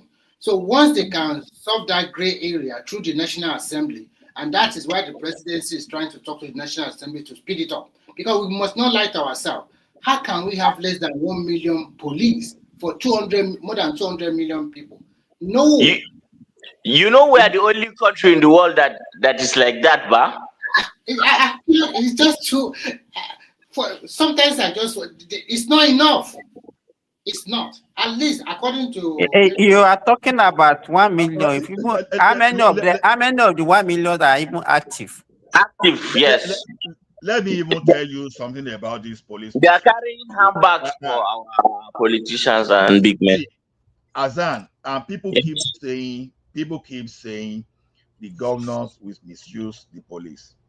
The truth is this: even the current federal police we have, if the governors want to misuse those police, they misuse them. So let's just not shy away from all those. But they don't have the leverage as you think they do, Masa. Let me tell you one thing. Let me tell you one thing. Wike use police. Certain extent, sir. Wait, even Wike use police to harass Amechi as the executive state governor. Still, wait, look at how they use police to harass Sanwo-Olu, that Sanwo-Olu could not even take decision in his own state. No matter how things are bad, they can get worse. Like you are talking of harassment. If the governors have power, we'll be talking of assassinations. Don't joke with these things, so. I got you. I got your point. For every changes, there will be unintended consequences. I know. But what I'm still telling you is this: we were lucky for Buhari to pass over us. Just imagine if Nigeria should have a person like Buhari. Look at Pobia. Let's assume we have Buhari in a very longer time like Pobia. Look at what could have happened to that country. You understand? And see, I know you said, you understand. When we talk of Fulani herdsmen in that country, we know that the foreign one, because we live with the local one for a very long time, we know them. Yes, we know they were not as violent as this. But immediately all those foreign ones started entering. Yes, everything just went this way. Now, so when you are even when you approach Buhari that time, you said you should learn how to live with your neighbor. And the next thing you want to do is this: you wanted us to start giving land for Ruga. All of a sudden, they started giving Ruga English name as if some of us are done and we don't even know the meaning of Ruga. Now, Kano State government said, okay, all the herdsmen in the entire country, I have space for them in Kano. No, they won't go to that place. And they were even using soldiers to even harass people as herdsmen were destroying some farmland even in the southwest of that country. So during Buhari regime, they misused the military, they misused the police. So both from the federal government and the state government, both can misuse. What we are saying is this: everybody will not be like Yaya Bello. I don't see a situation where Lagos State will misuse the police. I don't see a situation where Oyo State and Ogun State will misuse the police that we are talking about. At least I can vouch to some extent that I think there is some naivety in the way you are talking, really, because it has not yet happened. So don't talk in like you are talking with so much confidence. You know what, Azan, sorry to put it, sorry, Ola. No matter the disadvantage, is a troubled water we have to pass through. No matter what you guys are saying here, we must have it. Because we are talking about the state, the police, the state governor we used to harass. Initially, it should be like which one, Remy? Which one are we going to take? Yes, Remy. The harassment. Is it the harassment, and we choose now? We choose what we want to take now. So what okay, what the harassment will be the I beg, make a tell you good. It's almost 7 o'clock here in Europe, so I'll be listening to you guys. That I just want to tell you guys that we should stop this. This year. Hold on. You just jump in like that. You should allow the other people that have been talking to finish whatever they are saying. Okay, so Remy. What I'm trying to say is this: initially, we have to absorb the harassment and whatever that comes with it. But as we continue to go on, look at what is happening in Nigeria today. Before, there is a lot of police brutality. But after the NSAS movement, things died down a little bit. People are which one is even worse? Is it the police brutality or the kidnapping and insecurity that we are? Which one is worse? Okay, let me just. The kidnapping is even more worse than the police brutality. Exactly. Let me say this. For letting you, for letting me in. No, hold on. Please, look, now let me just speak. I don't want to interject, then I will go back. Please, I want to just say that good morning to everybody. No, you see. Let me just say this. I want to respond to Remy before you continue. Remy, okay, let's do demolition, okay, but let us do controlled demolition. If you are a business person, of course, before you make money, you will take risk. But what kind of risk will you take? Calculated risk. Let's do that now. That is the rational way to go. At the same time, you are dealing with humans, and you are bringing a new form of That's what I'm talking about, change. So what I'm trying to tell you is that if there is a clear line of authority, of course they will abuse the clear line of authority somehow sometimes. But what is the worst, Remy? Let me ask you, Remy. What I will don't be the worst? agree with Remy. What will be the worst? Azan, just hold on. What will be the worst scenario that a state police can cause? What will be the worst scenario? To me, the worst scenario is the governor overreaching their boundary. To do what? To do what? To do what? Maybe for political something or can we now trade that one for the kind of insecurity that we have today? I think we can trade it, because if they can curb the insecurity, I think it's fine with me. Yeah, I think it's fine. Because still, I will still continue to maintain. We usually have criminals in our government household. You guys have to remember. Looking at it from narrow a criminal with power. No. Come on. So I think the problem we should be talking about is the financial part of it. Because if you give the state police and the state police refuse to pay their salary, their state police officer salary, then we are in deep trouble. So to me, I think that is the most important thing. How do we get the fund to make sure that these people get maybe a kind of good salary and benefits? Is it possible? Okay. Let me suggest something. See, all this fear, I like solution. Let me tell you one thing. National Assembly will re-amend the law and create a state police, right? What is practice where I am now? The province license the city to create police. When they create police, the province monitor the police and they regulate the way the police act. Right, that's city police. There are some things they cannot do that the province will step in. Now, there are ways to do this thing. Let's give an example. We can form some kind of regional control. That, okay, Ekiti State or Ogun State, they have their own police. Maybe there'll be a regional control that will be controlling the structure. So that say maybe a committee or a board. You understand? A regional board. Exactly, regional. It can even be federal that once you use this particular police for anything political, we can suspend your license, we can suspend your operation for a while, all those stuff. See, all these things can be put in place because even during Jonathan period, police were used, even the military were used to harass opposition. So as we have it now, the state government and federal government can still collude and still misuse the police. So the fear of that misuse will always be there, whether the federal or the state. If Yaya Bello had got a police, I know that it will have Yamutu, Natasha, or opponent. I know. But the question is this. He will change the state constitution, sir. Is it not that you can change it? I also want to bring this to the fore. Quickly, you continue. I think the standard or the guideline that a state must follow to create their state police should be very tough.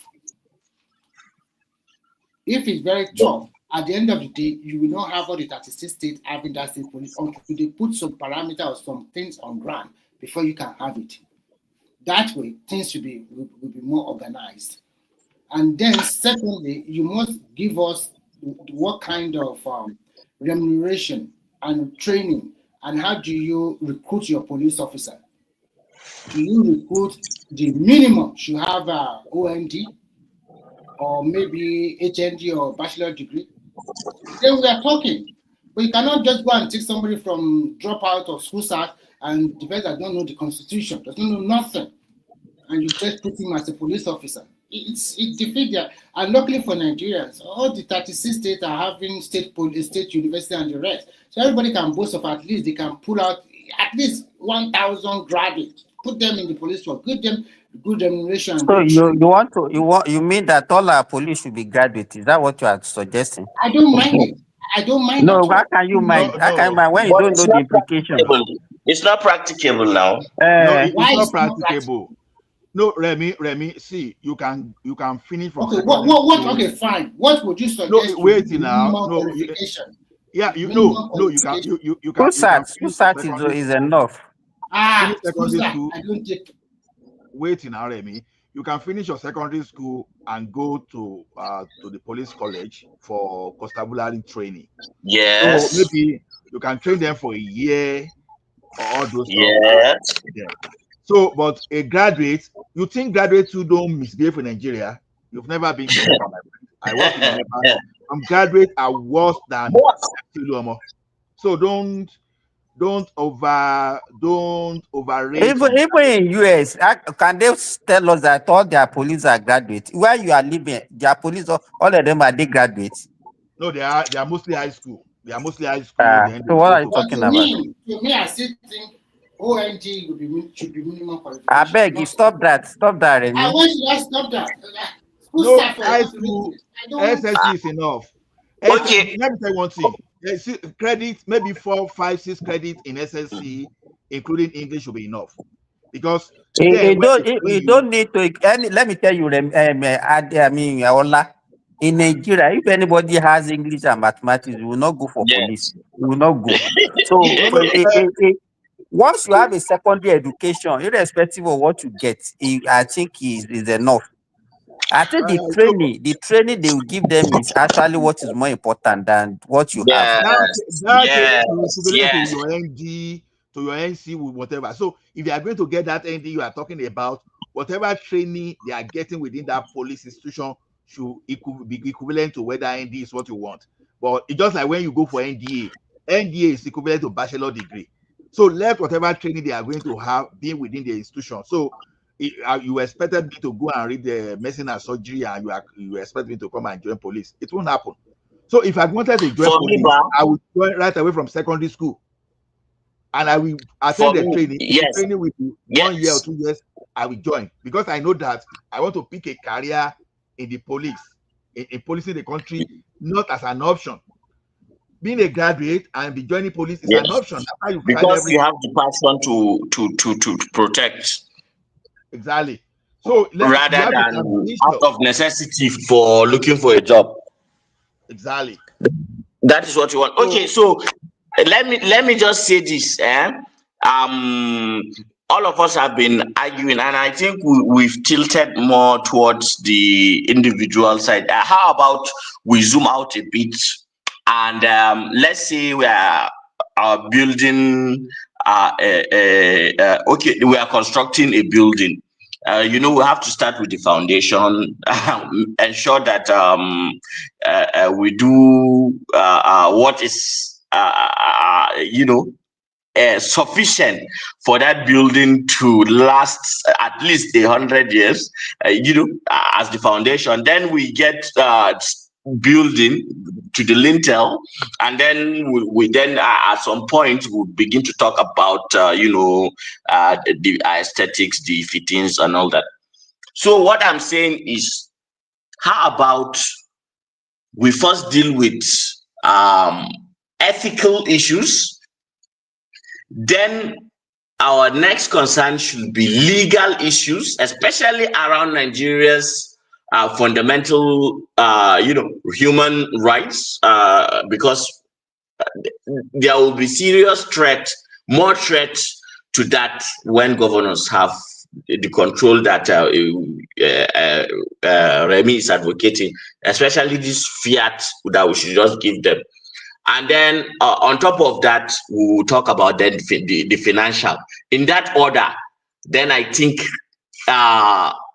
if we mitigate all the risks that will come from all these things, then a clearer picture would emerge, and then a model will be tested in a small place that we know is volatile, take back the data, see what works, see what doesn't, and then we can then expand. Let me just leave it at that. And So, so let me say this. Let me say this. If it's not something that they will just come and say, okay, we are starting, that means there will be a legal framework to whatever they want to put in place.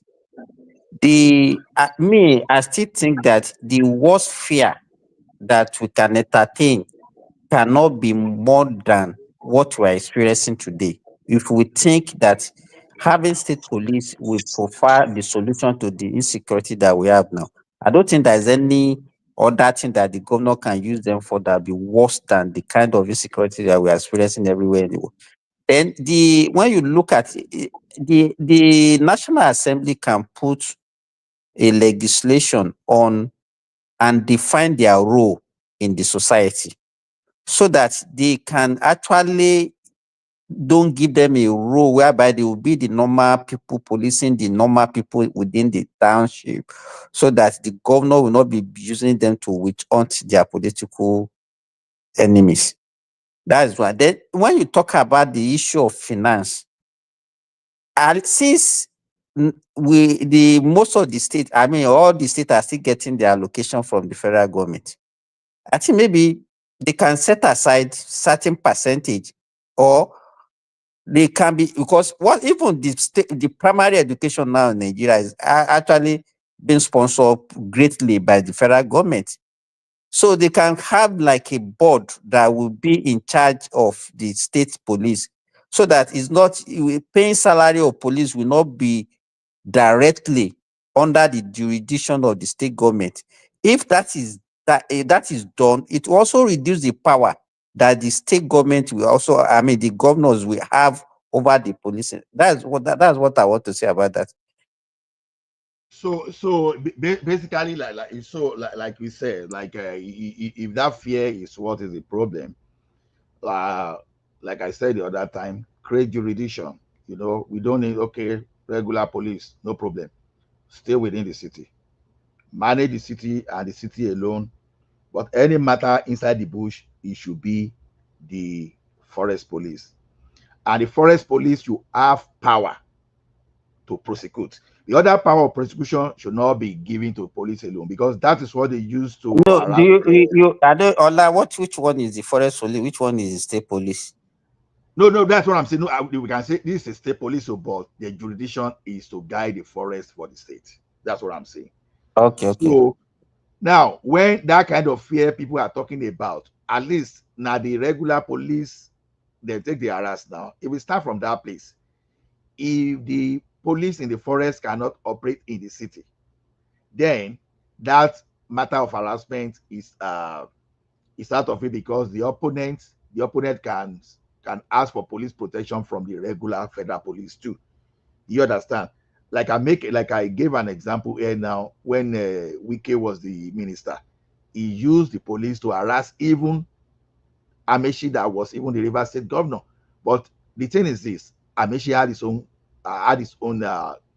police, and he too had his own police. So if that case, you understand, even if the state governor want to use the state police that has jurisdiction of guiding the forest, by the time the opponent too can ask for the federal police protection, when you have police countering police, I think that thing will balance. But what I'm saying is this: the criminality we want to solve today is within our bush, inside our forest.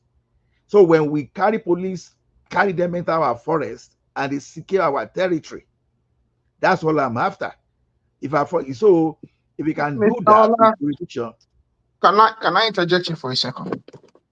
Come on, I see all your change management, all those your machines. I think the way you're talking is a very dangerous way to look at it. The purpose of state police is not to secure the forest, because the state police will transcend the forest. In the near future, any issues of banditry, criminality, okay? Because when you're talking about the forest, the only issue in the forest is not a matter of herdsmen, okay? Because I think you have a simpleton way of looking at this. I'm sorry to say that. The more important issue in the purpose of forest rangers, which is what you should be talking about. I agree with what Mr. Hassan is saying. Number one, you have to have change management, okay? Because you have to look at jurisdiction, you have to look at training. The police is going to transcend the forest. At some stage, we are not going to have criminal arrangement anymore. The dynamics of crime and the dynamics of law enforcement will be different. So we have to implement this properly. I think what might be a good idea is to have a regional command. The regional command then would actually look after the implementation of state commands.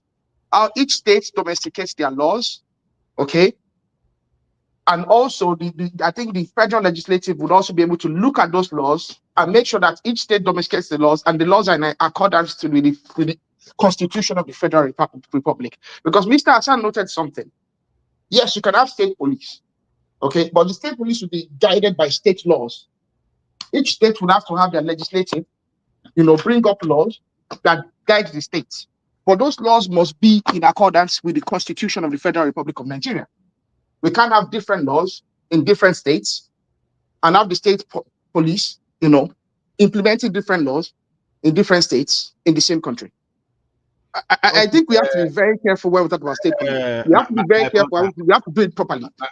My brother, we can't be so fixated on this issue of herdsmen. No, the purpose of state police is not for herdsmen. Just open your mind. Open your mind. My mind is very open. That's why I'm talking like this. And I'm very concerned because we do this in Nigeria. We implement laws that make the problems even worse. Okay? I'm not against state police. I'm absolutely for state police. Aro, can you hear Ola? Or you are just talking? Oh, sorry, I can't hear him. No, sorry, go ahead. So the thing is this. For every change, people are always afraid. And if fear is what to be considered for every change, there will be no change at all. In fact, as a matter of fact, we still be in the Stone Age. The mankind will never move forward. We are looking at for a solution. That's what we are looking for. But Ola, Aro is not saying not to change now. He's saying we should manage the change. Hold on. I understand it's change management, all those theoretical IT and engineering this thing is bringing. This is governance. All those change management does not apply. Otherwise, you have to write change management. You see the Nigerian problem, right, Aro? You see it back? No. Azan, that change management that he's just talking about is just one of my tools. So I know that the change management, the way we normally talk organization, it doesn't apply to the government. You understand? You start negotiating with the Ola, let me ask you people now. When people are not talking now, when are we going to know that what they are saying is actually coming from them and it's not from AI? If people don't, so people are not just being genuine again. People will just come and be giving you things that are. Simba, what I'm even saying is this: people Simba, I don't use AI. I don't even know how to use. I don't even have any AI. People don't even know that last Simba and Aro, you are outdated. We are in the age of AI. If you like it, I've never used AI before in my life. In fact, Aro, let me conclude. People don't even know that last man is a police, just because they are not writing police behind their name. So you don't know. People don't even know that forest rangers, they are police. You understand? Because they are not writing police and call them police. You think they are not police. Because we call them police now, we should call them law enforcement. Hold on, Baba. What I'm saying is this: Amotekun is a template of police. The problem now is this: when they arrest criminal in the bush, they hand them over to the current Nigerian police because they say they are the one that have power to prosecute. Where they are getting that mentality, I don't know. Because we used to have the Office of Public Prosecution, or what do they call it? But that's the problem, Mr. Ola. The police does not prosecute. I don't hear you. It doesn't matter. Let me just make my point. The thing is this: but we know that when Amotekun arrest, the next thing is this: to carry the person to the police. And one person from the federal will say, oh, carry the case to Abuja. We don't want that kind of situation. If Amotekun carry any bandits in the bush, the power to prosecute and get that person should reside within the state. Nobody is taking anybody to Abuja. If you arrest a criminal S-man, in Ekiti, or one bandit, one kidnapper in Ekiti, you should not hand that person to the police, especially if they are caught in the bush. If they are not buying during the process, let those people who have power to take all those bandits to the court. You will know that this thing is directly under the state governors, so that they can prosecute. We don't want any Abuja person, you understand, who does not know what is happening in Ekiti, to be prosecuting a criminal court in the forest, in Ekiti forest. I don't want that. Don't take them to the police. Then the Amotekun people, give them arms to defend themselves inside that bush. Amotekun is a regional police. So look at that structure. I don't see how governors are going to misuse Amotekun. So the template is there. It's only that just because we sometimes we are stiff when it comes to change. So all this kind of change management jargon that you have to unfreeze, you are applying the for free analysis, all those kind of things we started want to bring. Don't let us bring this down. This thing is very common sense. It's a social issue. So people should not be bringing the engineering this thing to politics now. To all those things doesn't work for the government. Yeah, but that's not politics. There's nothing political about it. It's not even engineering. Can I say something? You want to come and bully me? You want to come and bully me with change management? Change management will be saying that I get these parties there. No, it doesn't work. Now it's not like you have one of the organizations where change has been implemented now. We carry knife chook for your own belly now. Haba. Azan, which one you got the yarn? You know, Azan, you don't understand. You know, the two of them have been battling with themselves in the comment section before they came on the platform. So don't mind the two of them. Don't mind them. Well, because he don't go do engineering now, he won't bamboozle me because he's doing PhD in engineering. Okay. Oh, yeah, no. Now the way we are seeing now, they talk am. So that's it. That matter for that forest, because the states were earning forest matter. Ola, I want to quickly make I want to bring your attention to something. Presently, from the NDDC, not the NDSD, we already have what we call forest rangers. Some of them have concluded their training and they have been dispatched to the forest already. So the state police. Okay, so that sorry, Remy, you mean what the federal government planned the other time that they said they are going to employ 2,000 in each state? Have they started? Some of them, yes, they have started. Some of them have been deployed to the forest already, especially in one northern state. I forgot the name. The president mentioned it. Man o' war. We are talking of man o' war people. Nobody is talking about man o' war. Nigerian No, it's not man o' war. It's not man o' war. I mean, I know of it. It's not man o' war. They carry guns, so they carry gun. So the thing is there. The thing I'm saying is this: give them power to be able to take criminal to the court directly. To Ola and Azan, sorry. If they have started that one, so what will now be the need for the state police? Because if they are, most of the criminality. No, wait now, Remy. I'm just asking the question. Just let me finish. If the major reason why we are talking about state police is because of the criminality that is going on in the forest, banditry and kidnapping. If that's not the only issue. Okay, which other issue? Practical issues, manpower. The presence of we don't have enough manpower. That's why. Okay, Azad, if let's say banditry, Boko Haram, and then kidnapping stop in our country now, are we going to be talking about insecurity? Yeah, of course, we are going to talk about that insecurity now. Like what? No. Like what? Simba, even when there was no banditry, we had forest ranger because you are protecting government assets. Because those who are protecting trees now, they are not protecting human beings. Yeah, what we are now saying is it because law is dynamic, right? You have to change your law to adapt to external threats and changes that is happening within your community. So now that kidnappers are now using forests, that terrorists are now using forests now Now you now need some police there that we know those people that are coming from nowhere. You see one thing is this. Let's let custom stay at the border. If those people escape, You know, Ola, sorry. You know what I'm trying to guide against? Wait now, Azan, wait now, Azan. We know I don't like a situation whereby we'll be duplicating things. No, it's not like that. It's not like that. You see, recently the chief of defense staff, actually suggested us walling off our borders. And a lot of people were criticizing him. They want to chop money. Why? But me, I agree with it. Me, I agree 100% with it. We should wall our borders. No, just look at other countries. What is the ratio of law enforcement to citizens? Then look at Nigeria. It's not only how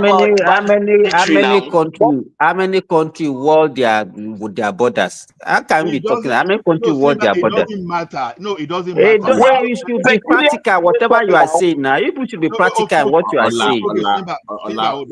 If you wall off the country, don't you care about wildlife? Security is expensive. It's expensive. It's not like you have to spend money for you to be safe. It should be practical. You should talk about something that is practicable. How can you wall yourself off? You want to isolate yourself? So you mean the chief of defense staff does not know what he's doing when the rubbish that guy is talking about? Rubbish. He should tell us what country that does that. No, it's only one thing that you don't carry star put for there before. The only thing that Baba-T just mentioned is the only thing that strike me anyway. That wildlife, okay, but the point is this: in reality, do you think it is possible to wall the country? Of course, absolutely. It's even going to create jobs. Because see, when you talk of such project like that, I first of all think. Stop that. We don't even want to discuss that. Which project? Where is the fund? And then it's not even practicable. The fund will be made available if there is political will, Oga. Where is it? When we have so many other more pressing issues, then warning the entire almost 1 million square kilometers that you want to. We are not even using them now, and the cost of those pipelines are even more expensive than what will be needed to cover our borders. Exactly. That's what we are not looking at. You understand? You see, what is fencing the country, like apart from that wildlife issue, is very achievable. Nigeria is not that big like that because we have water area, all those land area that we talk about. So if we want to face that wall that country today, we can wall it. And in fact, we can. If China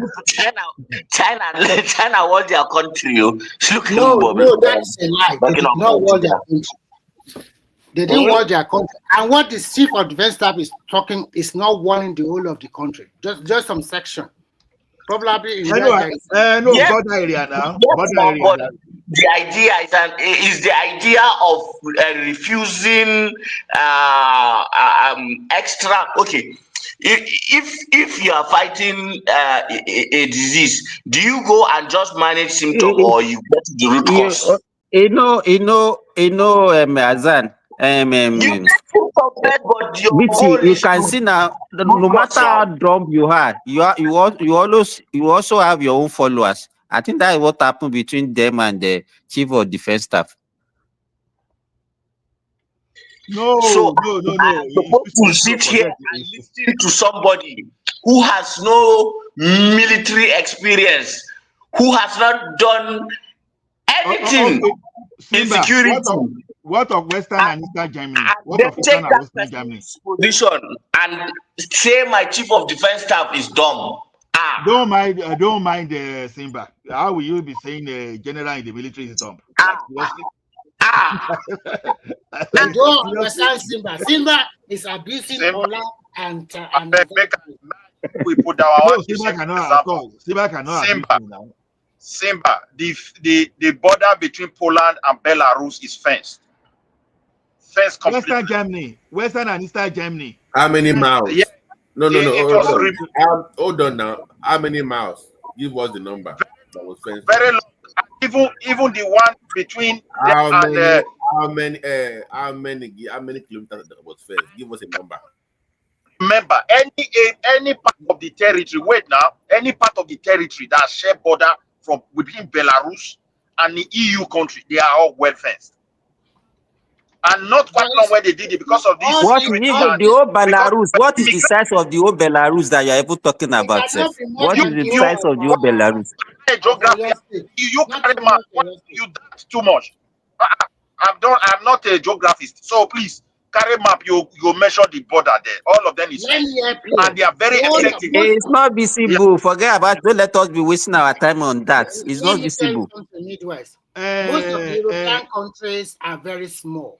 Okay, so it's just that you are talking about small states in Nigeria like Osun, Ekiti, and the rest. They are not big countries. No, So if you say the no, wait.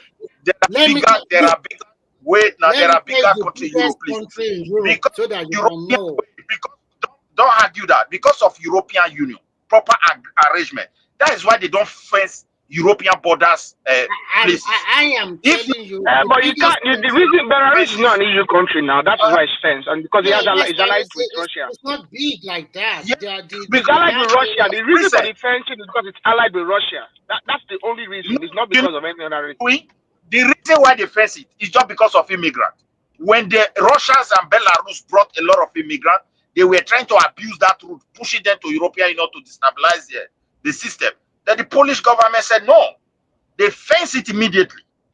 And they pump money there before you know it, they put barbed wire. And if you watch video where they tackle these guys, if they want to cross, you see people. And now they will stop them. Even Spain also has where they fence because of Morocco.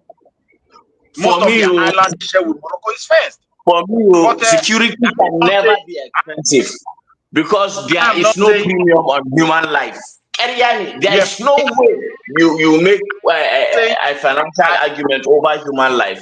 The money that can be gotten. I'm not saying they should fence or they should not fence, but it is possible. It's left for the government to evaluate it if that's what they need. Not that it is bad, or at the same time, not that it's bad, it's good. So that is my own submission.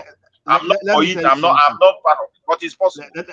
Let me tell you something. You understand? There are several fences around the border of China. In fact, that cover thousands of kilometers. You see the way the way you fence sometimes is it's not as if you are not going to get some area that will be open there. But the fence will allow you to control your border better instead of having thousands of entry into that country. Yes, and monitoring that you can monitor. And leverage technology. Sensors. Yes, now I'm saying that countries do not fence their country. It's not true because there are several countries that have fences around their border. You understand? You see, knowledge is very cheap today, significantly cheap this day. Knowledge is very cheap. That you will see both picture and a word of it. Now, for engineer Simba, because it's not a doctor tonight, because he's not a project engineer now. For project engineer Simba to tell you that it's not possible, at worst, the cost of fencing the town in Nigeria will be $10 billion. At worst scenario. And Nigeria is saving about 20 billion from even on subsidy alone. So just look at our budget, our military budget now. How much have we spent in the last 15 years? Exactly. So if we can, change what we even need to fence the border. Exactly, because the idea is this: those borders is not as if they are bulletproof or whatever, they are bomb-proof or whatever we want to call it. Even the fact that it's going to be monitored, by the time you are attacking one of those fences and you are monitoring, the security agency will know that, oh, someone is at the, and they can deploy and go there. But if you reduce thousands of entries into Nigeria to, let's say, 50, and you monitor all those things properly, we become better secured. So then I think that one will solve the problem of this wildlife that Babati talked about, because I know that wildlife, yeah, they want to get in, movement. I agree, but it's not as if you are going to block everywhere. There are some entrances, but will be better monitored. That's just the idea. So anybody cannot just take anywhere in the bush and just be coming to our country. So don't forget, part of our border we have Atlantic Ocean. So when we are looking at our land area, all those Atlantic Ocean, you understand, they will not be fenced. You understand? But in Southwest now, maybe we have like about 15 ways you can enter into the Southwest. You can reduce to, let's say, 5, and you monitor that 5 properly with electronics, with necessary gadgets. That's what we are talking about. So what's the big deal there? So Nigeria is not the only country that we. I mean, is a Donald Trump not doing things? You understand? Well, Was he not doing things? effective. It's been proven with statistically that it's effective. Oga Ola, let me add to your point. Imagine we do as Remy said, we get 2 million policemen extra, okay, and let's say averagely they are doing their work quite well, but the borders are still porous. So they will be dealing with the ones we have now and then continue dealing with the ones that will come later happen. But when we fence it off, by the time we finish with the ones that are inside, we are secure. Exactly. So all this story of people coming from Futajalon, all those things, they at least we'll be able to contain them. If you people permit, make I come in there. I want to reply Hassan. Mr. Sansa, even when you fence it and you don't manage it, the people will still come in. Just have that one in your mind. No, that's what Oga Ola just said now. Leverage technology. The idea of we just, because we have fence, automatically we are safe, people cannot move. It's like people always have a way of fighting those fences. That's not the point. No, Miguel, that's not the point. If the police, if they are not properly equipped to make sure they are effective, just the way they have neglected police for so many years, just pumping money to build it, and then we have saved. No, it cannot work. So that's not the point. No, let's assume we have 1,000 ways for people to enter into our country. But you now do fence, you now reduce it to, like, say, 100. Now, you know the resources of monitoring, it is easier to monitor 100 now, because you can easily ask for accountability for 100. But today, if people are coming to our country, the first story you will hear is that there are thousands of people in our country. Ola, are we saying that the threats of insecurity are actually external? Is that what you are saying? Both external and internal, yes, of course. So if you want to put a percentage to it, how much of it is external, how much of it is internal? Well, regarding bandits, regarding as it continues to ban, because let Ola answer the question now, Jan. Wait now. Okay. Let me tell you one thing. Banditry was foreign. It's a question of don't story now. Don't give me leading question. I want to explain myself the percentage. Yeah. Now, the thing is this. Banditry was foreign to Nigeria. Boko Haram was foreign to Nigeria. Those were imported activities. So since they come to Nigeria, they've had a significant impact. So I will put that influence to more than 70%. Because they were foreign, all those things were foreign to us. They were not native to us. You understand? They couldn't come to us by bringing, maybe a country will be bringing their soldiers, but they used some kind of foreign indoctrination and some kind of foreign support to get into the country. So the external influence is actually huge. And don't forget that this banditry and all this Boko Haram thing is not limited to Nigeria. It's within the sub-Saharan Africa. So it's external.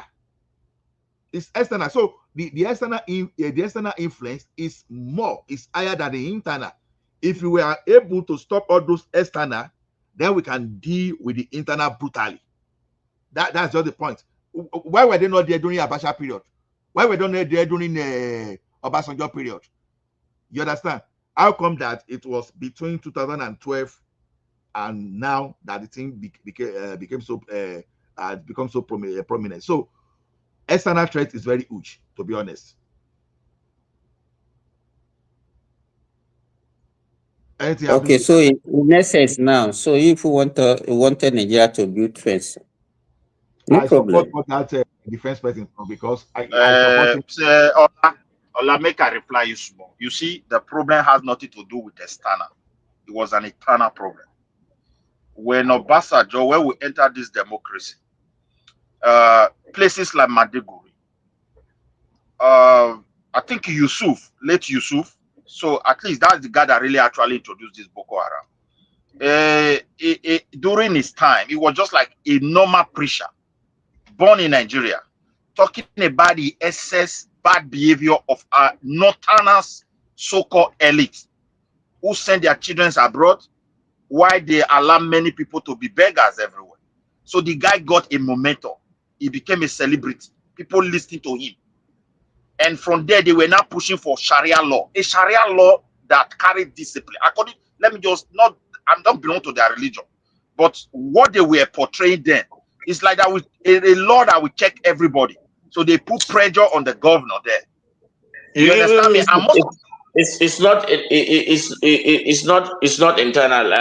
He was trained partly in Nigeria, and then he was also trained in Aljazair. That is where we call Algeria.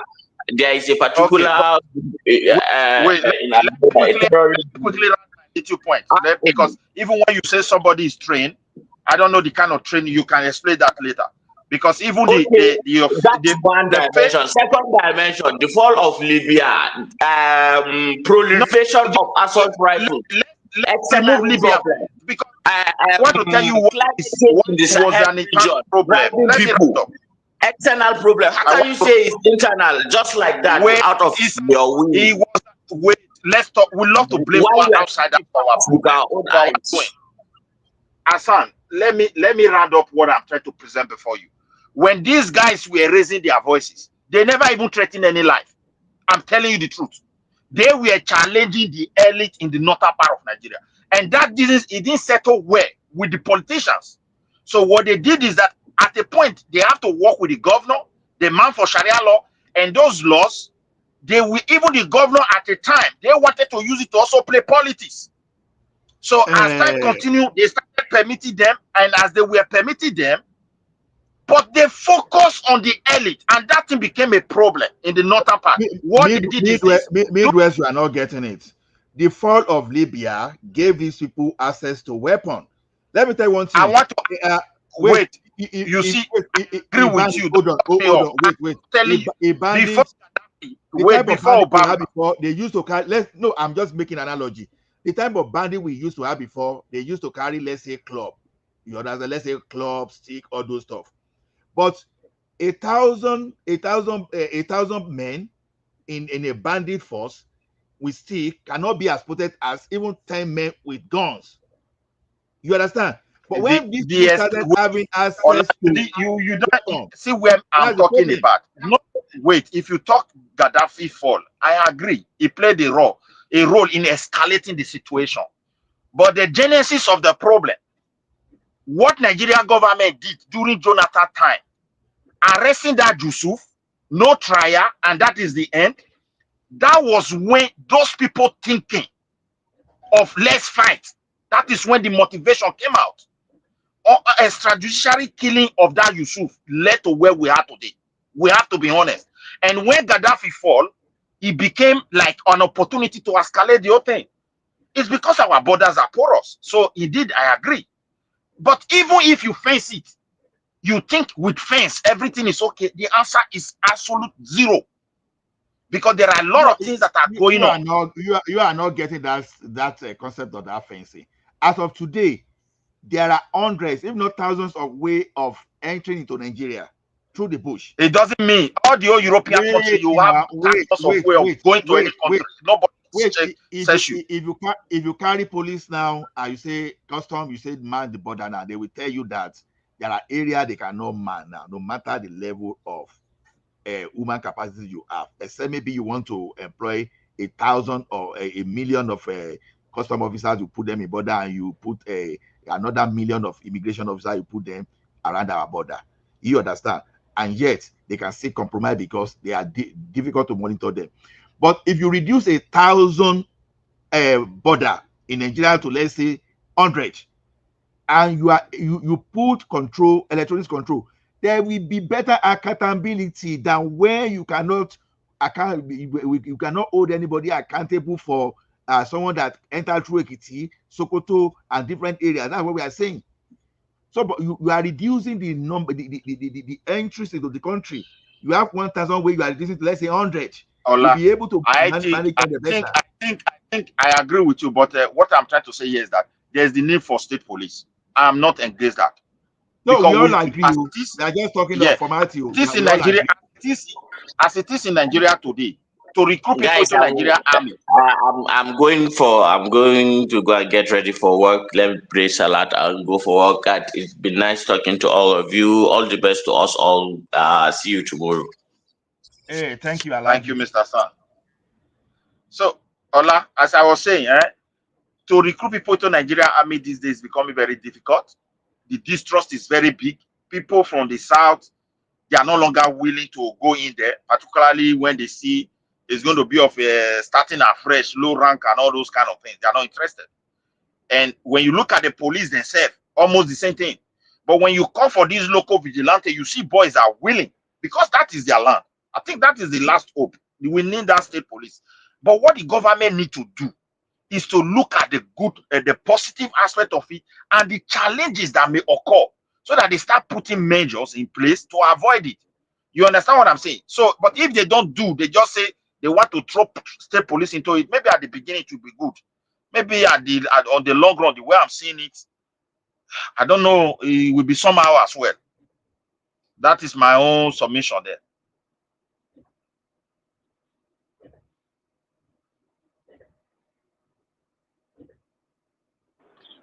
Una don't come out. No, and I don't think anybody disagrees with state police, so, but it must be done properly. All this fireman approach to it wouldn't work. You know, we have to do it properly. Disastrous. It will be disastrous. It will be disastrous. What's the point? And Mr. Allah is talking about prosecution. At the moment, if he commits murder is actually prosecuted at the state level in Nigeria at the moment. See the problem with different Nigeria. All the problem in Nigeria is that we don't even understand the laws that we have right now. The problem with Aragidiba, see the abuse we did for Nigeria as we speak now. Somebody will commit murder in Edo. Maybe the local vigilante caught that person. They will hand over that person to Nigeria police in Edo. If that person have a Abuja connection, somebody will call in Abuja and say, bring that case. And that is the end. It's a very big menace. Yeah, but you know what? Yeah, see, the problem in Nigeria is this. Okay, there's abuse of laws. Okay, and there's abuse of authority. But we don't actually correct that. What we do then is we try to legislate another. At the moment, okay, according to Nigerian law, as is at the moment, there's nothing like transfer. The IGP cannot call for a transfer of a murder case or any criminal case. Criminal cases are meant to be prosecuted by the state prosecutor. Lagos State have a prosecution office of the public prosecutor. All the states have one, and all the states, if they want to put their foot down, they have the authority to put their foot down. See, make I tell you something, this problem has been there for a very long time. Even when everything was in Lagos, those days I know of some boys who commit some crime for a do. They don't arrest them, they did for state CID. They happen to have somebody in Lagos where get high profile person. That case they root out from Benica investigation carry go Lagos. And on that side they go finish the whole thing. Everybody forget about that. Till today, now Abuja on icon the ring. But so that is exactly what we are saying. When the National Assembly make their law, make those laws about state creation, they must draw a line, a clarity, so that any crime some crime committed should be under state jurisdiction, and some crime should be committed under federal jurisdiction. That way, no problem. All of these thing arguments. But you know something. Hey, let me say this. You know that creating state police does not stop the issue, okay, of an interested political, okay, party actually killing an investigation. I think I understand you are wrong. But the problem we are having in Nigeria if you have state police, the state commissioner can have an interest in the case. Do you believe that most state governors, they are, in fact, they are not willing to sign to somebody already sentenced to death? The religion has bastardized everything. Yes, of course. None of the people sentenced to death have been killed. None. Except for when the court sentence this kind of people to death, they are afraid to sign the death warrant. Then if we don't want death, let's use life imprisonment. If we don't want people, the government should not sign to death warrant so that person should be hanged or blah, blah, blah. Then we should talk about life imprisonment. One of the interior ministers that made that complaint about that. Let me chime in. So, because the governors are not signing the warrants. Okay, you call me Prince Daddy. Let Aro finish. Okay, Prince Daddy, you can talk now. Yeah, I was actually to you, Simba. So earlier you said they should localize the state police, but they should be getting their money, their pay from where? No, it's Remy and Ola that raises the issue of salary. That if the states cannot pay their salary, you understand that it might cause another problem. And I said, since states are getting funds from the federal government, like presently, the basic education is actually being financed predominantly by the federal government, and the state will only put their own counterpart funding. So, if to eliminate some of these problem of the state not paying salary, if certain percentage of the money accrued to the state can be used to finance it, that's what I'm saying. But Silva, I get your point. So sorry, Prince, just a minute, you come. But you guys forgot one thing. All the 36 governors of Nigeria, they are getting what we call security vote, and the minimum in a month is more than 500 million naira. What are we talking here? Is it not enough to pay salary, buy vehicle, and the rest? This governor has been over pampered. Prince, that you can continue. See. Yeah. Okay. Now I understand. Well, just like everything else, not all fingers are equal. Not all states are equal. In the decentralized policing, obviously, some police officers will suffer greatly in some states. They're not gonna, even that condition will be worse than what it is today if they were to do that. Not all states will be capable of paying them and meeting their needs. No doubt about that. No doubt about that. But nonetheless, it doesn't stop. We shouldn't stop the states that are capable of, being independent from, pursuing their own, self-interest. I think, Nigeria can only develop and be a great nation, really, if we truly decentralize this power thing and let each state be responsible for their own citizens. And again, in doing that, they have to curb immigration. That's just the way it's going to go. The more you decentralize, the stronger the mobility of people should be restricted, quite frankly, because if states that get their acts together, get state policing, their state becomes safer, they're paying salary, all these things are going very well. People are going to migrate. You're not going to stop people from migrating, and again, it's going to overwhelm the system, those states. So. Prince Daddy, please stop there. Are you in America? Yes. I moved to Afghanistan. I moved to Afghanistan. Okay. Go ahead. What stops you from packing so your bags? So you're my neighbor now, eh? Yes. Wait, Prince Daddy. What stops you from packing your bags one day, throwing all your stuff in you all, and moving across the states, across the country? Nothing. So why would you propose that individuals should be prohibited from moving anywhere in Nigeria? Well, because I don't speak in vacuum. I don't speak in vacuum. I speak to reality on grounds and how things are. What you're saying, yeah, you can move to a different state in America, but I think in most states, if not all, you require a 1-year residency in order to enjoy the benefits of that state. Yeah, well, you can implement that law, but you can't prohibit anyone from. You are talking about I'm not saying in absolutism. What I said was that there has to be some mobility restrictions for people moving across moving to other states. You don't need to restrict mobility. What you need to restrict is access. I agree with this as well. For instance, voting. I don't think anyone should be allowed to vote in a state unless they've been residents in that state for more than 5 years and pay taxes, okay, and fulfill their civic obligations in that state for a minimum of 5 years. You should not be able to vote. So all this transfer of votes, of voter registration from one state to the other, no, that should not be possible. If you want to vote in that state, that too, but I don't see why, again, it always go. See, I'm speaking as a Nigerian because we have this mentality that, a smart part, this person smart past this person. Everybody get Agbari all the time. My point is that, there's some states that get that monthly allocation and this and that. You guys talk about security votes all the time. Fine. But they don't do nothing for their citizens because their citizens pack their damn bags and go to places where they can get opportunities. While they too can be invested in their state, they don't do that. So why should I be collecting my own allocations and taking care of my own people? Then I have to take care of my own people. Is that the way it works in reality? So that's my problem. Agree with Aro. That's why you should agree with Aro. You should agree with Aro that you should have a resident reside in that state for a minimum of 5 years. For you to vote there and pay your taxes. What about schooling? What about the hospital? What about the roads? What about the pressure they put on the economy? Remy, you look at the reality. You don't get access to subsidized health. You don't get access to any subsidized services unless you No, that's not a reality. That's not a reality. If people domicile in your space, look at the reality of ground insecurity.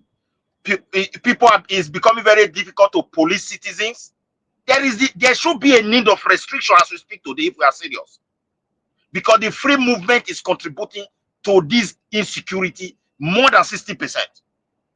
Somebody striking Madiguri. The other day is heading to Oyo. He's striking Oyo. He's heading to Benin. Somebody striking Benin is heading to Imo. My brother, I think you don't understand the socio-economic consequences of what you're saying. Because what's the point of building? What's the point of building a Lagos-Calabar road if you are then going to restrict movement of people? Look, are you going to have police on the road asking everybody what are you going to do? Is that what you're going to do? There are countries that practice all these things. We're not trying to restrict commerce. They can move freely and go anywhere. See, if I may understand, move freely and go anywhere, then so why are you restricting them? No. See, they can't reside and enjoy all the benefit of the place. That's the problem. That's what I'm saying. That's what I'm saying. They cannot enjoy the benefits unless they've been resident and tax compliant and obligate and fulfill their civic obligations in that state for a period of 5 years. Aro, you are missing. You see what Prince Daddy said is correct, and you are correct as well. Because the thing is this: when you want to restrict mobility, no be benefit made people they work out from Niger Republic or from the particular go Lagos. No be economic opportunity, no be opportunity. The question is this: if you don't have add any economic value, there should be a way that even you will stay where you are. That's all. To make it difficult for you to even come to Lagos. You know that you are going to get to Lagos, but life will be miserable for you. You stay where you are, so that you can mount pressure under your rural governors that is failing to do the right thing. I totally agree, because in the United States today now, if you are living there, let's say one state and you want to go and school in another state, you pay in-state tuition in some area, and you pay so you pay higher than those people that are resident in those states. So there should be a way like that in Nigeria, because you see now Lagos now is spending money to build its infrastructure, and everybody running to Lagos. It shouldn't be. It shouldn't be. I agree with that. I agree with that totally. And the whole collapse for nothing. We have to have a national database, and we have to have a tax. Yes. Midwest, go ahead. Sorry, go ahead. Please. No, I said go ahead, Mr. Aro. I'm saying for us to do all these things you are saying, okay, I agree with what Prince Daddy is saying, in essence. Okay, but for us to actually do it properly, there has to be a national database like we already have, and we can make it better, enforce the national database, and also enforce these new tax laws. Because one aspect of these tax laws that we are missing is the fact that every individual is obligated to make a tax declaration at the end of the year. And then you can enforce laws that make sure that individuals, like this, yes, I agree with what President is saying. Individuals can't just leave some backwaters where their governor is not underperforming, like Osun State, and then move to Lagos and go and be a burden to Sanwo-Olu and his people. Yes, so Aro, sorry, what do you mean by like Osun State? What do you mean by like Osun State? What is your problem with Osun State? I beg, keep quiet, Joe. We are going to deal with you. Is it Ekiti State or what? Mr. Rogiri, see, if you look at Nigeria's situation today, there is the need for restriction. If people don't have economic need of moving, employment move of reading, legally well known to the government, my brother, stay where you are at the moment. That will curb the insecurity. Because this free movement, people just come in with cattle, you don't know where they are coming from. If you have cattle here that you know in your community, you can control them. Even when the other people are coming from distance, they are the one that will tell you, because they don't want trouble. They will tell you, these bad guys, they are already somewhere. Then you will switch into action. The one that are with you, wherever place they come from, protect those ones. The new one coming, they must report themselves. You will know that new ones have arrived. But this one, you just go wherever you like. The authority in that place don't know the people coming. They don't know the one going out. These are the things that are responsible for insecurity in the country. I think either country, either Malaysia or Indonesia, if you are leaving your own region, you are going to another place, police stop you on the way, you must tell them what you are going there to do. If you are going for a visit, they will document it. You understand me?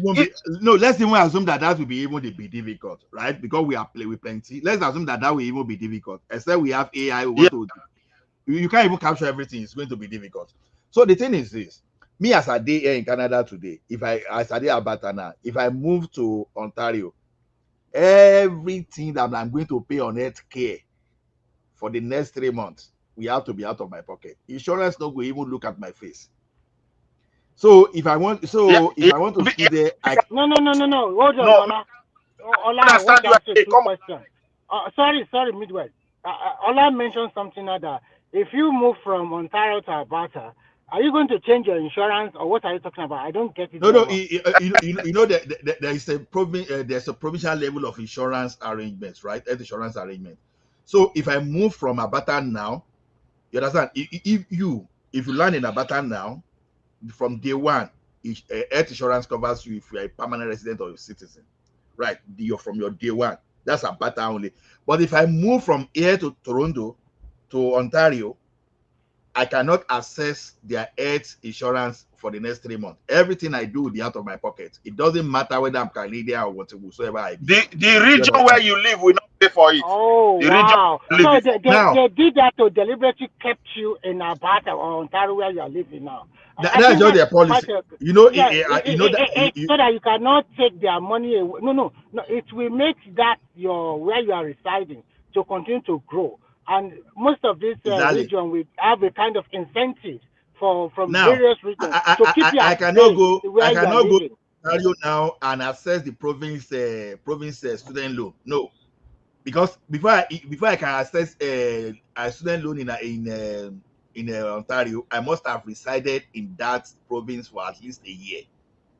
Now, before you can access Alberta student loan too, you must have resided. You must have lived in Alberta for a year. If you are from Alberta and you go live in the US for the next 2 years and you come back, because you've not lived in Alberta for the past 1 year, you are not qualified. You have to. But what about if you are remitting your taxes back to Alberta from the work you are doing in the US? So if you are remitting, then that means you are claiming that you're a resident of Alberta, because it's a criteria for you before you can pay tax in Alberta. Yeah, tax residency is what matters. Tax residency is really what matters.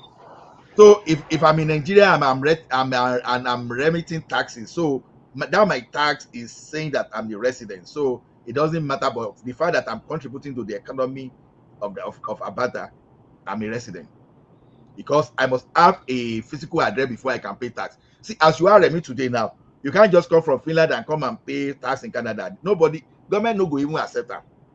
You understand? Because you must explain why must you pay tax to where you do not belong. Nobody will take that from you. So that means that our system for here, anywhere you address the community where they now there you pay tax. If I'm working in commune A, or maybe working in a different state, I go and work in the capital city, and my address is in one small commune. My commune tax will go there. My healthcare expenses will go there. That regional government. So if I'm sick in the other place, they will treat me. The bill they go give them, and they will surely pay. Because I think that will work in Nigeria. Are you saying hold that on. Yeah, say. I didn't know that, but I made that proposal before. Say if you come to Lagos State, you're coming from wherever you're coming from, Ebonyi or Sokoto State. If you can't get healthcare in Lagos State, then they send you the bill to Sokoto State for the governor to pay. That's where it should go. Because look at what they are doing in Nigeria. They will go and count people. They will say population of Praise Daddy. Praise must give them more money. If you don't have my province health card, nobody go attend for you for free care, or you go pay your money because I have a better health card. So what Lagos should do is this: you should have Lagos health card. They should be doing all those things in that country now. When you have Lagos State health card now, when you have insurance within the Lagos State, so when you go to the hospital, the priority should be the Lagosian. They will attend to others, but you will pay out of your pocket. Mr. Ola, there's nothing that stops someone from Sokoto or Enugu or anywhere from coming to Lagos and apply for a Lagos health card. How do they prove that the person is resident in Lagos or not? No, you have to produce your tax clearance. Tax clearance. Make tax clearance that they forge. Tax clearance they forge. If you want them to make you tax clearance for tomorrow, Midwest, hold on. You will forge health clearance in Lagos State. Good luck to you. Go and do it, and I come and tax clearance. Then they do tax clearance everywhere for Nigeria now. I said go and forge it in Lagos State and come and feed me back. The thing that they are producing on the alphabet infrastructure, go and forge it. And come I want to ask you a question. What of person will come on, you know, can't deal with her for inside that Canada, I can't be sick. They go let her make it die. You will pay your money out of your pocket. No, and they ask what of if you not get money anyway. See. When there's a problem, it's not as if they are not going to treat you. You have access to some level of, you understand, facility. Maybe someone that maybe a man now that have a very critical thing that he can pay in the next 1 minute. Of course, they will treat you immediately. That's not the problem. But they will pass the bill to you. You understand?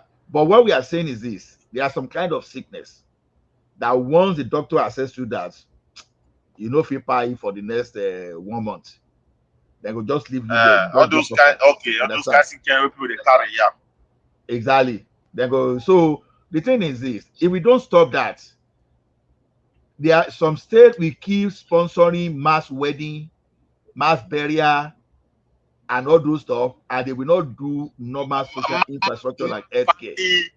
They celebrate mass party, and then the people will come to be bought into another people's state. So you have to stop, man. That I agree with you. The thing has to stop. They have to, because these are things they need to look into.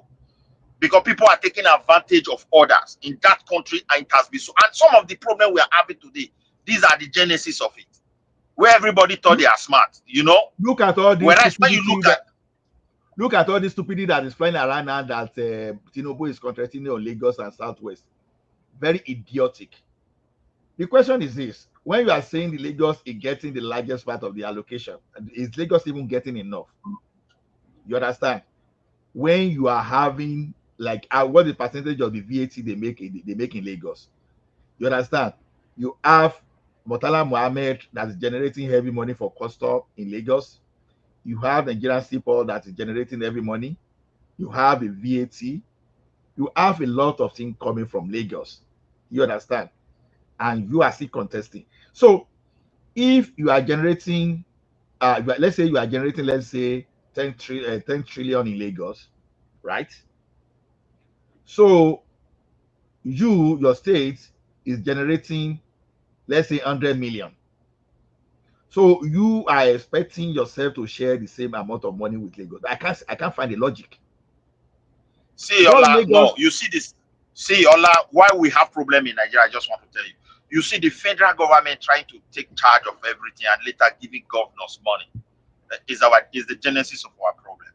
If we should, give power to to generate money, and why because when you are generating money, there is a due accounting procedures that follow them. It make the federal to see. Like example where I live now, there are community that when they bankrupt, the central have to assist them. But there are conditions to do that. That means all their finance book will be subject to scrutiny. There are national law and there are regional law. There are also communal laws. Take for example, in some commune here, they will tell you if you have 3 kids because they need children. There's an amount of money they will be paying. And if you go to another place in the country, you don't enjoy that. This is just their own. So if you are running those kind of incentive will not be standard of the national one, you have to stop all. And they will put a cap whenever you say so amount of money or you can't even bring that again. That is when they will start bringing federal money. Why? To make sure they don't create a situation where people feel that the other part is cheating them. Like in Nigeria case, everybody is not complaining of cheating. Because I don't blame those people that will say Tinubu is concentrating. Sometimes we don't even know how the government is generating money. The other day they want to borrow. Do you know that I would not have even had problem if assuming, look at it this way. If you are giving Kano State, no, let me use another state. If you are giving another state in the northwest or the northeast, if you are giving them, let's say, 1 trillion naira, and you see that 1 trillion naira, you are now seeing model hospitals. You are now seeing some kind of a model security infrastructure. You won't have problem because sometimes the best way to take wahala away from your region is to develop that region that is bringing wahala to you. For example, if you are having, let's say, 1 million people coming from the northeast, and you are able to spend your money there to let them stay within the northeast there and do well for themselves, you don't have a problem. But the problem is when you now give them that money, and the first thing the governor will do is to sponsor for pilgrimage, it will sponsor for mass burial, it will sponsor mass wedding, and all those stuff. You do not send all those people to school, you do not train them. That's where the problem comes in. You understand? Yeah, but no. See where the problem lies. If that state governor is to generate money by themselves, everybody will know exactly what they are generating, even the federal level. So if we have any need to go and add money to it, it will be transparent. And nobody will quarrel about that. Because as time progresses, you will surprise that region will become one of the richest regions if it is properly managed. The problem we have is that those states they don't have means. They don't have means of generating money. That's the problem. When you now give them allocation, instead of them developing the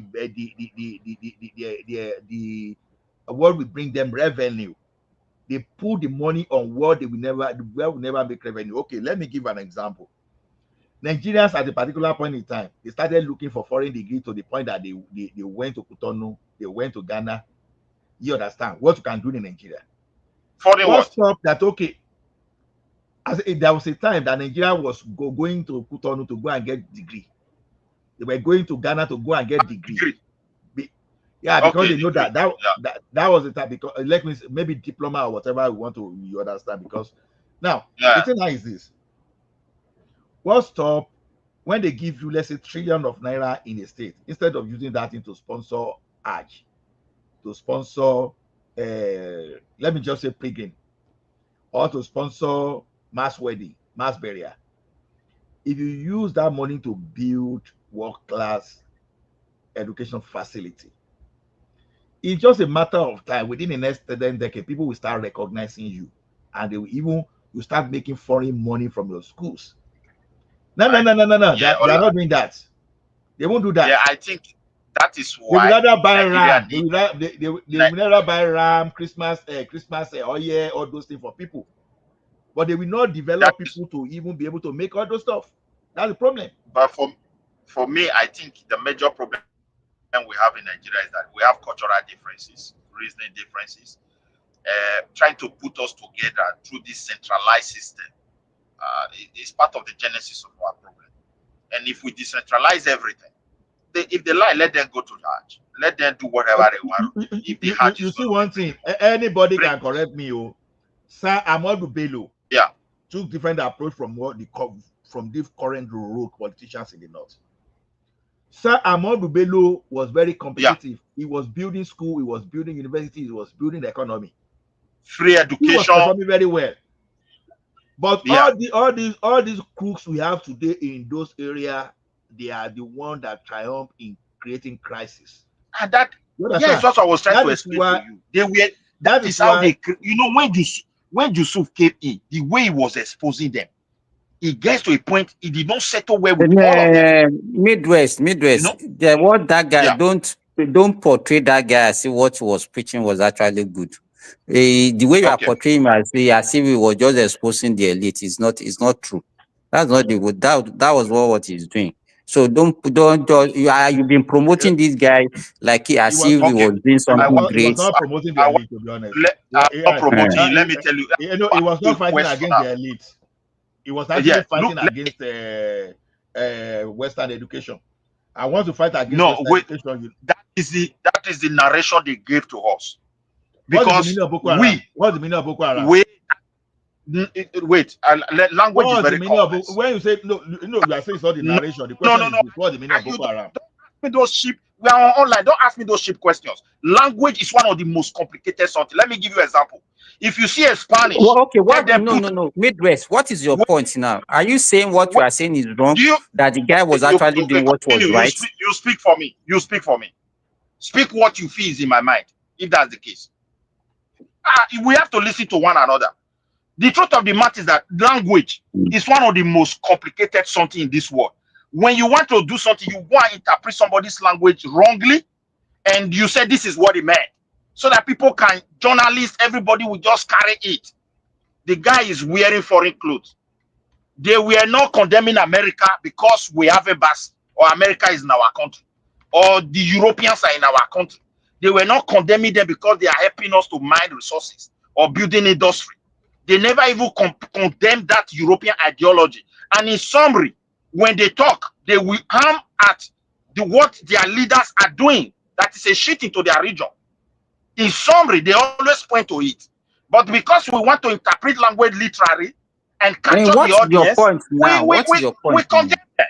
I'm just trying to tell you. You want me to tell you what it means? Let me tell you the name of the organization or vision. If they say I don't know much about Islamic. You know hold on.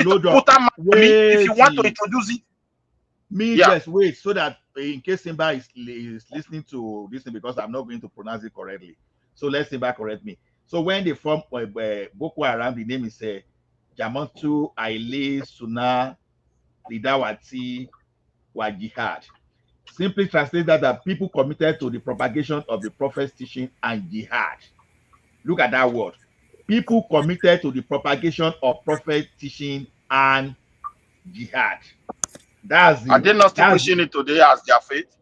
Hold on now. You said they are fighting against the LET. You know what the word jihad means? Wait. You understand? Now, wait now. See, my brother.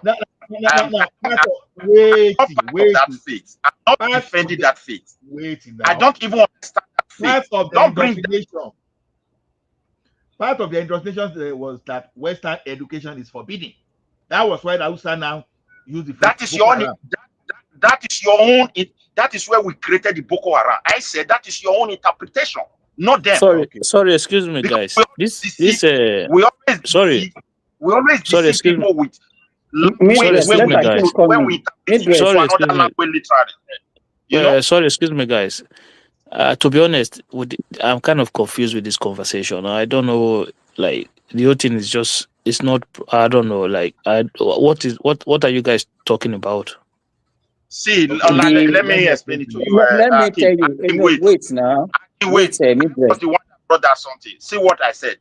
You see, we were trying to refer to the crisis we have in our country. All these Boko Harams and all of them coming out as we enter this democracy. No, because it was like 2 minutes ago, I was hearing people talking about hospitals issues, and within the minute, the whole thing I'm hearing Boko Haram. Yeah, why we switch is because of the problem of insecurity. If you want us to drop that, we don't agree. We can. No, drop I don't understand. How did that conversation from the hospital? Let's say everything centered around insecurity. We started from state police. Insecurity. You understand? Wait now. Let me give you the background. So people are now talking, okay, what are the merits and demerits? What are the mitigating factors?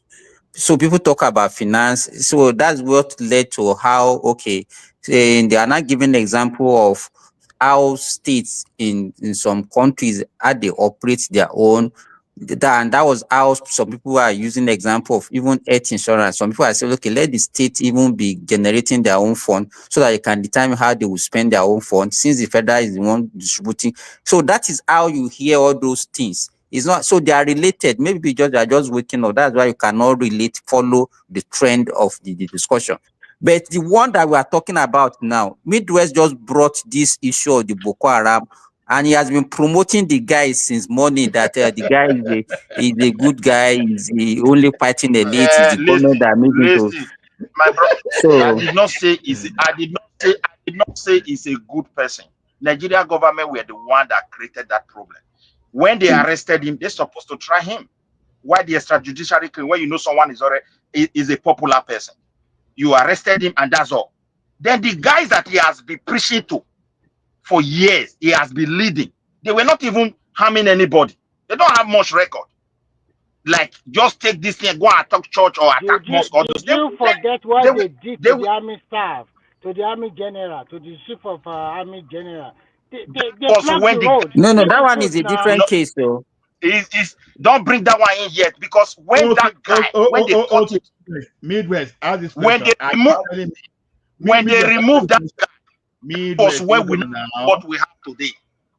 Midwest, answer this question. Are you telling me that Ken Saro-Wiwa are the we call extrajudiciary murdering of Ken Saro-Wiwa was what led to, although we know that Abacha tried him anyway, led to the South agitation? Then is that what you are saying?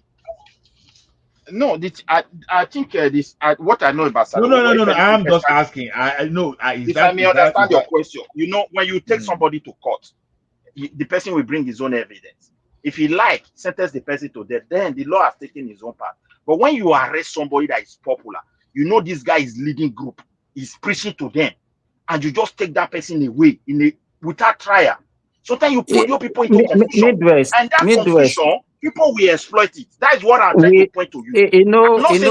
We have a way. We are the one that will come here and be sermonizing. This is the problem that we have, but we like promoting criminals. You understand? Okay. We just how do I not promote Western country lower? Because I don't understand your argument since you joined the platform today about this guy saying that the government that made him to be criminal. He was not a criminal ab initio. He's just this. I don't know. I don't understand. See, you don't listen. That is why you don't understand. I swear, you don't have a point. Somebody is bad. Somebody you said is leading people astray. His behavior is not good. If you arrest the person, you try the person. There is no way you can explain criminality, irrespective of whatever. So just because the way the police deal with their people, the next thing is that his group should not commit crime. Abba, that's the kind of justification they were giving to the silly amnesty, because I call it silly amnesty because how will you even be negotiating and you were now looking for at how you were going to pardon a group of terrorists? So are you surprised that the thing graduated to banditry, kidnapping, to the point that the government was even listen, my brother, you are talking about different things, because I agree with you. Ola, I condemn giving people amnesty. if you want to give amnesty, take them to court. Go and prove your case. People will now Mr. Ola, wait Mr. now. Ola, Midwest, Mr. Ola, can I ask you a question? Okay. Yeah.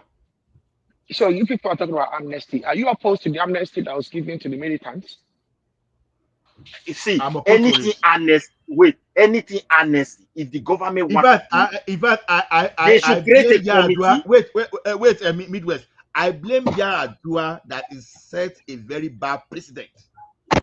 Because some people saw economic value in what Yaradua did. You know, Nigeria now, when you just give bad precedent today, people create value around it. The kidnapping we are talking about today, you understand, were started by the Fulani militia, all those foreign or whatever they want to call them. But what do we have today now? They have some people now that see economic Ola, you can when you talk about kidnapping in Nigeria, it was not started by the Fulani. Don't change story. Don't go there. Don't go. I understand what you are talking about. I know that the start media. I know they do that. I know exactly what I'm saying. So why are you not saying it started? Why did you say it started by the Fulani militia? Hold on.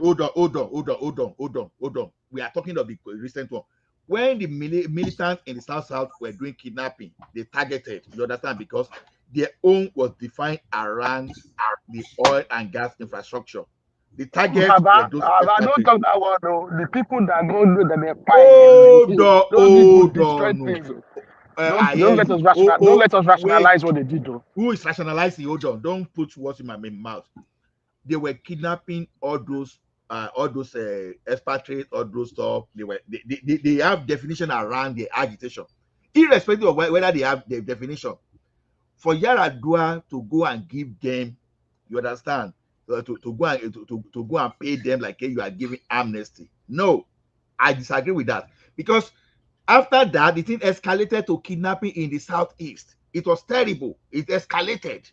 People saw the economic value in that kidnap that was happening in the South. So the thing escalated to the Southeast.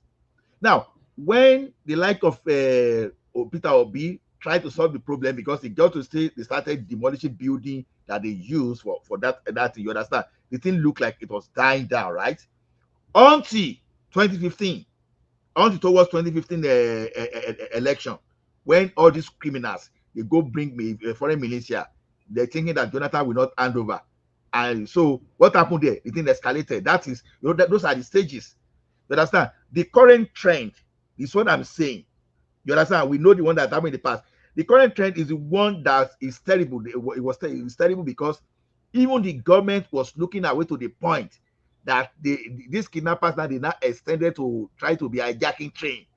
You understand? To the point that the government was not even paying ransom to all those people. It was that bad.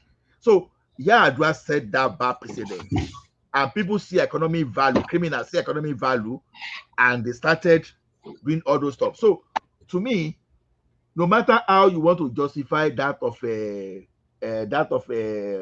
Mohammed Yusuf, you understand, the police didn't do the right thing. Agreed. But now be giving a job because the police pine their blood. That's why they are doing all those things. There's no amount of excuses you can give to justify criminality. A criminal is a criminal and it's a criminal. Nothing to justify.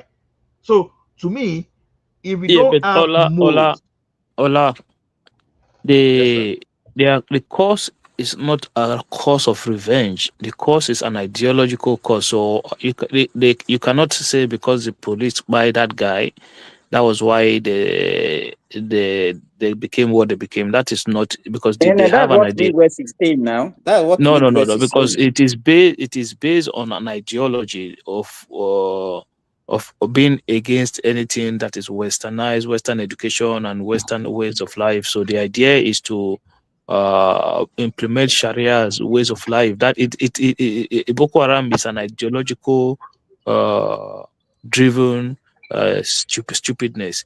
So it's not like it's not like they buy our leader, so we're going to revenge his death. No, that was not what happened. That is not. No, it's Midwest that is justifying that now. What we are saying exactly is what I'm saying. Because Midwest is now saying that we are the one giving that Boko Haram name that is a misinterpretation of language. I'm saying it's not misinterpretation. No. The name itself stands. That is what it means. No, the name. The name, you didn't give those people to really explain themselves. The name That was is what to we are. set them You, like you that. see now, Midwest. No, this thing you are doing is not Wait, good. it's good. Midwest, Listen, this my thing brother. you are Wait, doing is wait, not wait. good. You see, wait. You see this country where we did Nigeria. When something is happening at the infant level, the way we rush over it, believing when we use that. You don't understand the Hausa now. Let me round up now. You don't When understand the we Hausa. believe, How can you be telling an Hausa man that we be misinterpreting the language? Wait, it depends. Let me not an tell Hausa man. An let Hausa man me tell you. came out and told you what the thing means. And you are saying we misinterpreted. No, wait. If I give myself a name, for example, you tell me the meaning, I can explain. You say this word mean. You can explain it because maybe you have the media, you are the authority, and that one we sell over what we try to explain. That's why I'm trying to give it that language is very complex, not the way you are seeing. Okay, what's the meaning of Boko Haram? Midwest. Oh, yeah, tell me the meaning of You Boko Haram. understand me? Tell me the meaning. Wait, that's what the name they gave to themselves. I gave you an example. Were those people hurting any white man, any Western people? The answer is no. Were they burning your investors there? The answer is no. They never even attack any investors. Midwest. Hold on. Midwest. Huh? Did they kidnap children from schools? Did they bomb? Did they kidnap children from schools? Before just the death of that guy, they never went to any school to go and take any child. Go back to you don't. You're also look. You are not looking at the gradual expansion. You're not looking at the grad. Look, hold on now, Midwest. Hold on 1 second. Let me explain something to you. This incident of Mohammed Yusuf. Do you know what year it happened? And that was the genesis. We just at that 99. No, do you know what year? Do you know what year it happened? I can't remember the year. His disappearance. Wait. So okay. So do you not understand? Hold on. Hold on now. Hold on. Let me hold on. So this is an organization that was set up, right, for that same purpose, for that same very purpose. So what happened was governors in that region wanted to use that sect as kind of a paramilitary to like talks to kind of help with election rigging and stuff like that. I want to do something. Hold on. So when that's finished, then these people become a bone in the neck of this elite in governors' houses. So they arranged for that guy to be arrested. While in custody, he was by. So the idea was already there. It just wasn't violent. It became violent where they have enough resources to carry out their violent whatever they want to carry out. I don't even know what Midwest is even fighting for, because even right from their name, interpreted that people committed to the propagation of the prophet's teachings and jihad. That was jihad. We all know what jihad means. Wait. Even from the faith. Hold on. No. Don't publish. Don't publish now. That Ola, don't publish. Don't. I'm explaining to Hakim, because at least I've explained this thing to you before. Now the question is this: this guy was preaching against the law of Nigeria. You know, we are a federal republic. Do you know what it means? You just go out tomorrow and start preaching against the law of your country. That is anarchy to start with. Even by that proclamation alone, you're already committing treason. You understand? Then, when you are now saying, okay, you didn't even stop at that. You even buy people, including the police officers. You understand? And you are now telling me now that this man was a gentle soul, just doing his own thing. Ask yourself a question. Why didn't they do that to Adam Oshiomhole when he was leading the Nigerian Labour Congress? Why didn't they do that to people like Wole Soyinka and Femi Falana when they were joining the trade union people and were doing that? You understand? How many people can you connect to Adam Oshiomhole, Wole Soyinka, and Femi Falana when they buy there? And you are saying people misunderstand this guy. How will you misunderstand someone that buy policemen? You understand? Look at what Obasanjo did in OD already. Just attacking a soldier of a country is like you are declaring a war against the country. Someone buy Nigerian police, and you are saying the man was just they own jeje. and Nigeria, this thing. We are not saying what police did to him in the custody was okay. That's extrajudicial. You understand? But the question remains is this thing. This guy was a criminal. He was not preaching anything that will promote peace in that country. He was promoting things that will create anarchy, a thing that will create rebellions, that will create anarchy. You understand? That by that pronouncement alone, that one was even a crime on its own. What are we talking about here? You understand? Nigeria is where, what's the name of this guy, this former military man that was a doctor, that was even saying they know where all those militants are, that was talking Gumi, that was talking freely, all those kind of things. In a serious country, those guys should be behind it, they should be in prison. Tomorrow now, if police now find a way to deal with that guy, now they will say, the guy Gumi dey in jeje, he no do anything, no. Now Nigerian government go find him in trouble. Not be so, my brother. Not be so.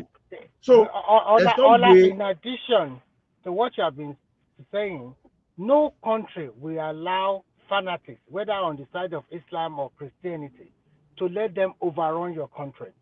Those people, they have already started doing their expansionist policy, not obeying to the law of Nigerians.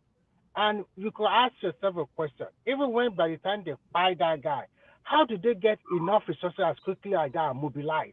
And before you know it, they started expanding, collecting community easily. How? I'm even happy that Azan is there. I'm even happy that Azan is there. Azan, they said Mohammed Yusuf was an innocent man, that he did nothing. That's what someone has been preaching there. It just wasn't violent. It became violent when they had it. Hello, guys. Yeah, welcome, Azan. Welcome back. I came back specifically for Midwest. Midwest. Augusta. I am born and bred in Borno. I was there when the insurgency started. I have had family members that were victims. I have had friends that were victims. I have myself narrowly escaped death several times. Let me tell you this. In 2002, that was when Boko Haram actually started. And in that 2002, it is not even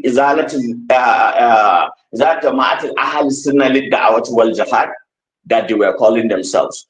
Just do a quick Google search. You find that in 2002, they blocked a route, a way between Bama and Goza, and they stopped travelers, and then they segregated any person that, Agut, they call it Agut. If you associate with Western education or you do anything Western, they call you Agut.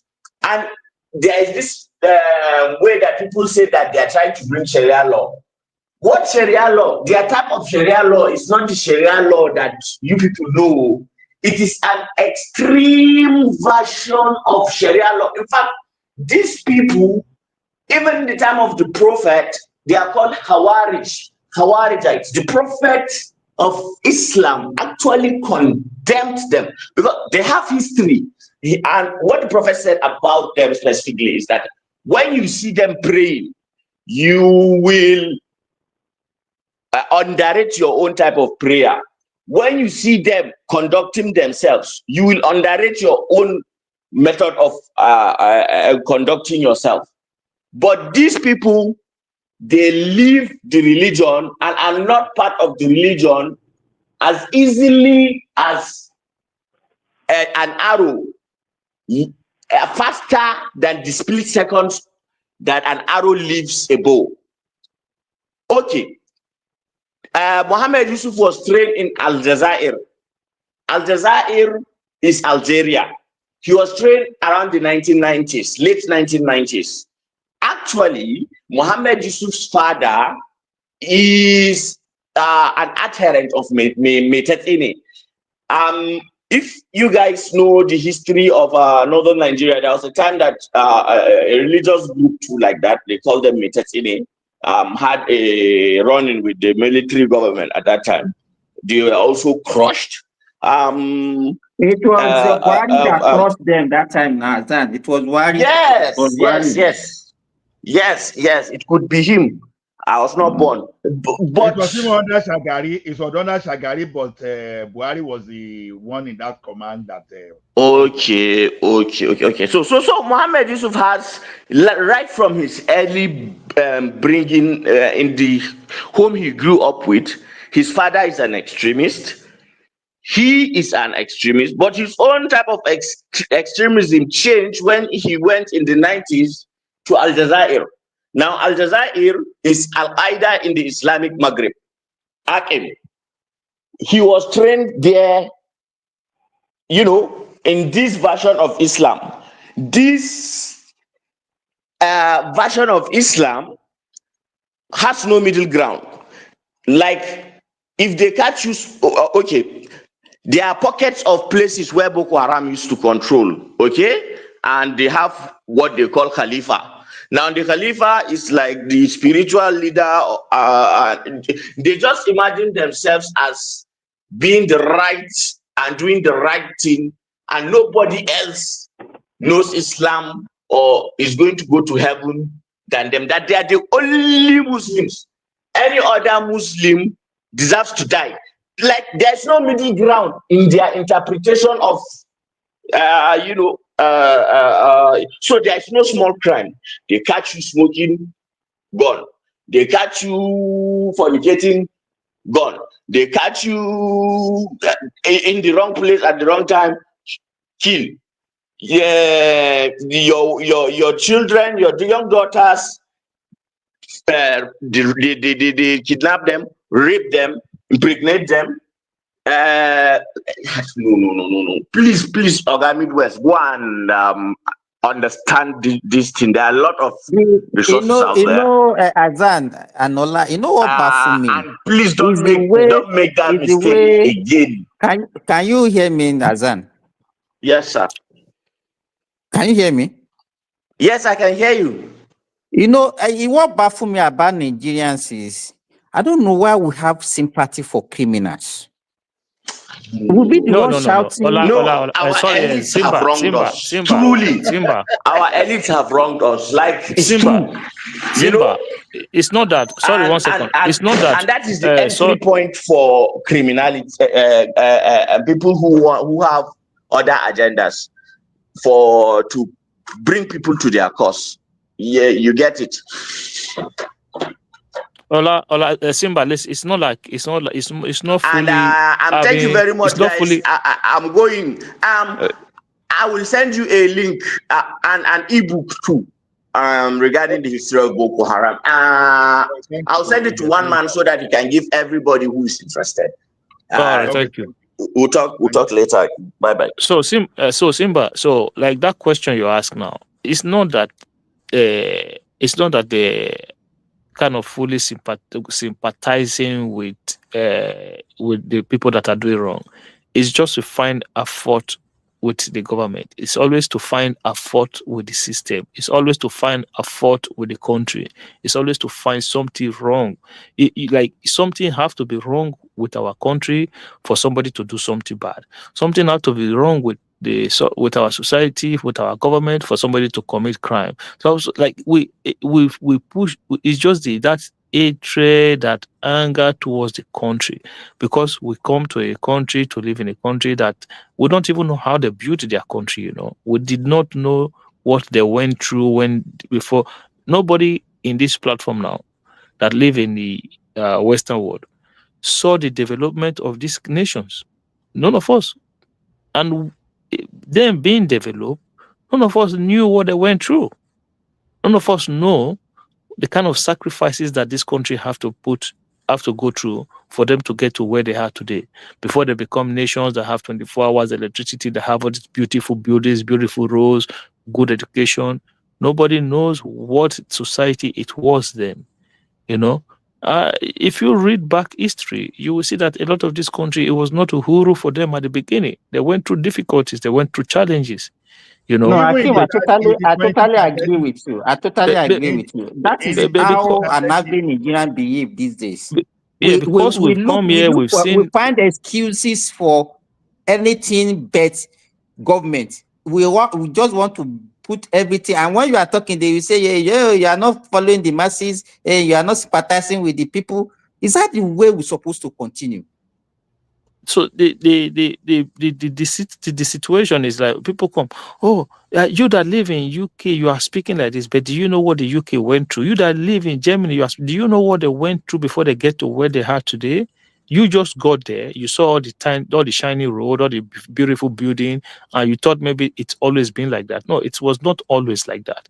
At a time in their own history, they were going through the same challenges that you are going through today.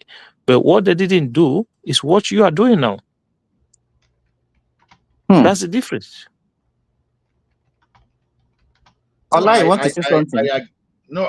agree with you. I agree with you because, and this is the purpose of a forum like this, because I know that there was a time that we never had opportunity to learn all these things. And the reason I said knowledge is cheap today, because what we could not learn, like even like as early as 10 years ago, we learned that thing within a week today. It's just for us to open our mind. If you open our mind, like all these things you just said now, for example, they are there on the internet for us to see. You know, even as early as as at 20s, 30s, you know, this Ospu, dunk, and all these things, they were littering the street of United States of America, and that part of those things caused a lot of disease. The way the street they clean today, no be like so it in the 20s and 30s. So you understand that even the rich men are the one using horses, that horses will just be shitting everywhere. You see the way they are today now. They have to go through a lot of process. You know, one thing is this: when Nigerians even see the processes that will build the country, they don't even recognize it. By the time you want to explain to them, to benchmark with what some people did in the past to do, everybody want to sound politically correct just because we have our own agenda. You understand? That is why someone will come and be telling me, meeting us that Lagos Coastal Road make no sense, like the Lagos Sokoto Highway make no sense. That is why some people will be taking the idea that Lagos State is sharing money more than the remaining part of the state. So you will be seeing all those some kind of justification and something that make Tifola. Do you? This is my thing. People are, like you said, that Lagos part. They are worried that Lagos is taking a lot of chunk of the investment, right? But nobody talks about when it comes to sharing. You hear the noises and the complaints, but when it comes to production and generating funds, crickets. So when it's time to generate the funds, nobody's complaining then. But when it's time to share the money, all of a sudden, there's no one Nigeria anymore. How much are those areas contributing to the pause? Why are they complaining? The Northwest alone gets about 5.6 trillion of all the total projects in Nigeria. You don't. No. You know, Remy, what BT is saying, when you look at the revenue, even what Oyo State alone is generating is more than the entire North. You understand? For someone, so talk less of now Lagos. So talk less of Lagos. Now, when they are sharing the money, they don't see the way they are sharing the money. It's only when they want to do projects that they complain. When they are making the money for other people to share. Simba, when they started making noise, sorry, Babati, you will talk. When they started making noise that Tinubu did not do anything for them in the northern part of the country, when they now brought out the project, you can see the Northwest have the lion's share of the project, 5.6 trillion. The Southwest alone, only about, oh God, yeah, quiet. So the argument that this region have this money, they put some money in Lagos and put some money. I think for me, you have to see it as political conversation, political argument. It doesn't make sense. Okay, so if you have institution or you have infrastructure of government in any part of Nigeria, constitutionally, that money is spent for all Nigerians. Nothing stop a Northerner or a Easterner or a Westerner or anybody from any part of Nigeria to relocate to any other part of Nigeria.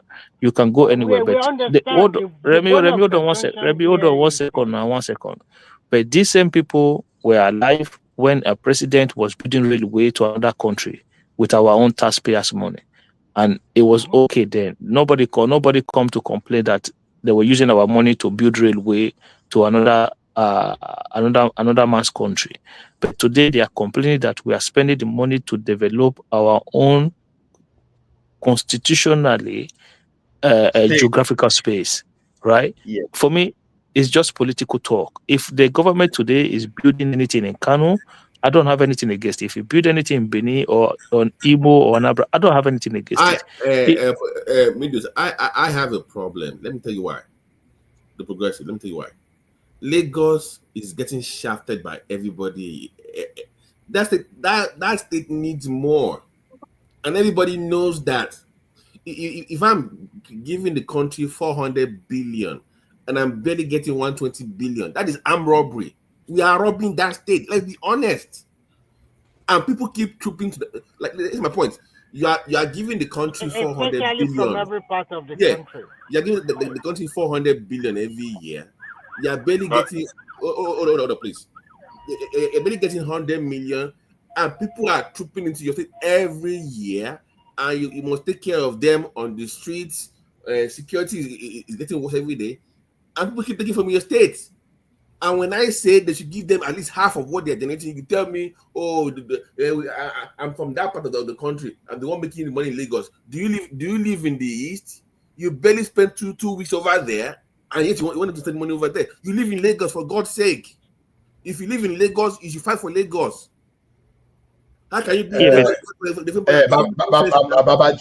Babati, you know why I will agree with you. Even 400 billion you just said, to be honest with you, you under evaluate. It's too low, Abi. Okay. Don't forget that Lagos is where Murtala Mohammed Airport is. Stop. Hold on, let me now. It's me, and then you just continue to mute me. Why? Oh, sorry. Because we're hearing siren, that's why we try to see where siren is coming from. Sorry. So I just want to quickly add to what you think say the dog carry Remy this morning? I'm waiting. No. I quickly want to say this. Ola, please let me say this. Let me land my point. You will come. Okay, sorry. Go ahead. So the thing is this: 400 billion is, to be honest, is undervalued because that is size of Lagos internal revenue. If you look at it, or I think even Lagos internal revenue is even more than that. Now the VAT we are generating. Don't forget that it's in Lagos we have Nigeria and Murtala Mohammed Airport, because what custom is generating there alone from that Lagos airport, you should be talking of something close to 200 billion annually. Then that's where we have Nigerian Port Authority, Apapa there, is generating a lot too. So don't forget that that's where we have the headquarters of the banks when they are paying corporate tax. You know, when you look at all those stuff and the number of people you have there, the activities, the impact, the impact of the vehicular movement, the impact of the industry in Lagos, and a lot of things that is happening in that Lagos. You understand? You know, all those things cannot be quantified. So Lagos, I would say Lagos is giving the federal government over $1 trillion in a year. Over $1 trillion. So people may say, oh, Murtala Mohammed belong to the federal government. Lies. But the location is Lagos. Ola, has the country been fair to Lagos? Let's be honest. Not at all. That's my point. Somebody's guys are taking this argument to one side. Ola, Lagos has been benefiting from the federal government. It's unfortunate that the formula sharing, they did not debate it very well, plan it very well. Most of those federal government investments or taking the entire corporate headquarters to that place, it favored them. So when government favor you, I don't agree with that. It's because of the insecurity in the south that those people move into Lagos. You have to look at what is Lagos to us. It was once a capital city. Today I can call it the commercial city. What you should about Calabar? Is it not a former capital as well too? So Remy, let him hold on. explain what he's saying now. Because me, I'm not getting what Midwest is saying. Yeah. So when you make a place the commercial city of a country, you should expect more body and you will generate more money. But however, it's very unfortunate where I will support you. In a country like ours, when we want to do something, people, either because of religion, tribe, or whatever, they will be using it to find a balance. And at the end, they mess up everything. They should agree, because wherever you have seaport, there are levels of percentage because of this responsibility and burden that have to be given to them. Whether it's federal money, it's just for them locating that place. But in Nigeria case, I don't know. They don't really arrange this thing very well. It's federal, they pack everything. Sometimes you will be believing that Lagos is taking much and they are not taking. But they have really favored them. But they did not favor them when it comes to arrangement of collecting of money. This is my submission. Because they don't define it properly. If they define it properly, we don't argue. So Midwest, Yeah. the government is going to spend 712 billion naira to renovate the airport, right? The airport, I use the airport, you use the airport, everybody here will use the airport. Okay, it's not a Lagos airport, but for somebody to come and tell you, when you inject that money, you inject it to Lagos economy. Yeah, but look, Midwest, that from when they built, hold on, from when that airport was built there many years ago, that already created that movement into Lagos. It creates that corridor into Lagos already. So what should we do? Just let it rot? You see the argument. That's why we discuss. You just bring another topic, you throw it inside. I don't understand you. I'm not telling them not to spend money. I just go to the effect. Midwest, let me talk. Sorry, Midwest, let me contribute. Actually, what you are doing here is not fair at all. Because when you build an international airport in Lagos, it's not only in Lagos, you also have in Kano and the rest. And remember, before you get to the airport, there will be some inter-road or interland road that you have to ply or you have to drive on before you get to the airport. And most of the revenue collected through that airport go to the federal post. It does not go to Lagos State post. It goes directly to the federal post first before they now distribute among all the states of the federation. Although you can say maybe Lagos have a good plan to attract more investment to come to Lagos. And I don't like you people always talk about because it was the former capital. My conclusion will now be, look at Lagos before it was a Nigerian state capital, which is about more than 30 years ago now, and compare it to what is Lagos today. Which one would you prefer? The issue. Let me say this before Midwest will come in. When the investment that the federal government has made in Lagos, you understand, who's benefiting from it more? The entire Nigeria. Okay, the entire Nigeria, you get it. Now, this money, if they invested 700 and something billion in Lagos airport, the money that that airport is going to generate by improvement in facility and everything that they have, who is going to benefit from it more? Will it be shared by Lagos only? Come again and make I understand that question. I cannot get out. The money that they are going to generate when they invest this 712 billion in Lagos airport, the money that they are going to be generating from that airport, the money they're going to generate put this under normal circumstances. I can't hear what you are saying. In fact, let me tell you, in the revenue sharing formula of Nigeria, how much do you think Lagos gets? I don't even know. And Midwest, you need to find out. So if I tell you that getting robbed, go look it up. If my here's my logic here. Midwest, Lagos is my number one money maker. It's a sure banker.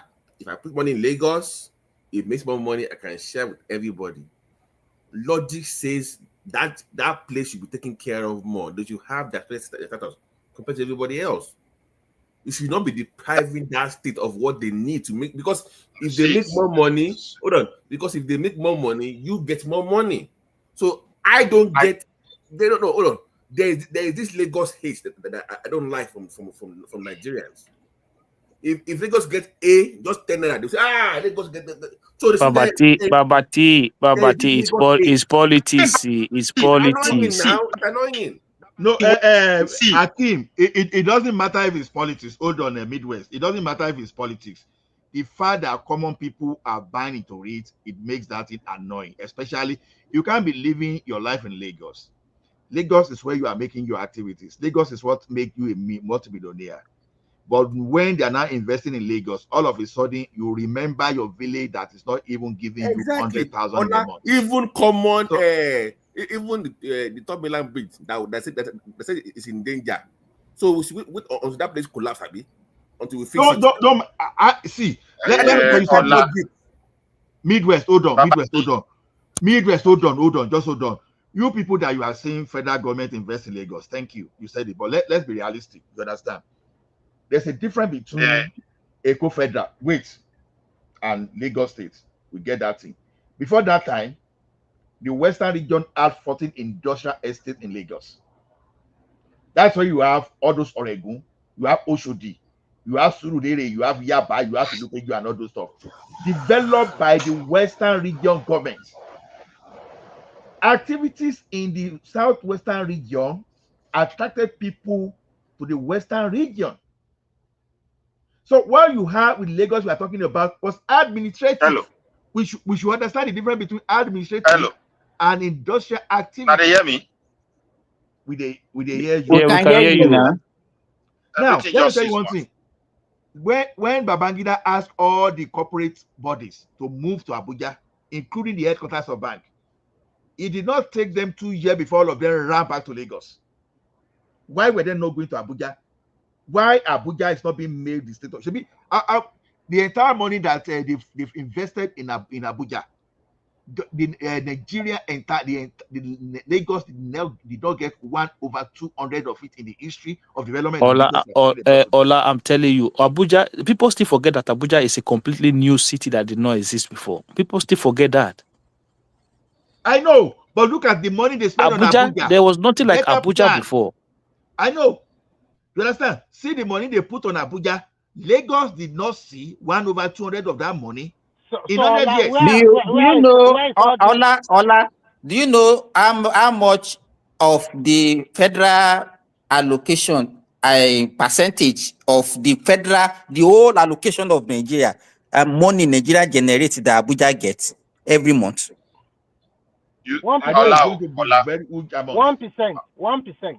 1%. You can imagine for a town, just a town, just a city, 1%. And it's just about billions of naira every month. We're not talking about the money they used to build Abuja. The question I want to ask Ola is this: all those industrial estates in Oshodi, go to Ikeja now. They are already turning to art of buying and selling. No more industrial estates. They have collapsed everything. Is that good for a state? Because they say it's the former capital of Nigeria. Remy, I'm saying I don't want us to encourage Oladisuru. I don't want this attitude of encouraging laziness from other states. Exactly. You are barely contributing 0.5% to the COP, but they are giving you almost times 25 of what you're doing. Only now. And you still have the effort to be you still have the effort to be complaining. Wait, Mona, make I put my own. Hold on. You barely contribute 100 million. Go and look at it. You see Imo. Barely 1 million every month, but they get almost 3.5 billion every month. But what do you contribute? And you have folks from that place that will complain that Lagos the money. Babati, some of these states still contribute local government money into federal allocation. How much? How much are they putting there? How much? No, I said they are contributing local government money like 300 million, 400 million every month to federal, like some nonsense money some states generate. So you barely don't contribute. you don't make noise, some will even come and say, oh, we have a population.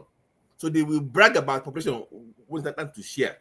But when time to produce, what is the value of that number? Nothing. Just have people for no. You are not producing, you are also not consuming, and then you want more of the VAT. I never understand this kind of country. The thing is this, if we want a solution to all this complaint, there is the need we have to look into our tax system, because the way we tax the country and the way we structure most of these tax, whether VAT and all of them, sometimes it doesn't even Lagos will still be the most taxed. This is the point we are talking about. Okay, look at this thing now. Look at it. Wait Dangote now. Hold on. Dangote, he has his office in Lagos, right? And then his workers, they are in Lagos. By the time they are paying this tax, who is going to pay tax? It's still going to be in that Lagos. Those people living in that Lagos. The pressure on the land surface in Lagos, a lot of things. See, let me tell you one thing. When you call some kind of is it ecologist or all these kind of biologists, by the time they look at the impacts of all activities in Lagos, you will see that what they are allocating to Lagos is BS. And now, Ola, in what you just said now, I just want to quickly answer to midwife. If you are in Nigeria, you think that debate about the tax system, and you see most of these lazy states talking about they want more of the VAT money. They don't want to be shared among consuming or consumption states. So that is why when they now share it, they share 50% of the quality, which is not supposed to be, and just merely 30% on consumption. It's not supposed to be like that. That means you are encouraging laziness, as Obate put it. If you don't want to spend your money, but you want to get more of the VAT money, what kind of country is this? No, the truth of the matter is that this Greek oil is the problem that we have in the country. And that is the genesis of all this complaint. Because people believe money is coming from somewhere, not actually the tax. And whosoever is the president, it's like you are in charge of that money. You can decide to build railway to neglect Nigeria and build it to Sokoto, Sudan, for any reason, like what Buhari did. And nobody will talk. So that's why I think people are complaining. This has changed in Nigeria now. For the last 2 or 3 quarters now, I don't buy. I don't buy. See, Midwest. I don't buy this idea of oil. Let me tell you what I don't buy this idea. We are even getting more money from non-oil nowadays than even this oil is that we are talking about. Yeah. Look at Sir Ahmadu Bello, Awolowo, and who is this man from the FMA? Is it Opara, or what's the name of this from the? It's Opara now. They were competing fairly during their own period. You understand?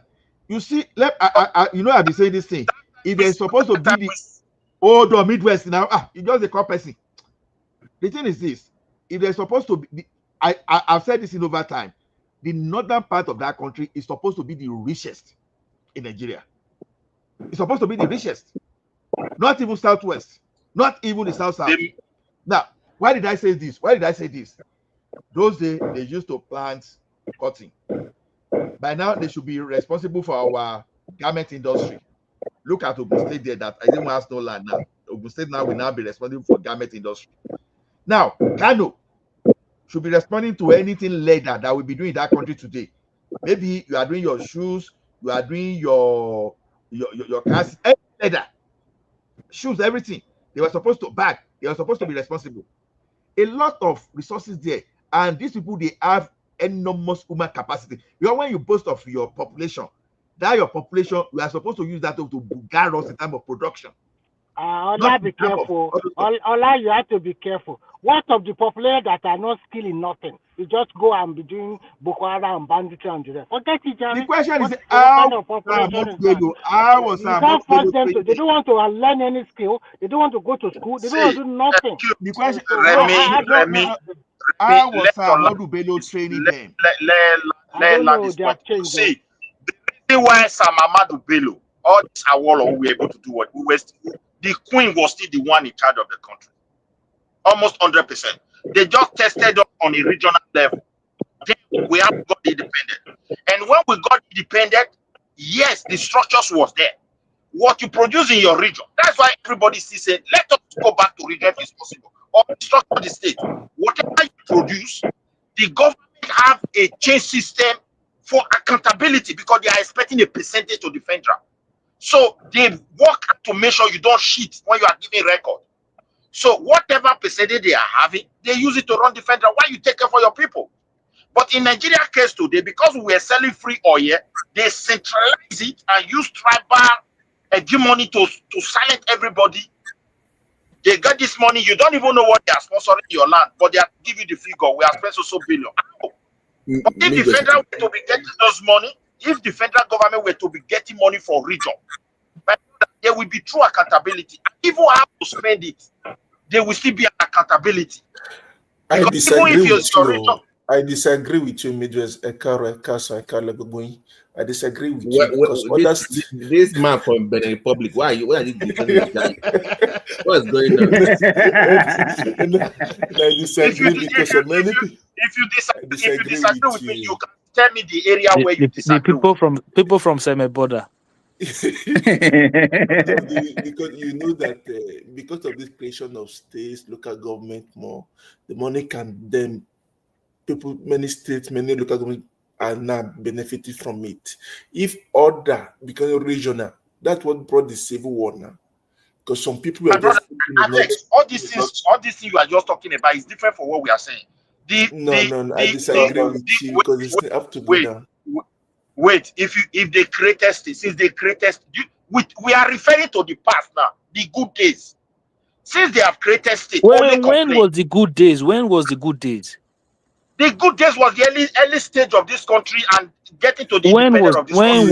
When was that? I think the bad day, I can actually say the bad day of Nigeria started with Shagari. When was the good days you are talking about? When was the good days?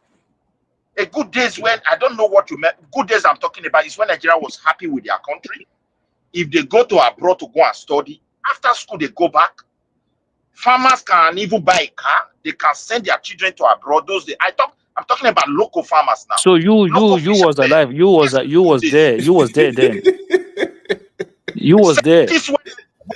You know, this Midwest, the way you talk about things as if you are there. Midwest, you was there during the good days.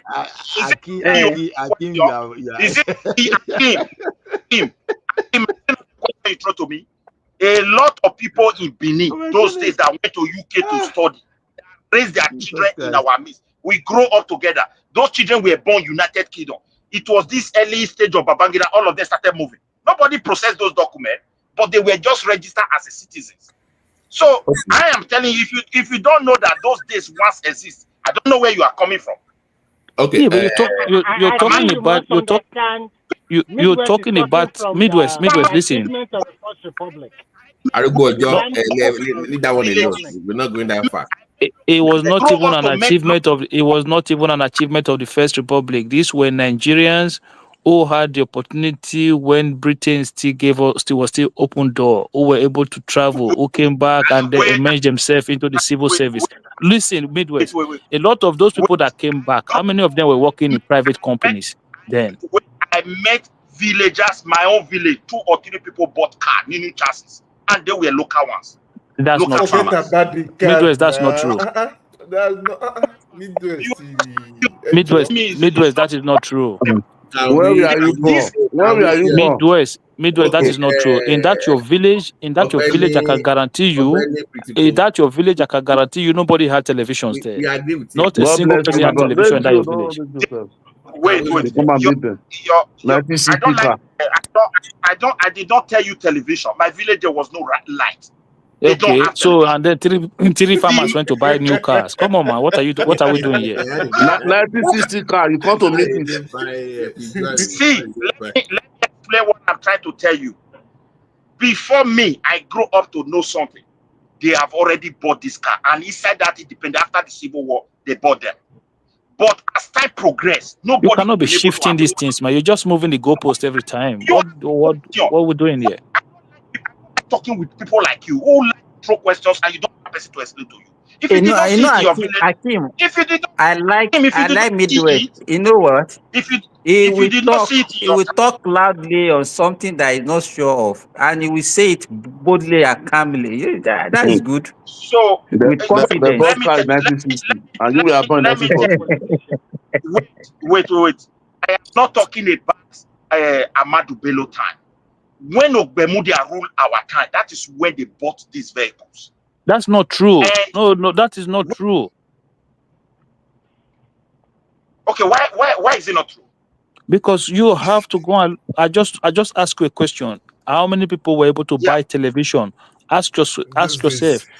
How many people were able to buy Akim, television? ask me, when did the Bermuda rule? Ask me, which year Bermuda rule?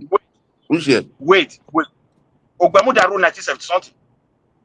70 something. Which year? He 70 ruled, something. yeah, Is that a year? he ruled after the Civil War. They appointed him as the governor, and they built industry. They make us proud. Villagers were living good. I'm telling you from my two naked eyes. So you let me land my point. Not be say you go to throw question. If you did not see it, Oh, you just Bermuda think it's was so red not there there. after Civil This War.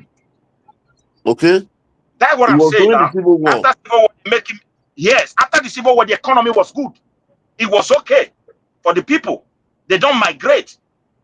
I'm telling you, people that could not afford TV, television. How many people were able to buy television? What are you talking about? In the full Benin City, how many people hold television? You don't know when I'm talking about. Maybe you grow up in 80s. That's when you should let me land my point. When I was growing up, those people in my village don't have television. Number one, they don't have electricity. So, but they had cars. They bought cars. How old are you? They bought cars. How old are you? How old are you, Midwest? This your question, and make I tell you. For Nigeria, how old you you see. be? Wait, make I know my point. No, I don't want to answer your question. Wait, make I ask you. Say, make I tell you leave Midwest alone now. From.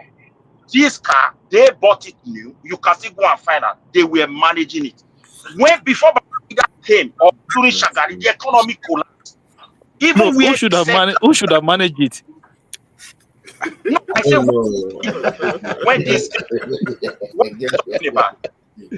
If you don't want to listen, say him a problem. Good morning. No, who should have managed the car now? Who should have managed the car? Me. I beg Midwest, you don't know what they talk. I beg you. Just call it Can we move on from this thing? Just move on. Nonsense.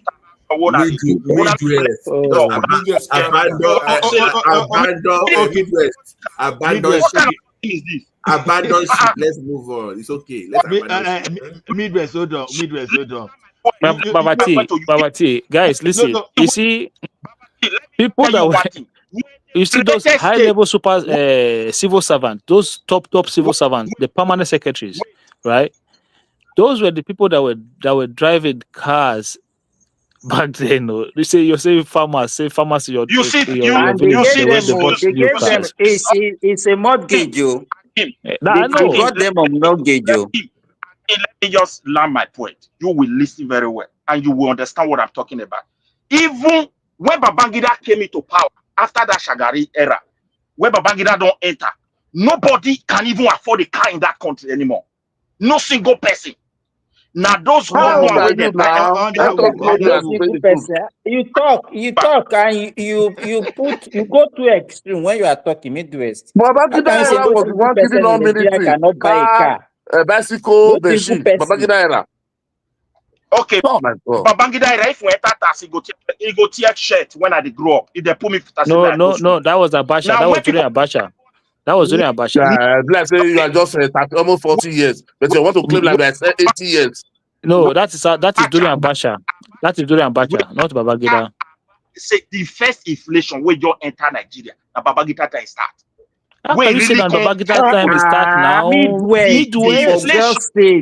Don't be saying all this talking about. What are you talking about? You know, when you are talking, always give room. Wait. Don't talk as if you have a fact. Always give room for people to let you know. Midwest, do you even know when they did Ghana must go? I told him earlier to jump, abandon ship, move on. See, the problem, see, experience. I'm talking about our experience. I cannot be in all Nigeria.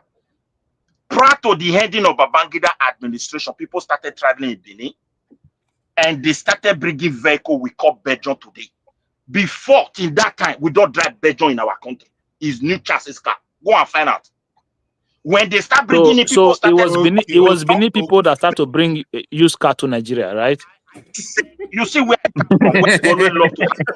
Your government is the way people know where to listen. So 504 pound, then 504 pound, that was in every household. Oh God, God bless you. See, he said no single Nigeria. He said no single Nigeria can afford the vehicle. No single Nigeria can afford the vehicle. No, you see one thing, Midwest. Hold on, Midwest. Wait in our Midwest. Wait. Babati, don't say, may you forget this thing. Babati say, may we forget that. Yeah, may we forget. You know, better when Nigeria is good, may we continue like this. But you are the one who referred to these guys in the past. Why were you referring to them? Me? Yes. I said, Babati say, may you forget this. You are referring a wall of what to something that was not good, Abby? No. What is your point of argument? Hold on. Okay, I got you. See, you move away from my own argument. I started by saying, instead for some people to sit down and be manipulating people that the money going to Lagos is too much, I now refer to how Sir Ahmadu Bello, Awolowo, and Opara were not lazy. They were developing their region, right? So it was as a result of that development that Awolowo created up to 4 industrial estates alone around Lagos. Because the Lagos state we see today is not the Lagos all of you just want to believe that Eco Federal. Eco Federal was just an administrative center. You understand? Eco Federal was not the one that brought Leventi. So Eco Federal was not the one that brought hold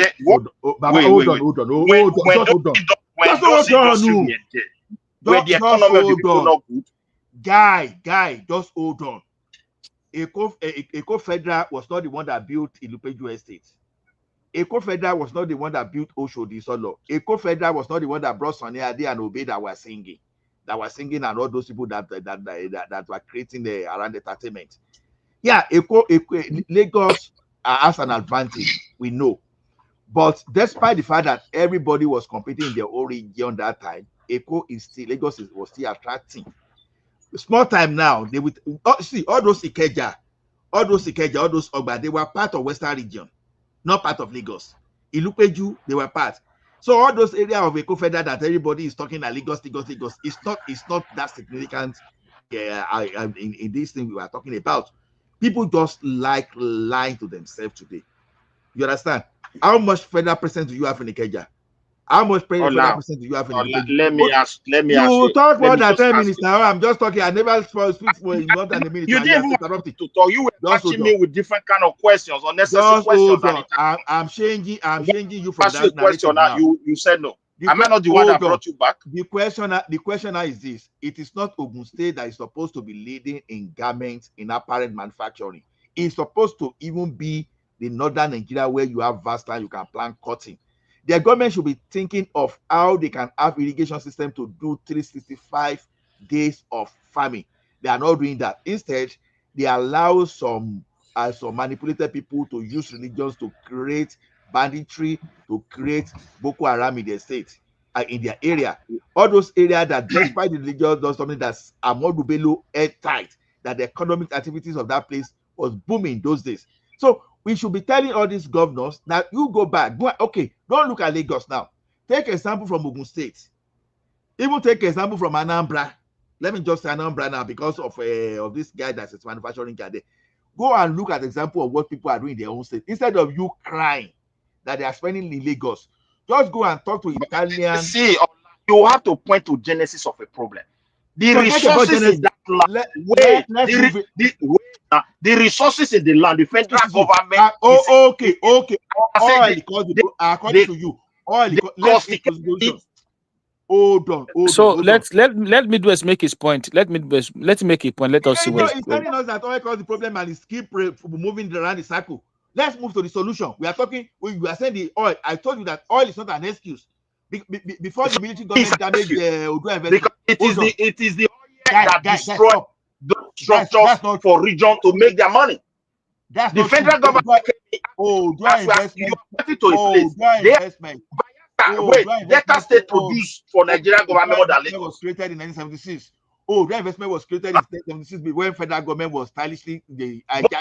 The resources that is leaving Delta State and what they are giving federal is more than what Lagos is giving. Guy, they have oil in United Arab Emirates, and oil is not the major contributor to the GDP today. Let's relate to Nigeria. It is the federal government that is responsible for this complaint. If a northern man is there tomorrow, when they start shifting things to their region, you in the West, you will be the one to complain. Is it the federal government that if Igbo man is there, I will complain. Let everybody go back and manage their resources. Listen. Is it the federal government that is signing partnership of rice padding? That you go to northern, is it Nasarawa? Is it the federal government? Lagos State. You understand? See what I'm saying. There is no state that is not producing. I leave the state for you. Every state in Nigeria today are still producing to their capacity. What is missing for state resource control now? What is missing is just the actual record. Because what is bringing confusion is this: one state will tell you our crude oil, our gas is so million. Now we are going into data. You see it now. Then the federal government cannot actually tell people what they are getting from their land. Because they don't have the correct database. Because they don't have the correct database. Midwest. Let us share the money across the state. Midwest. They share the money across the state, and some people complain. Midwest. Let us address this issue. Let us address this issue. Just listen and let us address it. When Odua Investment was funded in 1976, we used to have Fashola Farm. There was oil in all those that we are talking. We used to have Fashola Farm. We used to have Odua Textile. We used to have all this Nigeria tower, aluminium, and everything as part. We have many cattle ranch. Part of them is Ikuderi Farm, the one in Ekiti today. Ire, Bond Big is there. Igokoda, Oluwa Glass, all those things. They were there. All this Lagos hotel we see today, they were Nigerian Wire and Cable was there too. Nigerian Wire and Cable. You understand? All of them. We have everything. No. Don't say you have everything. That is a lie, total lie. But also say that's metaphor now. Don't let's just get too much of that. The question is this: there were oil there. Oil was there that time, but the Western region economy was performing until this group military took over in 1983. To the extent that even the cattle they were using to breed in a Fashola farm, they kill them to go and sell it, to go and do party. The military officers. Then we have some military officers that started cutting our trees in the Western region. That guy from Kogi, that guy that just put that fought lion, that fought lion with his face. You understand? See, it was not the oil. It is the incursion of the military that actually damaged us, even right from that 1966 we are talking about. Now, as Tomori, Mr. Tomori told us now, we used to have regional police that everybody is afraid of having today. We used to have it before that 1966 decree, 1 year decree, something. Was it decree, whatever decree that was it that abolished the regional police? 34. Decree. So when you look at all those stuff, we cannot. When Odua Investment, who get Wema Bank? Odua Investment. Ola, I want to ask you, why are those things no longer there? The question, why are they no longer there? Make it land now. You understand? That is what we are saying now today. That hold on. No longer there. I said wait. Ogun State is progressing. Lagos State is moving forward. We are saying why are they no longer there? Now, without revenue, when Obasanjo just put leg stamp on Lagos State revenue, Lagos State came out of that problem and they managed properly. Today, Lagos State is a model state for anybody. In fact, it's beyond Nigeria. Like I keep saying that Princeton University made a case study for the students on Lagos State. Go and get to Princeton University, you see part that as the academic asset material is there. You understand? So it simply means Lagos State is doing something right. Today they have railway, they have everything. Things. In fact, where federal government is not moving, they were forcing federal government to join Lekki Deep Sea. The Lagos is building its own airport now. So by tomorrow now, by the time they start collecting VAT now, someone will be telling that Lagos is taking more money, but they are not looking at the infrastructure in Lagos. Lagos, we are talking about solve the problem of Atlantic Ocean. No, let it come in. No, wait. Let somebody else come in and let it come in. Quick response to Ola. I want to do something. Ola, look, if we want to solve this problem of complaint, let people manage their resources and give percentage to federal. Everything will settle. Noted. Ola, you don't. Yes, noted. And I think that is the number one solution. So anything outside that, everybody will complain. If can we have move to north? Can we have a Niger man? Okay, noted. Okay, Ola, you said many things that what the Western region was having, but I want to ask you, which money did they use to build the Ikeja and Dodon Barrack? Which money did they use to build what's the name? This TBS. Which money did they use to build stadium, theater? This thing in Lagos. Can you tell us that one? Okay, you mean National Theatre? National Theatre. Let me tell you something. And the things are about passing post. Hold on now. Which money did they use to build Nigeria house in United Kingdom? If I may ask you a question. I don't know. You are educating us now. I'm asking the question. You're asking the question. The Western region government built Nigeria house, the one you use as our embassy in United Kingdom today. Nigeria State House, you see there. They use Western state money. Simba, the region was having a representative there now. No. Simba, correct me if wrong.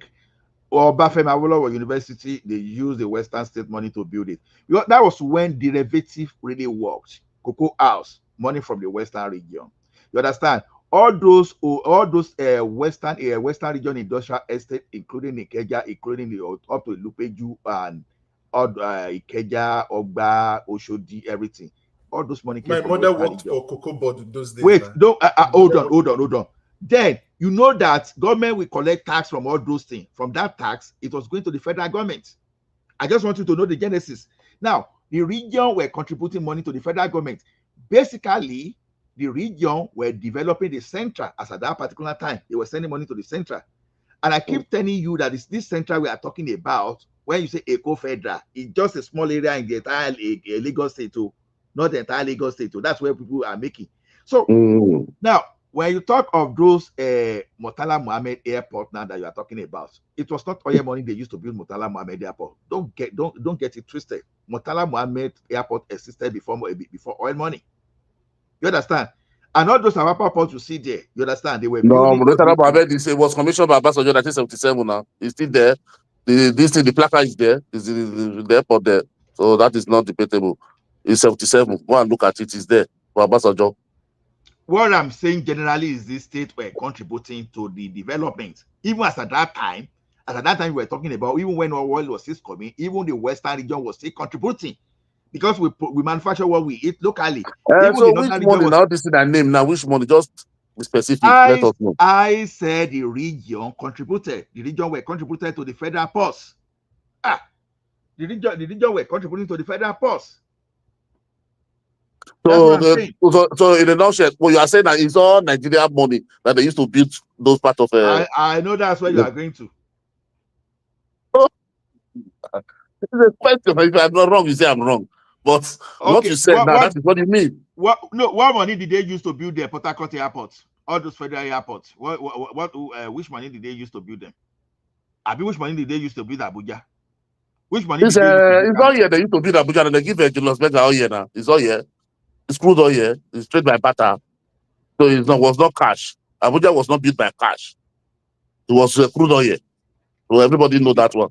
The thing we are talking about is it's not even the kind of thing you talk in the morning, because I was listening to you guys even in the morning yesterday when you were talking of when you want to hijack Lagos. You understand? Good luck to you. If you want to hijack Lagos. That's why I want to know the money. That's why I know the part that we hijack now. Because what I don't know is this. How it's just like saying Abuja is no man's land, for goodness sake.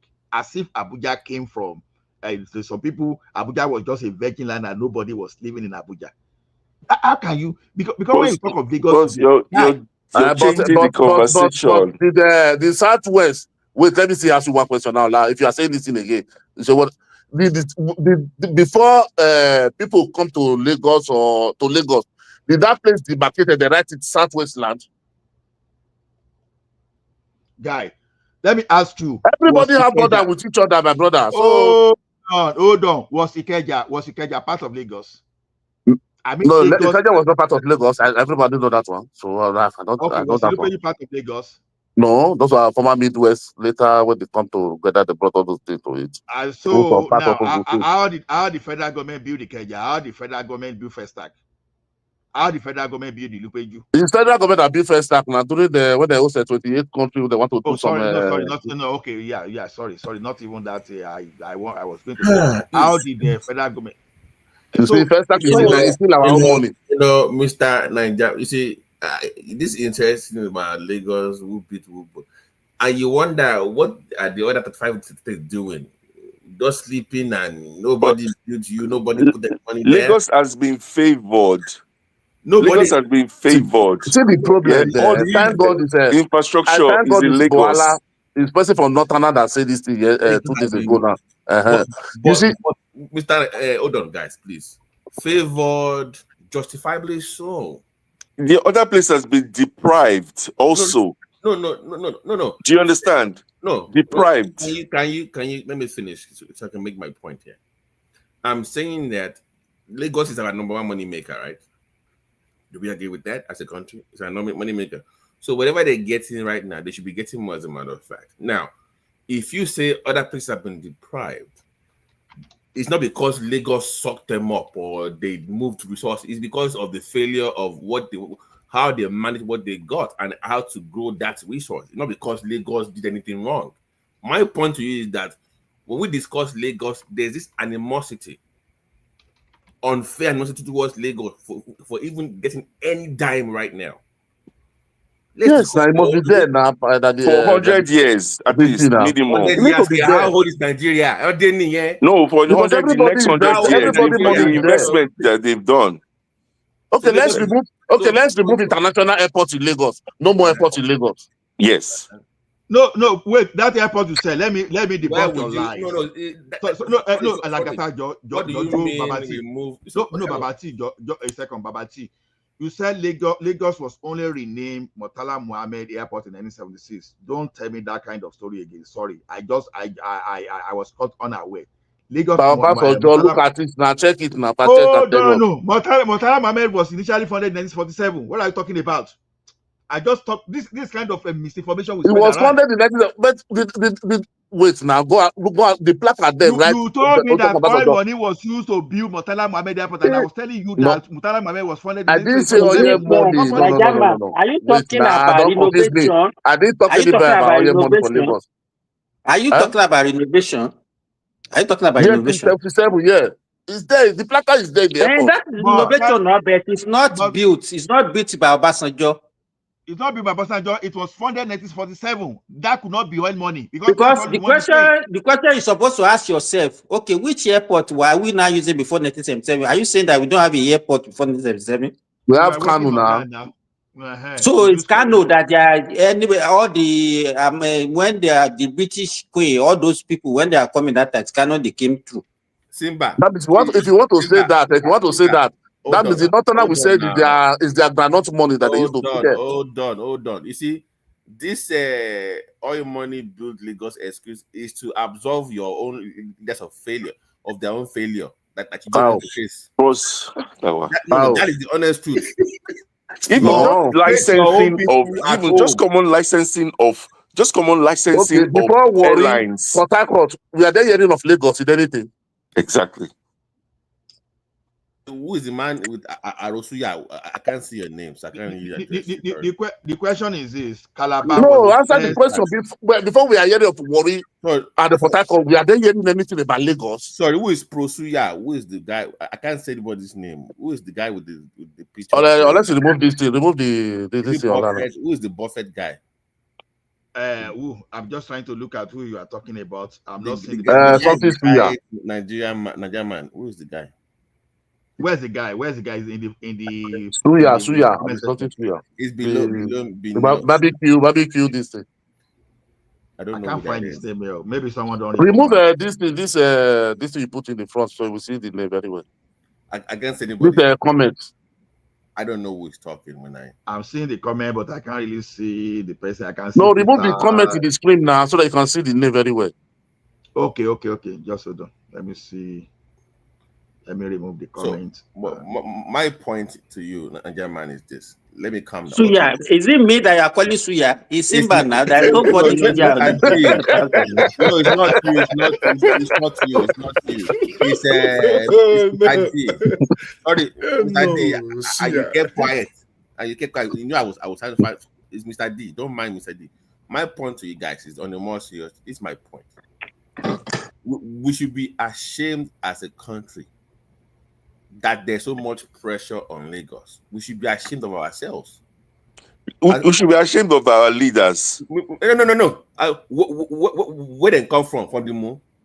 From the southwest and north. Yeah, sit down. Let me finish that. Talk about this. Who's been leading us? Once again, stop for the past 60 years. Mr. D, you are landlord. Now, why are you talking the way you are talking? I don't understand. He's saying we should do. Who are you going to blame? The ordinary people? I said no. Are we not all Nigerian? I said everybody. We are all Nigerian now. Everybody should blame them. Are you a Mexican? I mean, what are you doing? He's not okay. I'm listening, boss. Let me finish. My point is this: as a country, there's so much pressure on those one state in our country. Not because we can't do anything in other states, but because we fail to do those things in other states. And they are Lagos, to me, is the failure of everybody else. That's the point I'm making. So it's not a tribal argument or original argument. I'm saying that I'm making a Nigerian argument that we are failed as a people. That Lagos then had to bear the burden for everybody else. That's my point. Mr. D, I hope you get where I'm coming from with my argument. So it's not. I do understand. That's but the point. Sometimes Mr. D can never understand you. You have a mindset. Mr. D can never understand you. Okay, Mr. D, let me tell you something. You know, cocoa was the largest non-export thing in the 60s. Are you aware of that? And you know where cocoa was coming from? Yes. You know where cocoa was coming from? Yes. So when you were talking of what earned us foreign forex those days, it was cocoa. And cocoa but at that time there was not only coming from Western region. Cocoa was coming from Midwest too. Yeah, there was palm from Midwest as well. Midwest. Where you call it talk about Midwest? Guy. How many years? Delta State was part of. What are you talking about 50 now? So they just no, not 50. Midwest region was created in 1962, 1963 now. 1963 was created 63 now. I said Allah is talking about from 60. That is what I said it now. But Midwest was part of Western region before now. Before you So what are you talking? So when you say Western region, you are the one that says only Midwest. Even when they create Midwest, did the Western regions share liability with them? Western region was the most prosperous that time. Now we know. So the one you have collected for me all these years, we not share boundary. So let you go with everything. Guy, let's talk about the geographical location according to the constitution. At least up to 1963, before they created that, Midwest was part of Western region. Even when they still took Midwest away from Western region. Let me ask you, Niger man. Well, everything that you have in that Midwest today was actually started when they were even in Western region. Go to Nifort, the Sapele plantations and all those things. They were all but they were not neglected. So I don't know which property do you want them to share when they literally come out.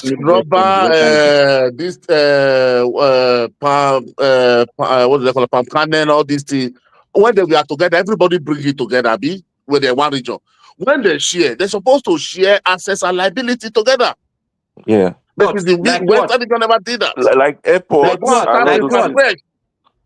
Like what? Like How Like are you what? asking me like what? Don't you know what before when they are together? Okay, me and you put we are doing the same business. Then you say you want to go, I should go and start my life. You would not be telling me like how much is my money there. So Is there that a was no question? investment. No, when they were together, there was no investment in the Midwest. Is that what you are telling me? There was no substantial investment. Where was the capital? Mr. D, Where was the leave your own capital? because you don't know Where was the anything about capital? it. Wait now, where was the capital? The Ibadan. capital was Ibadan. Yes. Ibadan. No, it was Ibadan. No, when they are together, it was Ibadan. Eh? Okay, the way they were building cocoa house with the cocoa body, building everything, giving everything. Did they do to the other side? Is it not exactly what we are crying for in Nigeria? So all the investment, let me tell you, the investment. Are you saying now that they have more investment in the southwest in the? It's not what a share grant. Wait, we should not be deceiving ourselves, please. Once you are in a country, there is a place which was the capital, and that place is more focused than any other state. Let's be realistic, even abroad. So you cannot tell me now. So if that's the norm, so what's the argument now? Let me even tell Mr. Dean and the argument. What is all this now? Let me even tell you. Let me tell you this candidate, this deal. Abi, how you call your name? You call your name like all this, the good, the bad, and the ugly. I don't know. I can't pronounce your name. Sorry. The thing is this. According to the statistic coming from even the 60s, now you understand. Even what was coming from the Midwest was even rubber and timber. So tell me, where were the cocoa plantation in the Midwest then? Maybe. So when they send the money, they bring it. Okay, when they send the money, when they send the rubber and timber, they take the money to Midwest I'm looking at Midwest the alone. No, I just asked you a question because I have the data now. If you want me to just break everything, no, that's what I'm asking because when they send, where did the money go? Is it not the same copper?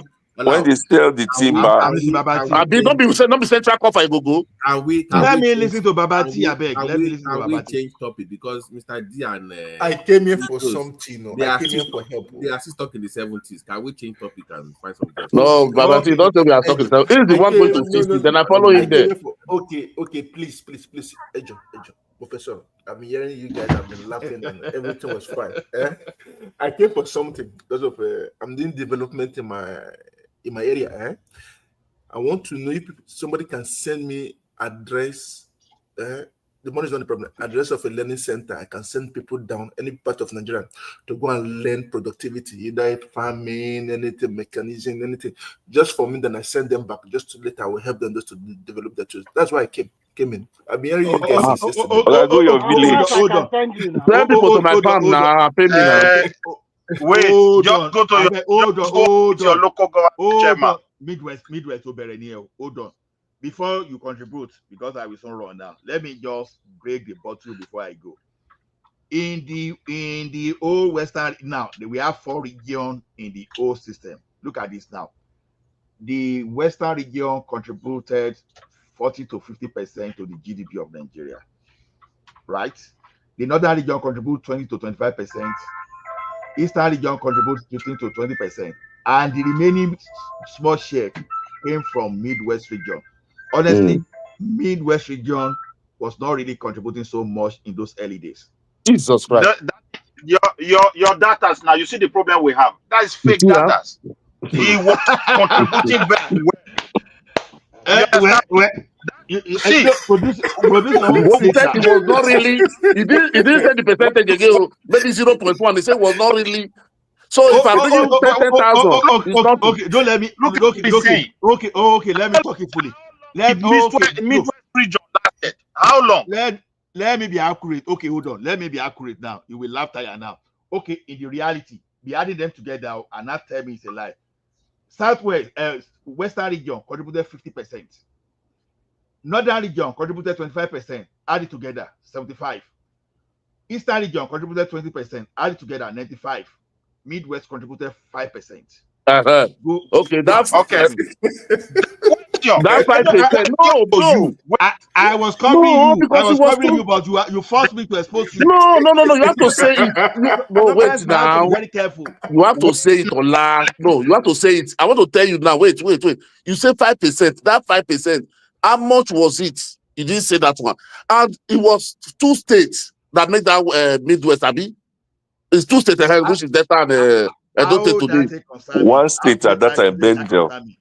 No, Bende was Bende and Benin Delta. That is why they call it Bende. I cover you, but you try. You try. No, you cannot say that. Yes, 5%. No, it's like the Southeast today. You will not be saying, Southeast was not contributing nothing. The money that they are bringing, we are there bringing money or no? If there is that money going to, it's going to the central copper. That you know why I brought that thing out before they started explaining oil. That's what because you were saying that oil, and now to wait now. It was that because oil which year are you talking about, and how old was that region then? Because what they did last year belongs to the West, not for them. When they were still with West. You force me. Bringing fake data. Wait. No, the regional government even lasted for 9 years now. 9 years. You people have worked in Midwest now. Don't go there. When I give you data, don't say fake because you even want me to even expose this thing more. Don't just hold on there. Don't even talk too much. See, because if you vex me, wait. If you vex me, maybe you will even go sue. Wait now. You will have to sue World Bank. You will have to sue some university, United States of America for exposing. See, we don't need all those stories. Don't go there. The question is you are not answering the question. You just dodge the question and just bring something here. That 5% that was going to the Western region, which copper was it going? You look at the size, you look at the people, then you look at what they contribute. And you are not saying the return that was going to them.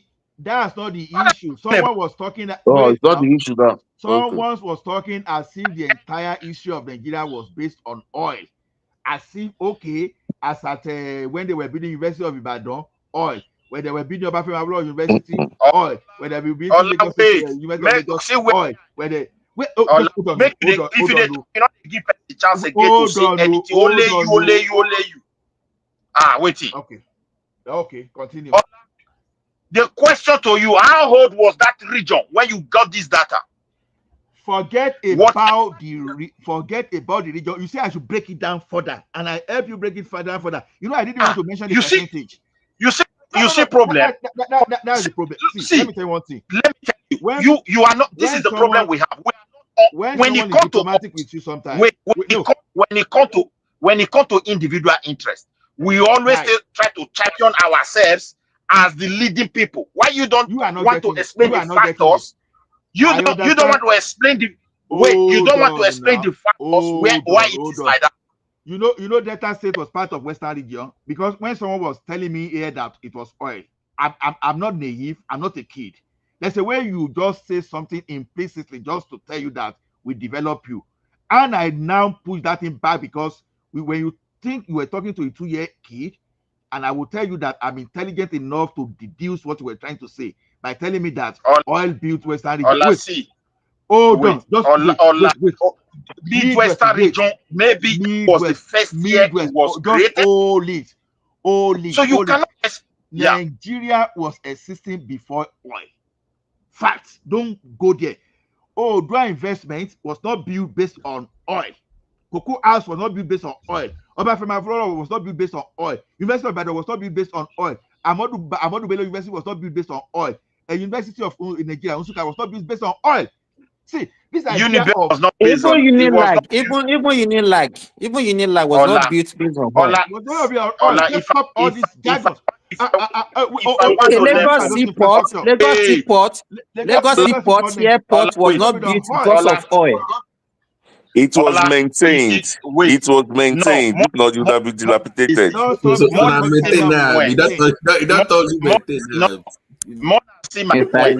looked like a woman. The region of I didn't want to talk. Someone forced me to talk. This thing we need to start championing this now. Exactly. The way the Southwest is trying to make.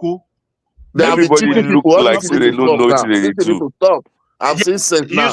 Why they want to you cover you cover things. When they want to say, okay, open it, brother, you want to say, no, let's forget that one. No, you can't forget that one. 60 you are So saying. what, That's 60. That money, where was that money going? How much was returning back to that Midwest? You didn't bring that one out. You say you are not bringing 5%. No, what is your that point now? 2% What is is your money. point? What is your point? No, you should not be. No, what is what you want to say? No, Mr. I'm asking Niger man, not you Midwest.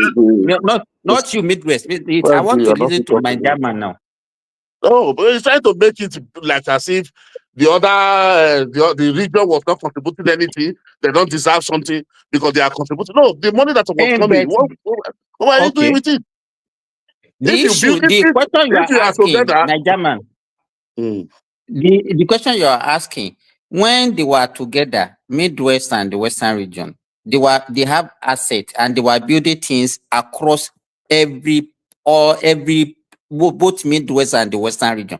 Everybody they have their, once they created something in the Western region, they have their own. Like even the cocoa that you are talking about, they have cocoa board in the Midwest. Everything is not as if they neglected all the things that they built. It's not as if when they created the Western region, they now took them away. That is their own share. So I don't even know what you are now saying that, okay, what else do you want them to now bring back? Because most of the schools, the roads, the industries, they were still there. Were still there in the Midwest. It's not as if they took them away when they created the Western region. I mean, the Midwest out of the Western region. So what is your point now? No, what did they take them away? If you cut boundary, how will you take what is there away? Is that possible? Or what do you take? So my point is that wait, you asked me a question. Let me answer now. You understand? When we are contributing in central cover together, when we now share boundary, there must be we must share asset and liability. How? One, maybe you can say something is built here, you have this one, it's there already, it's done, we do it. But there must be some cash that will be there. That you can say, okay, now you just created you just started take this thing, go and develop your side. Is anything happen like that? Nothing. So you should know what we are saying. No, I don't know what you are talking. So you mean that they should share money that they've contributed or what? Are they keeping the money somewhere? They are not using it for development, or what are you talking about? You see now. No, I'm just asking a question. I'm just asking a question. No, because you are telling me. No, the guy. Like this. Ola is if me and you build a 3-story building, just tell about these people. We build a 3-story building, and we now say, okay, we want to share it. And now say, okay, look, okay, this 3-story building is in your village. Okay, what we'll do now? How much does it cost to build 3-story building? We might as well, okay, we're sharing, we're breaking. Okay, let's take this next money. Let's go and build your own 3-story building in my own village. The example, Mr. D, the example that you are giving, it was not as if when they let me give you what is happening. They should beat It could have been like that. Wait now. Because Let our us leaders, we are not fighting. Wait, elders. Mr. D. Mr. D, wait. That time when they were together, they were doing things all over the place. You understand? It's not as if a part of that region was neglected. Whatever money that everybody is contributing, they were developing the every area the same way. You understand? When by the time you're not separated, what do you expect the other part to do for you? It's not as if they are not doing it. In this story building that you are talking, if they build a story building in the West, they build in the Midwest also. So it wasn't as if everything was concentrated in a place. So I don't even know what you are now saying that you should share again. Up to the year 1963, before Midwest was created, before Midwest was created, wait. Let me let me finish now. Okay, please. Okay. You will talk, please. Just 1 second.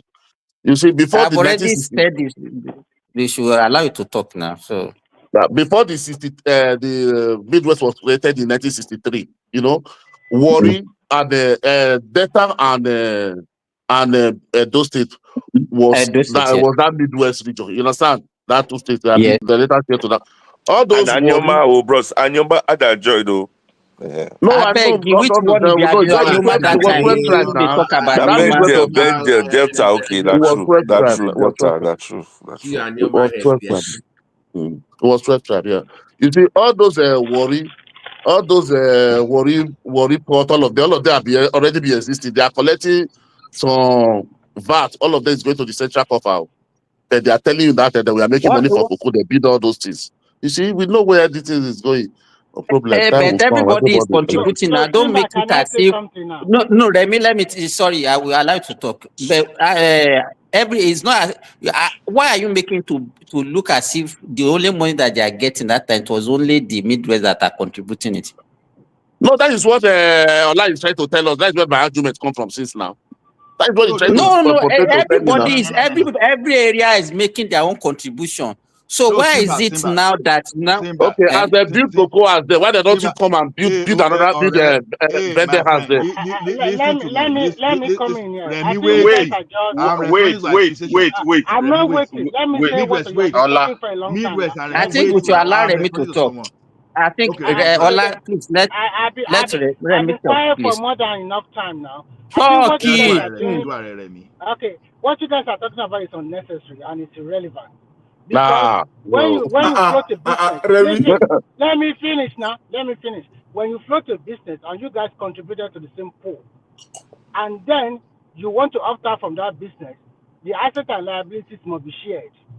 That is the end of it. When you get out from the Western region, the assets and liabilities have been shared to you guys. You cannot now come forth after so many years that you are still laying claim. You cannot every class, let me tell you, there was no access and liability was not yet. Let me ask you this. Najama. How did you know it was not shared? It was not shared. How did you know that it was not shared? How did you know? Per every class, the late by every class, they sold recipes. You understand? He said this thing before he died. That what? That they never share when they hop out the from the issue. Let me even Western ask you region. this: Who opted? Is it the Western region that asked the Midwest to leave, or is the Midwest that said they wanted to leave? Me and you, we are not there. We only read 1963. It was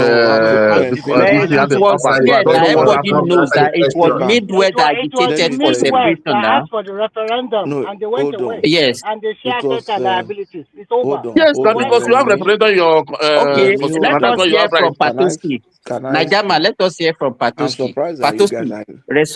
Patoski, wait. Patoski, wait now. I'm the one in charge today. I can remove you if you don't cooperate. My name. Are you not surprised that I came in, even when you have ended? We have not ended now. We are still live.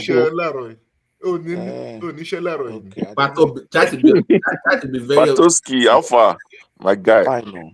So, Patoski, behave yourself. If before I will remove you now. I want to ask Mr. D something. So what I'm trying to say is, okay, no. The next voice I want to hear now is Patoski, please. Actually, to be fair to Southwest, it was Midwest that opted out, but I think they had their own reason, and the reason was because they felt marginalized too. You understand? They felt marginalized. That the concentration was to the Southwest in terms of benefits, in terms of scholarships, in terms of, you understand. And if you look at it in the real sense, Awolowo tried to balance it. Most of the things that Awolowo did, he didn't do in his own side. The cocoa house was in Ibadan, the university was in Ife. That university in Ife could have put it in Ijebu now. You understand? So, but they just felt even the present University of Benin was an extension of University of Ife now. No, it was Ugwemudia that started University of Benin. I think they have a satellite campus there. No, it was Midwest that created University of Benin. It was Midwest region themselves. It was Ugwemudia. So the point is that the Midwest felt marginalized, and they have that reason. Because even Midwest, if you remember, even the few scholarships that were coming to the Midwest were mostly going to Asian people, going to Asian and Isekiri, not even the whole of Delta. It was going to Esan because of Enahoro, and more to Isekiri because of Rwani. Mm-hmm. So That is why you have many Yoruba name in Benin today. If you see that because people have to be getting Yoruba name before they will give you scholarship. No, Let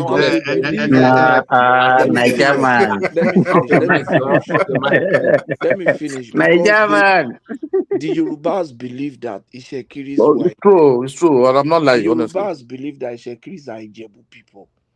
And if you see the Ijekiri, their names, it sounds like Yoruba. And if you remember when the Jaws were fighting Shekiri, OPC wanted to go and defend them because they believe that those Shekirias are Ijebu and Yoruba. So that's the thing. So the guy, if you as big as Delta is, Ishekiri is a very minute group. Yet the re-educated Deltas are from Ishekiri and Aniocha. You will not see. There are more Ishekiri technocrats than Yoruba and this thing, and they are just very small, very few. And Dennis which ethnic group is it? Patoski. Which one? Dennis Osadebe. Dennis Osadebe. It's also by from Asaba now. It's all these car people now. All those car people, yeah. Okay, Patoski.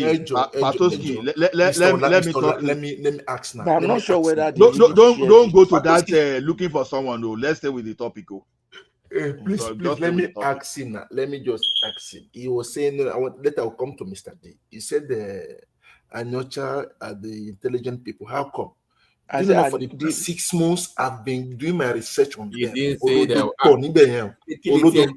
what I'm saying. Hold on. Oh God! Everybody will different wahala for this country. This is what I'm saying is that the Igbo speaking part also in Delta today, the prominent I just keep quiet. The prominent technocrats in Delta today are I just kept quiet. Everybody was cashing out now. What do you want to say now? Hey, Mr. Tarov, let me mute him. I say that one of the, when you ask the question, you see that I say the real technocrats from Delta today are people from the Delta Igbo. So you talk about people like all these Okonjo who are like them. You talk about people. You talk about people like Patutomi. You talk about people like. Let me finish now. Hold on. No, because they keep blaming Lagos for the failures of their region. No. Let us even finish this one, BT, before we move to Lagos. So let's finish with this one. To let my brother know, the technocrats, they talk about Okonjo Iweala group people. What is responsible for that? You talk about people like Patutomi. You talk about people. I think the scholarship also still favored them too. How? Why are they favored? They are not Yorubas also. I think that group play their politics right. You see, in all of these too, that's why the Northerners are saying we are being marginalized, because if you play your politics right and you have a leader among your caucus that has the interest of your people, you will be okay. Look at Edo State today. The Esan people, for a long time, they were the professors, the Ambrose Ali, even this former professor will be governor temporarily. They have a lot of professors from Esan. Whereas as Benin Day, big rich, they're not too compared to Esan people. You get it? Even the university is sited in Ekpoma, which is an Esan land. You get it? Because of Enahoro. You see all of them, Tony Enahoro, Anthony Enahoro, and the rest. You understand? You know that Anthony Enahoro was Tony Enahoro.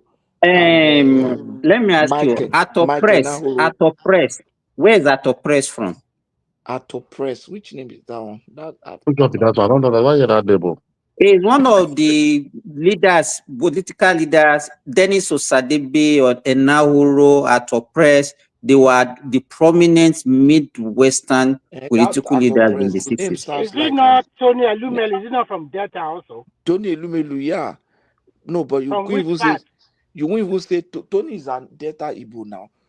It's from the same That is Delta also from Igbo. the side from the host of Okenje well aside and the rest, right? Yeah, Tony, Patutomi and the rest, yeah, they're in that place. But if you see it, and if you look at even in terms of scholarships too, I think Ogun people, I would also favor the Ogun people too. They benefited more. And if you look at it, they are more technocrats than most okay, of Patoski, No, that is exactly what I want to I say. disagree. Remy, hold on now. With you on that. Which people are more technocrats? Tell me which. Favored all these Tell me favored which people are more not because of technocrats. scholarship. Not guys. because of Remy, Tell jẹ́ me kémi náà which sọ̀rọ̀ people now. are Did they Remy favor on your no. state? Remy, Patoski. hold on for Olana. So Patoski, you see all this marginalization they were talking. You understand? You know, I came from Ekiti, and let's say Old Ondo State, and we contributed. In fact, the major cocoa, because when you say And cocoa you people were contributed 50%. marginalized now. So, but we were not complaining. Who marginalized it? Remy, hold on. Marginalized them now. Remy, hold on now. No marginalized it. This thing, wait now. This thing is not by your thinking now. That is a fact. Is a fact. Let me tell you, even if we are talking about them, you are talking wait about now, Remy, them, hold on. We are talking about history here. I think we should learn. It's not about, we are not playing. Let me give Patoski, you raised that issue of, okay, the Midwest feel marginal, that's why they allowed them to go. But if you remember, there were agitation not only even in the Western region, in the North, even in the Eastern region. Yeah. You remember that even the people that could call themselves the South part of the Eastern region that time, they felt marginalized. In fact, there was a war as the borough. That time when they were to secede.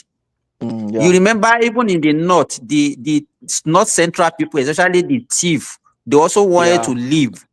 So, you know, it's a normal thing for people to feel minority, to feel marginalized when they are in the midst of the majority. No, not you just that understand? now. I think it depends on representation. If you have, even if you are a majority, like in Ondo, in the Yoruba group, the people from the Ondo sect, like the Ekiti and the Akure and the Owo, they are not small. They are large, but their political representation was threatened because Olagbegi was at loggerhead with Awolowo, and the only person that could be strong and speak in that place is Adjacent, who is obviously, like, I think Adjacent is even almost older than Awolowo, about the same. No, he's older than Awolowo. Adjacent is senior Awolowo by 4 years.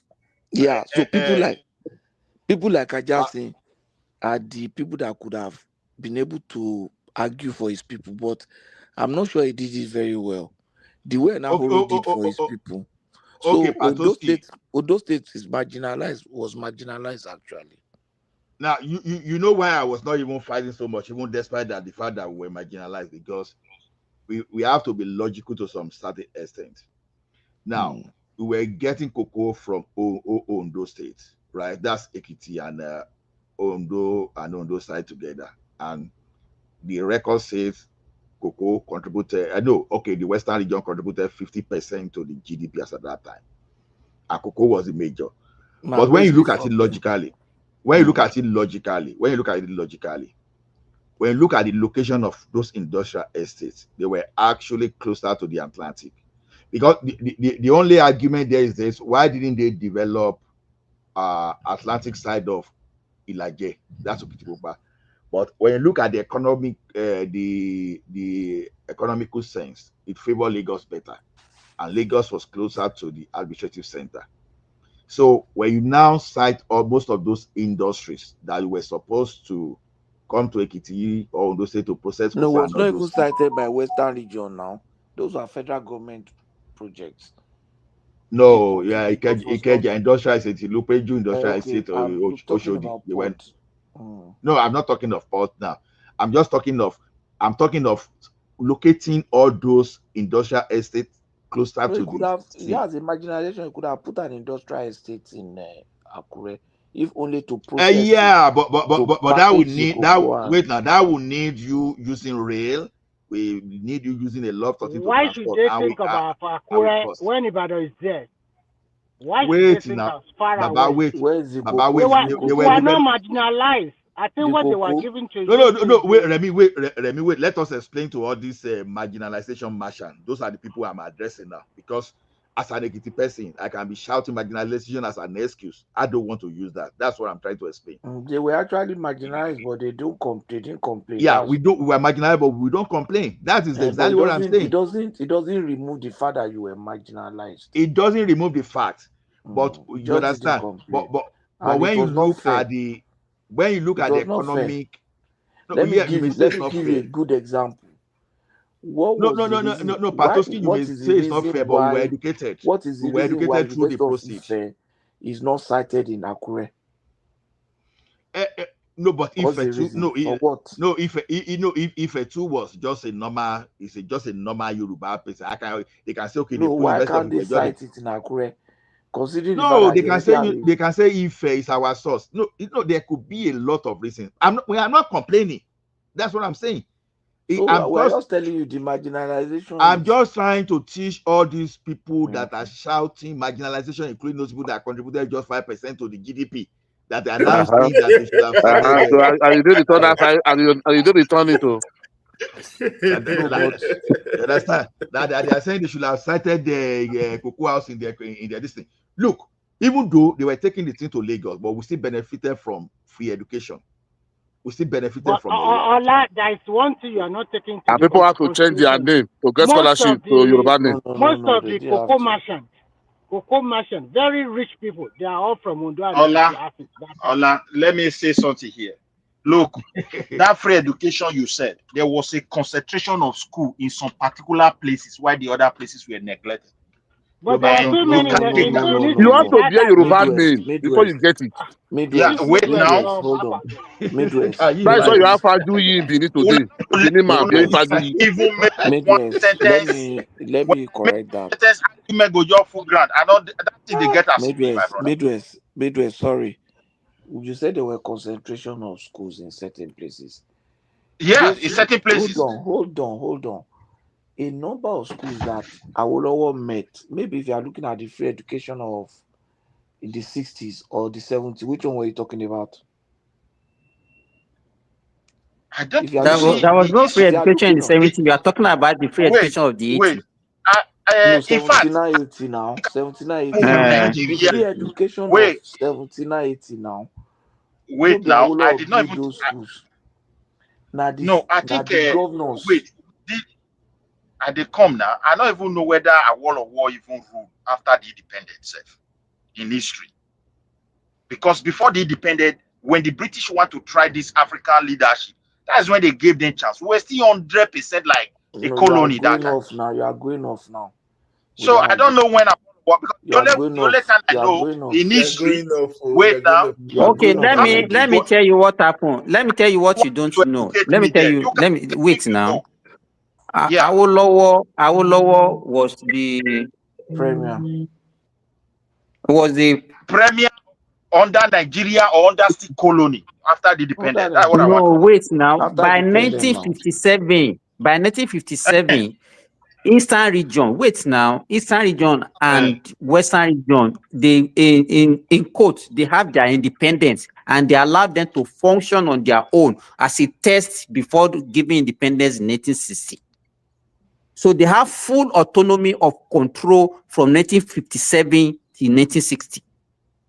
Why the country was still under Queen completely? I don't know what you just want to what you have to Midwest. What you need to wait now. I don't understand you. The I just issue ask for you to enlighten me a little bit. I'm giving you, but I still want to stick to your argument. And if you want to get enlightened, you have to open your mind. We have 3 regions. The only region that were even saying that they were not ready for independence was the northern region. As at 1957, they gave them full control. Full.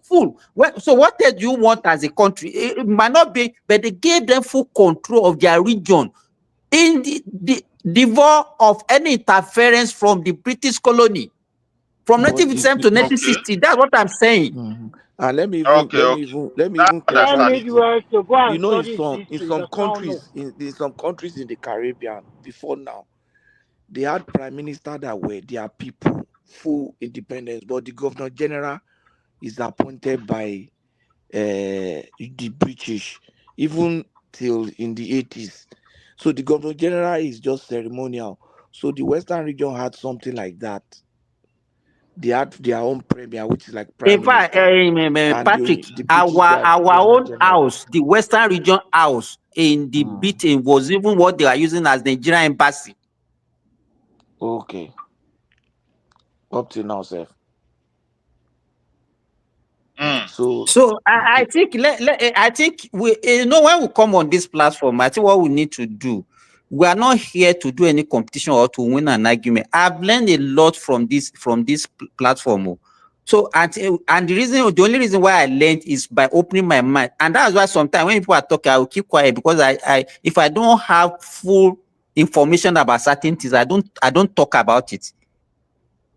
So it's not here for you to come and shout and try and win an argument. I'm even saying Midwest. No, hold on. Let me answer the question that you raised. You talk about concentration of schools. That argument is not valid, because in the 79, the free education of 79 to 83, the schools were built by the various governors. In Benin, you remember that time in Bende, we had Ambosali schools. You understand? Yeah, I know. I agree. So this has not to do with Aloha. In Lagos, we had Jakonde school. In Oyo State, we had Bolaige school. We had Ajasi school. I got it though. Pato, it's been 40 plus years. We can't keep blaming something that happened in the 60s or the 70s. My point. Exactly. So say, oh, but for me, BT, we're not blaming. Wait. Yes. I did not blame what happened. Wait, I did not blame what happened. Please. No, Babati, only these people. Hold on, Midwest. So these people, they push me. They push us to bring out the history today, because all this marginalization, I keep telling people, say na excuse. They say no be excuse. No, it's not an excuse. It's not an excuse at all. It's not. Midwest, hold on. You are just saying it's not an excuse now, which is good. At least when I don't tell you now, saying that 5% that your region is because what about after 1970? Someone was telling me that. It's not an excuse. Ola, it won't be. Hold on. Ola, let me tell you something. No, Patoski, I'm not even referring to you. I'm talking to Mr. D. It will not be an excuse if it is still present. You say it now. Thank you, my brother. If it is happening now, then that's no excuse. Which means it still has effect.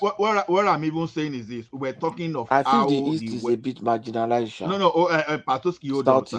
Marginalized. Hold on, sir. I was talking of how Aula form Odua investment, but now Mr. D. Maybe the Midwest is still marginalized tomorrow. Tomorrow now. They even partially cancel it. Why would they give us 2 states? See, look, now the thing you talk where you don't hear the history of your region now, you see they do now. Wait, Ola, can you give me a minute? Because me, you saying now, you are just covering up. For you to blame, for you to blame your leader, say what they did was bad. You are still covering for them. Guy, this is Midwest. Hold on. You give other person make you challenge your own opinion. Midwest, let us hold on. I'm not talking about my opinion. I started by saying it is not Ogun State that is supposed to be championing garment factory. Why we have those people in the north that are supposed to be leading. Now, all those things we're talking that all these excuses we are giving that we are concentrating on, say they are allocating to Lagos. We are now saying what they are allocating to your governors now, let them go and be creative. I mean, now the allocation make Lagos State go they work with Taraba. They think of every governor creative. They are creative. Hey, good morning, everybody. Continue. You don't win argument. This argument is what you want to win. Continue. I'm just telling you. Me, if I make one sentence, you go cut me off, or you go talk. I go wait. If you go see make I give you that. Okay, let me hear both of you. Ola and Midwest. Let's hear Midwest. Yeah, let's hear Midwest. Let me say something. We are not hearing Midwest. We are not hearing Midwest. We are not hearing Let Midwest. me say something. From day one of this country, that magic, even before the independence, Midwest, I'm not hearing you. I will mute you. I will mute you. I'm telling you, say by now, I will mute you. Okay, let me talk now. Okay, you can even remove me. There's no problem because now you the control. Nobody. I won't mute you. I won't mute you. That one I sacrifice you. Understand me? Also. What Ola is trying to say you is that forget all those pre-independence or after independence. Now, what we are talking about is that states have to move ahead by themselves. What makes Lagos State to go and sign memorandum? Get 100,000 acres of land from Borno, from Niger State, so that they can help them produce memorandum. It's not in. It's true. Remy, let me respond to you. Let me respond to you. The reason why is that Hakim, right? No, it's Midwest. How many acres Midwest, are you not tired of talking? Remy? Are you not tired? Remy? He hasn't said anything now. He hasn't said anything. How many acres of land did they sign for? You see the way they behave. They will never allow you to even say anything. They will bring question. They cancel if they say you have said something. What have I said? How many acres of land did they sign for? How many acres of land? The one cover Midwest. What Midwest do to? What Western region do to Midwest? Can you explain what Midwest won't talk? You go strong well. Can you guys just no? They don't see say Midwest don't open now. So they want cover them. We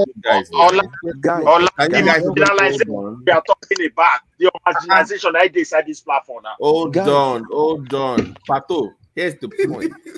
It's not about the land, but it's about Lagos is being proactive. Is the point Remy is making. We should be advocating for governors in order to be proactive as well. Yeah, you're right. Made here. I agree with you, Babati. Make a move. A state like Delta, they don't have nothing to do with poverty. That state, be proactive. They are not proactive at all. They are just they didn't get enough money. They got to get all the money. No, they're getting a lot of money now. But what are they? Babati, let me even give you one thing. You know, during the those days before this, we should also censor Ola. We're contributing more than we're contributing more than we're receiving. Contribute more, damn it. What are you contributing? We're contributing 300% and we're receiving 10%. And we are receiving. What are you feeding? They are hungry. Any power? They are feeding the old nation. No, let me ask the nation. Mr. D and Midwest. Can I ask you one question? How much is it? Can you tell me, Mr. D and Midwest, I want to ask you a question. Can you go and check the last fourth quarter of Nigeria economy? Which produces more revenue? Is it oil or non-oil? This one, quarter since 1959, you are talking about the state contributes to Nigeria in the last 100 years. Very poor quarter.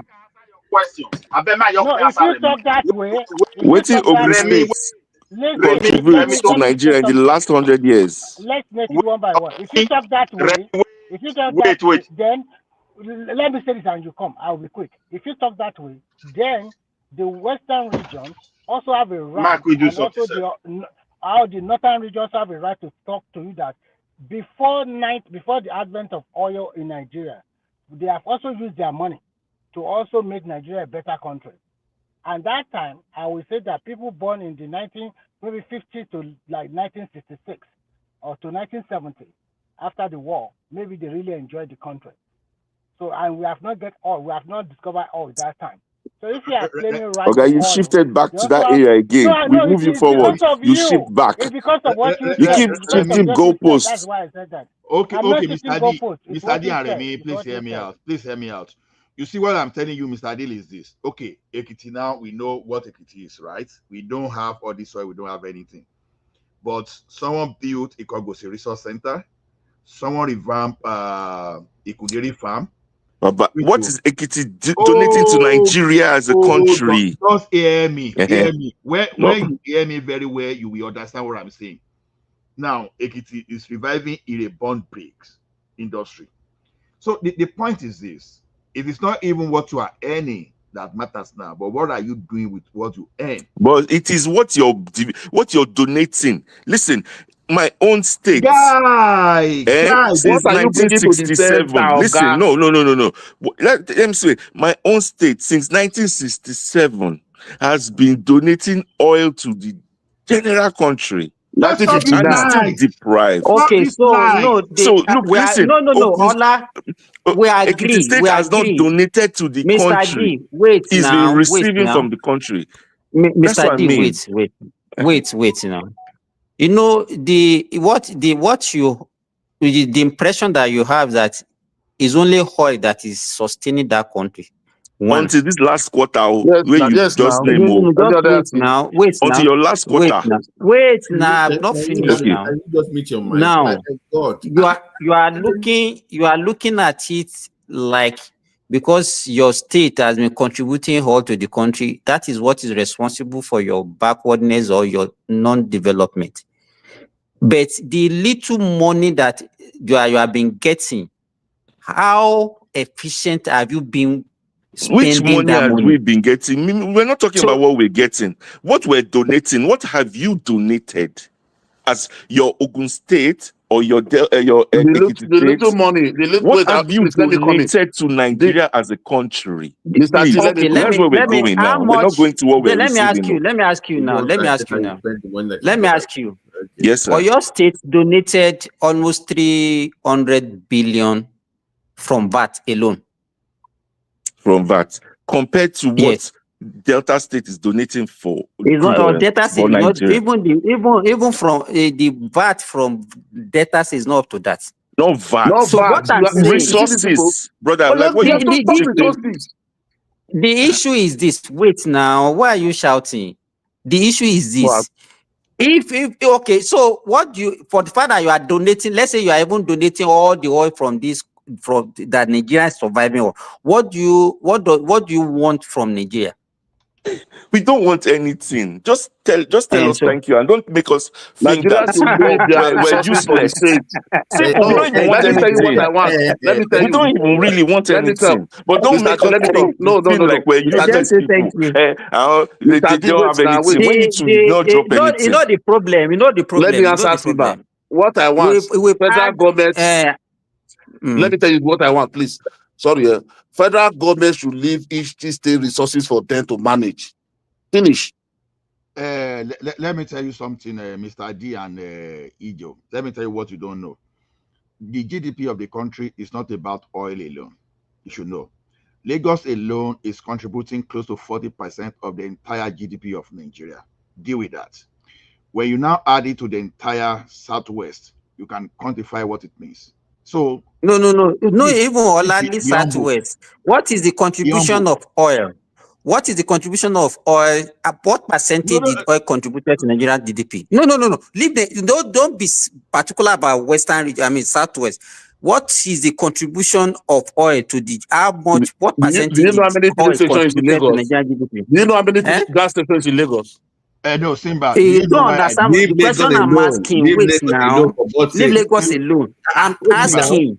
The oil that you say everybody should be worshiping you that because you are the one feeding the whole Nigeria. Look at Abuja. Wait now, Mr. D. We are talking about Nigeria GDP. I'm asking you now. Do you know what is the percentage of oil contributing to Nigerian GDP? Oil contribute more than 60% to Nigerian GDP. It's not true. It's not true. So how many cocoa are you selling? How many or don't know yet? Forget about how many cocoa. 2.4 billion. We just listen, Gary. Don't yelling. Just listen and learn. You won't listen. Let me tell you one thing. Do you know why I avoided that oil? Because it's why you should say listen and learn. You are not learning. You are telling me to learn. You want your distance to suppress what I'm saying. Why are you saying that one? Listen and learn. You are misinformed now. Why am I misinformed? I'm saying what I know. You are telling me what I don't know. So what do you say that is right? Babati, let him enjoy his ignorance. What are you talking? You say you are misinformed. See, okay, anytime we come here, you're supposed to be like, Some people say, listen, thank I don't you, the want you to people shout that on bring me. us money. Like, you're supposed to even worship us and even tell us My thank God. you. The arrogance is too much. You understand? We don't want to take anything bad. God knows. Let me worship you now. Are you ready? Yes, sir. Everybody lead down for Thank you. Drum roll for us. But don't treat us like, you But did not do Mr. D, nothing. Mr. Yes, D, sir. I just don't want to say something from my brain. Wait, that's what I want to tell them. When I Is didn't about mention 5 to 6%. That is what oil contributed to Nigeria GDP. 5 to 6%. Are you In the surprised? last Because they use everything 50 to borrow years. money already now. Is it in the last 50 years, in the For last 40 60 years, years?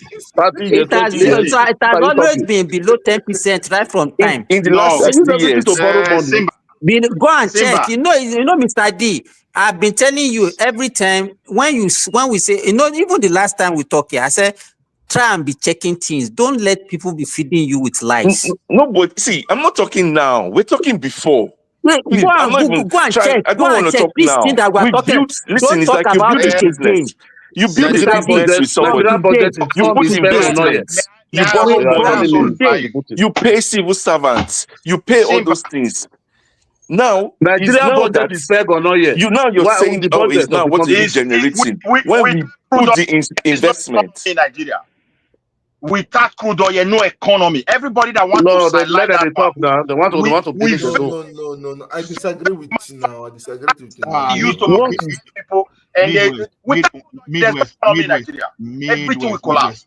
Midwest, hold on, don't go there. Just let us do this thing. Now the question is this: in Lagos State, as to see the driver on the road, the mama that sell mama puts, and all those people that are manufacturing, is this oil they are drinking? So all those manufacture, all those products they manufacture. Look at the question you are asking me. Once there is no oil money in circulation, those things will try to learn. Everything is not argument. This is simple economics. How can something that contributes less than 5% of the GDP of the country will make Nigeria collapse? Do you agree that 60% of people in Lagos, they're not Yorubas, they're not Southwesterners? So you agree that those bus drivers, market people... Mr. D, don't come here and be giving us... The last time we discussed this, we discovered that the Yorubas in Lagos contributed 65 to 70%. So don't in just be coming and be telling us things that. Yes, population. No, that is a total fallacy. Go and check. Go and check. See, make my own contribution. Go and verify. Go and verify. Just give me 20 seconds. Stop missing up forex earning from the total revenue. We have total revenue that dwarf whatever we are earning. We are talking of the major forex earning, that is oil, but it's not the major contributor to the GDP because it is less than 5%. The oil economy is less than the entire less than 5% of this thing. 5.57. You may find out that our telecom is even bigger than the entire oil industry. Agriculture, I don't need to mention that. It's one of the largest contributors. Agriculture is one of manufacturing. Hold on. Manufacturing in Nigeria, as we are saying, Nigeria is not a manufacturing country. Manufacturing contributed more than double of what oil and gas contribute to that economy of Nigeria. Guys, what are we talking about? Let me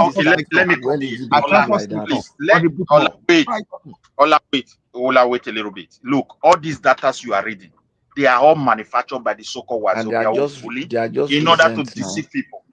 They don't have basis to really come into existence. Can you imagine the argument? Nigeria that couldn't generate money, that you sold the oil up front. One second, please. They sell the oil up front to what pay Ola their is saying. civil servant. What Ola is saying. Ola is right. If he says contribute, what is contribute to the GDP? That is fine. But the budget of the country, why is it not pegged on this Nigeria revenue? or Nigeria It's tax on money, oil price. payer money. No VAT. Exactly. And it's spent on Exactly. oil.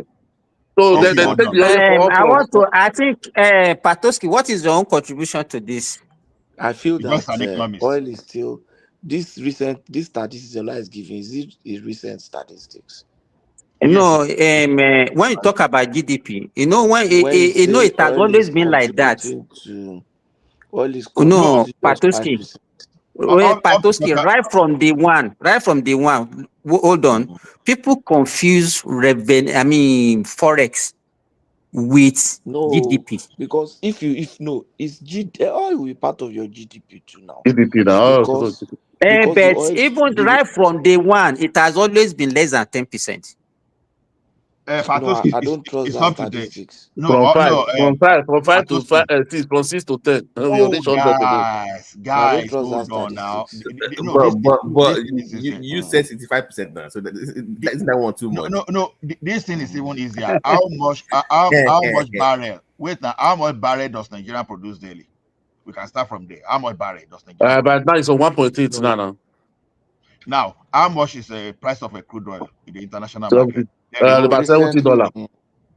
So, do you know that that $70, Nigerian government may not even get more than around 35-40 out of it? Are you We're aware? talking about recently. That's what I'm saying. No. Oil does not contribute more than 5% to the GDP of Nigeria, and I'm saying I want you to. Wait. It's 5.9. 5.9 GDP. I can give Yes, it to no, you. we understand what you are saying, no, that is not. But what about why is the budget? Where is the budget pegged? Is it not pegged on crude oil?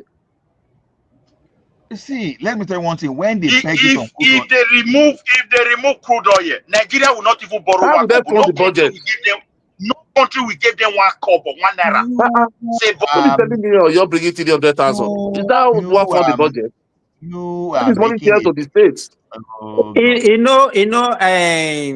Niger man, if we have not, that country has not existed before the oil was discovered, we will have been seeing all these things and we accept.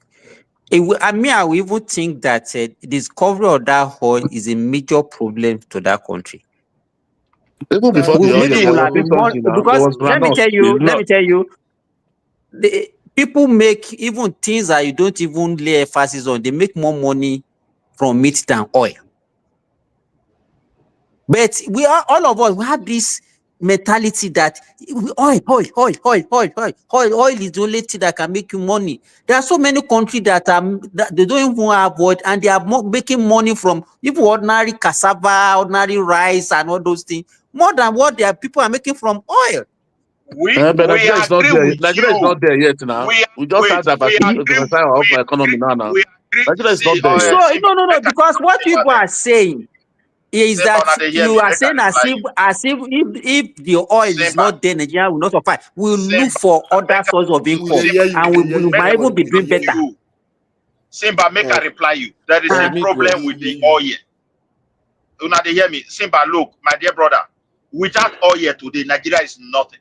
Those days you used to talk about Midwest. the resources. No, before the oil, there was something. Cocoa was there. There was. It's oil that even run the country down, that make people to leave the family. Sorry, can I say something? These things Can I were in say abundance. something? We were giving money. No, Midwest, stop shouting, Joe. Let another person talk, Joe. Let's come up with some statistics. I've even gone to check historical figures. That's in percentage of oil, or the proportion of oil in terms of contribution to national GDP, to our GDP. You see, it has always been less than 15%, though. Thank you very much. And you know the challenge, oil could have even be 60% or 70%. The reason why it is that low now are people. The way we bust pipeline, now they contribute. Eventually, we were progressively losing our relevance. All those investors are carrying their infrastructures and just going away. They will not blame their people now. They will blame selling off. All of them get oil well. So they are not both. They don't both pipeline. As I speak with you, Shell does not have onshore operation in Warri again. in Delta. I know now offshore. they sold everything. Yeah. So how do you expect? So now we think it's Nigeria because even share Europe, they sold everything. I can't even see share anymore. So I don't know what's going on. Now we you know, when you have people with strong head like Midwest that doesn't want to listen, how would they progress? People that have a sense of entitlement that own our oil, our oil. Patoski, if that what those times when they did do yeah, if that those times when they doing it, yeah, they now do for those people, then all these things not go happen. But at least they don't stop. Do you now. understand? So if that those times you're doing it, you're not training the people, you're creating employment for the people. People will be hungry enough to go and bust everywhere is polluted, they can't fish again, no water. My brother, do you understand? ICT is contributing about 18% to our GDP. 18%. So telecom is contributing more than oil. Where our people the GDP. Where our people no use brain. Okay, we say we are the one producing the oil. We are saying if they do for Nigeria, if it's not important, Midwest, why not give them autonomous right? Midwest, hold on. You see, we they shout say now we get oil. Now we they feed Nigeria. Now our oil no they contribute anything. Nigeria don't fall. Who say so? Who say Nigeria? No, who say Nigeria? Who say Nigeria? Who say our oil no they do anything? Now you say they fund budget. Now you say they fund budget. You say not they contribute anything. What you say? They still getting 1.8 million from the oil, 1.8 million barrels every day. That 1.8 million is 6 million. Not the come up. They say for the last 12 months, non-oil export is more than oil export. Listen, this boss, I don't even believe that statistics. Let's go to the last 50 years. The one that Tinubu is working on. You know, Mr. D, you know, you are a lazy fellow. I just told you now. Patrick went and checked. Attacking me. Don't judge now. Patrick went and checked now, and he gave you no. something. Look at this investment. No. Look at, we have an this is what I'm saying. Don't think you can just bring us, maybe our elder people, they don't understand. Yeah. We say make we bring money to do business together. We invest inside the business. Now you're telling us you invest inside the business. We've invested in this business. You want to take it to the background, Simba? Let me tell you, I must be your inside. We invested in this business. You did not put £1 though. Now you can't tell us, say you put everything for your place. I know, say our old leaders. Hold on. We want to go to the background so that we can talk freely. It's already 8 hours, past 8 hours. Okay. So let me take us to the background. So you don't want the world to hear the truth. Now for that background, we can't talk the background. You think you can control narrative? Do you know what is sad? Do you know what's sad about this conversation? Mr. BT. Do you know what is sad about this?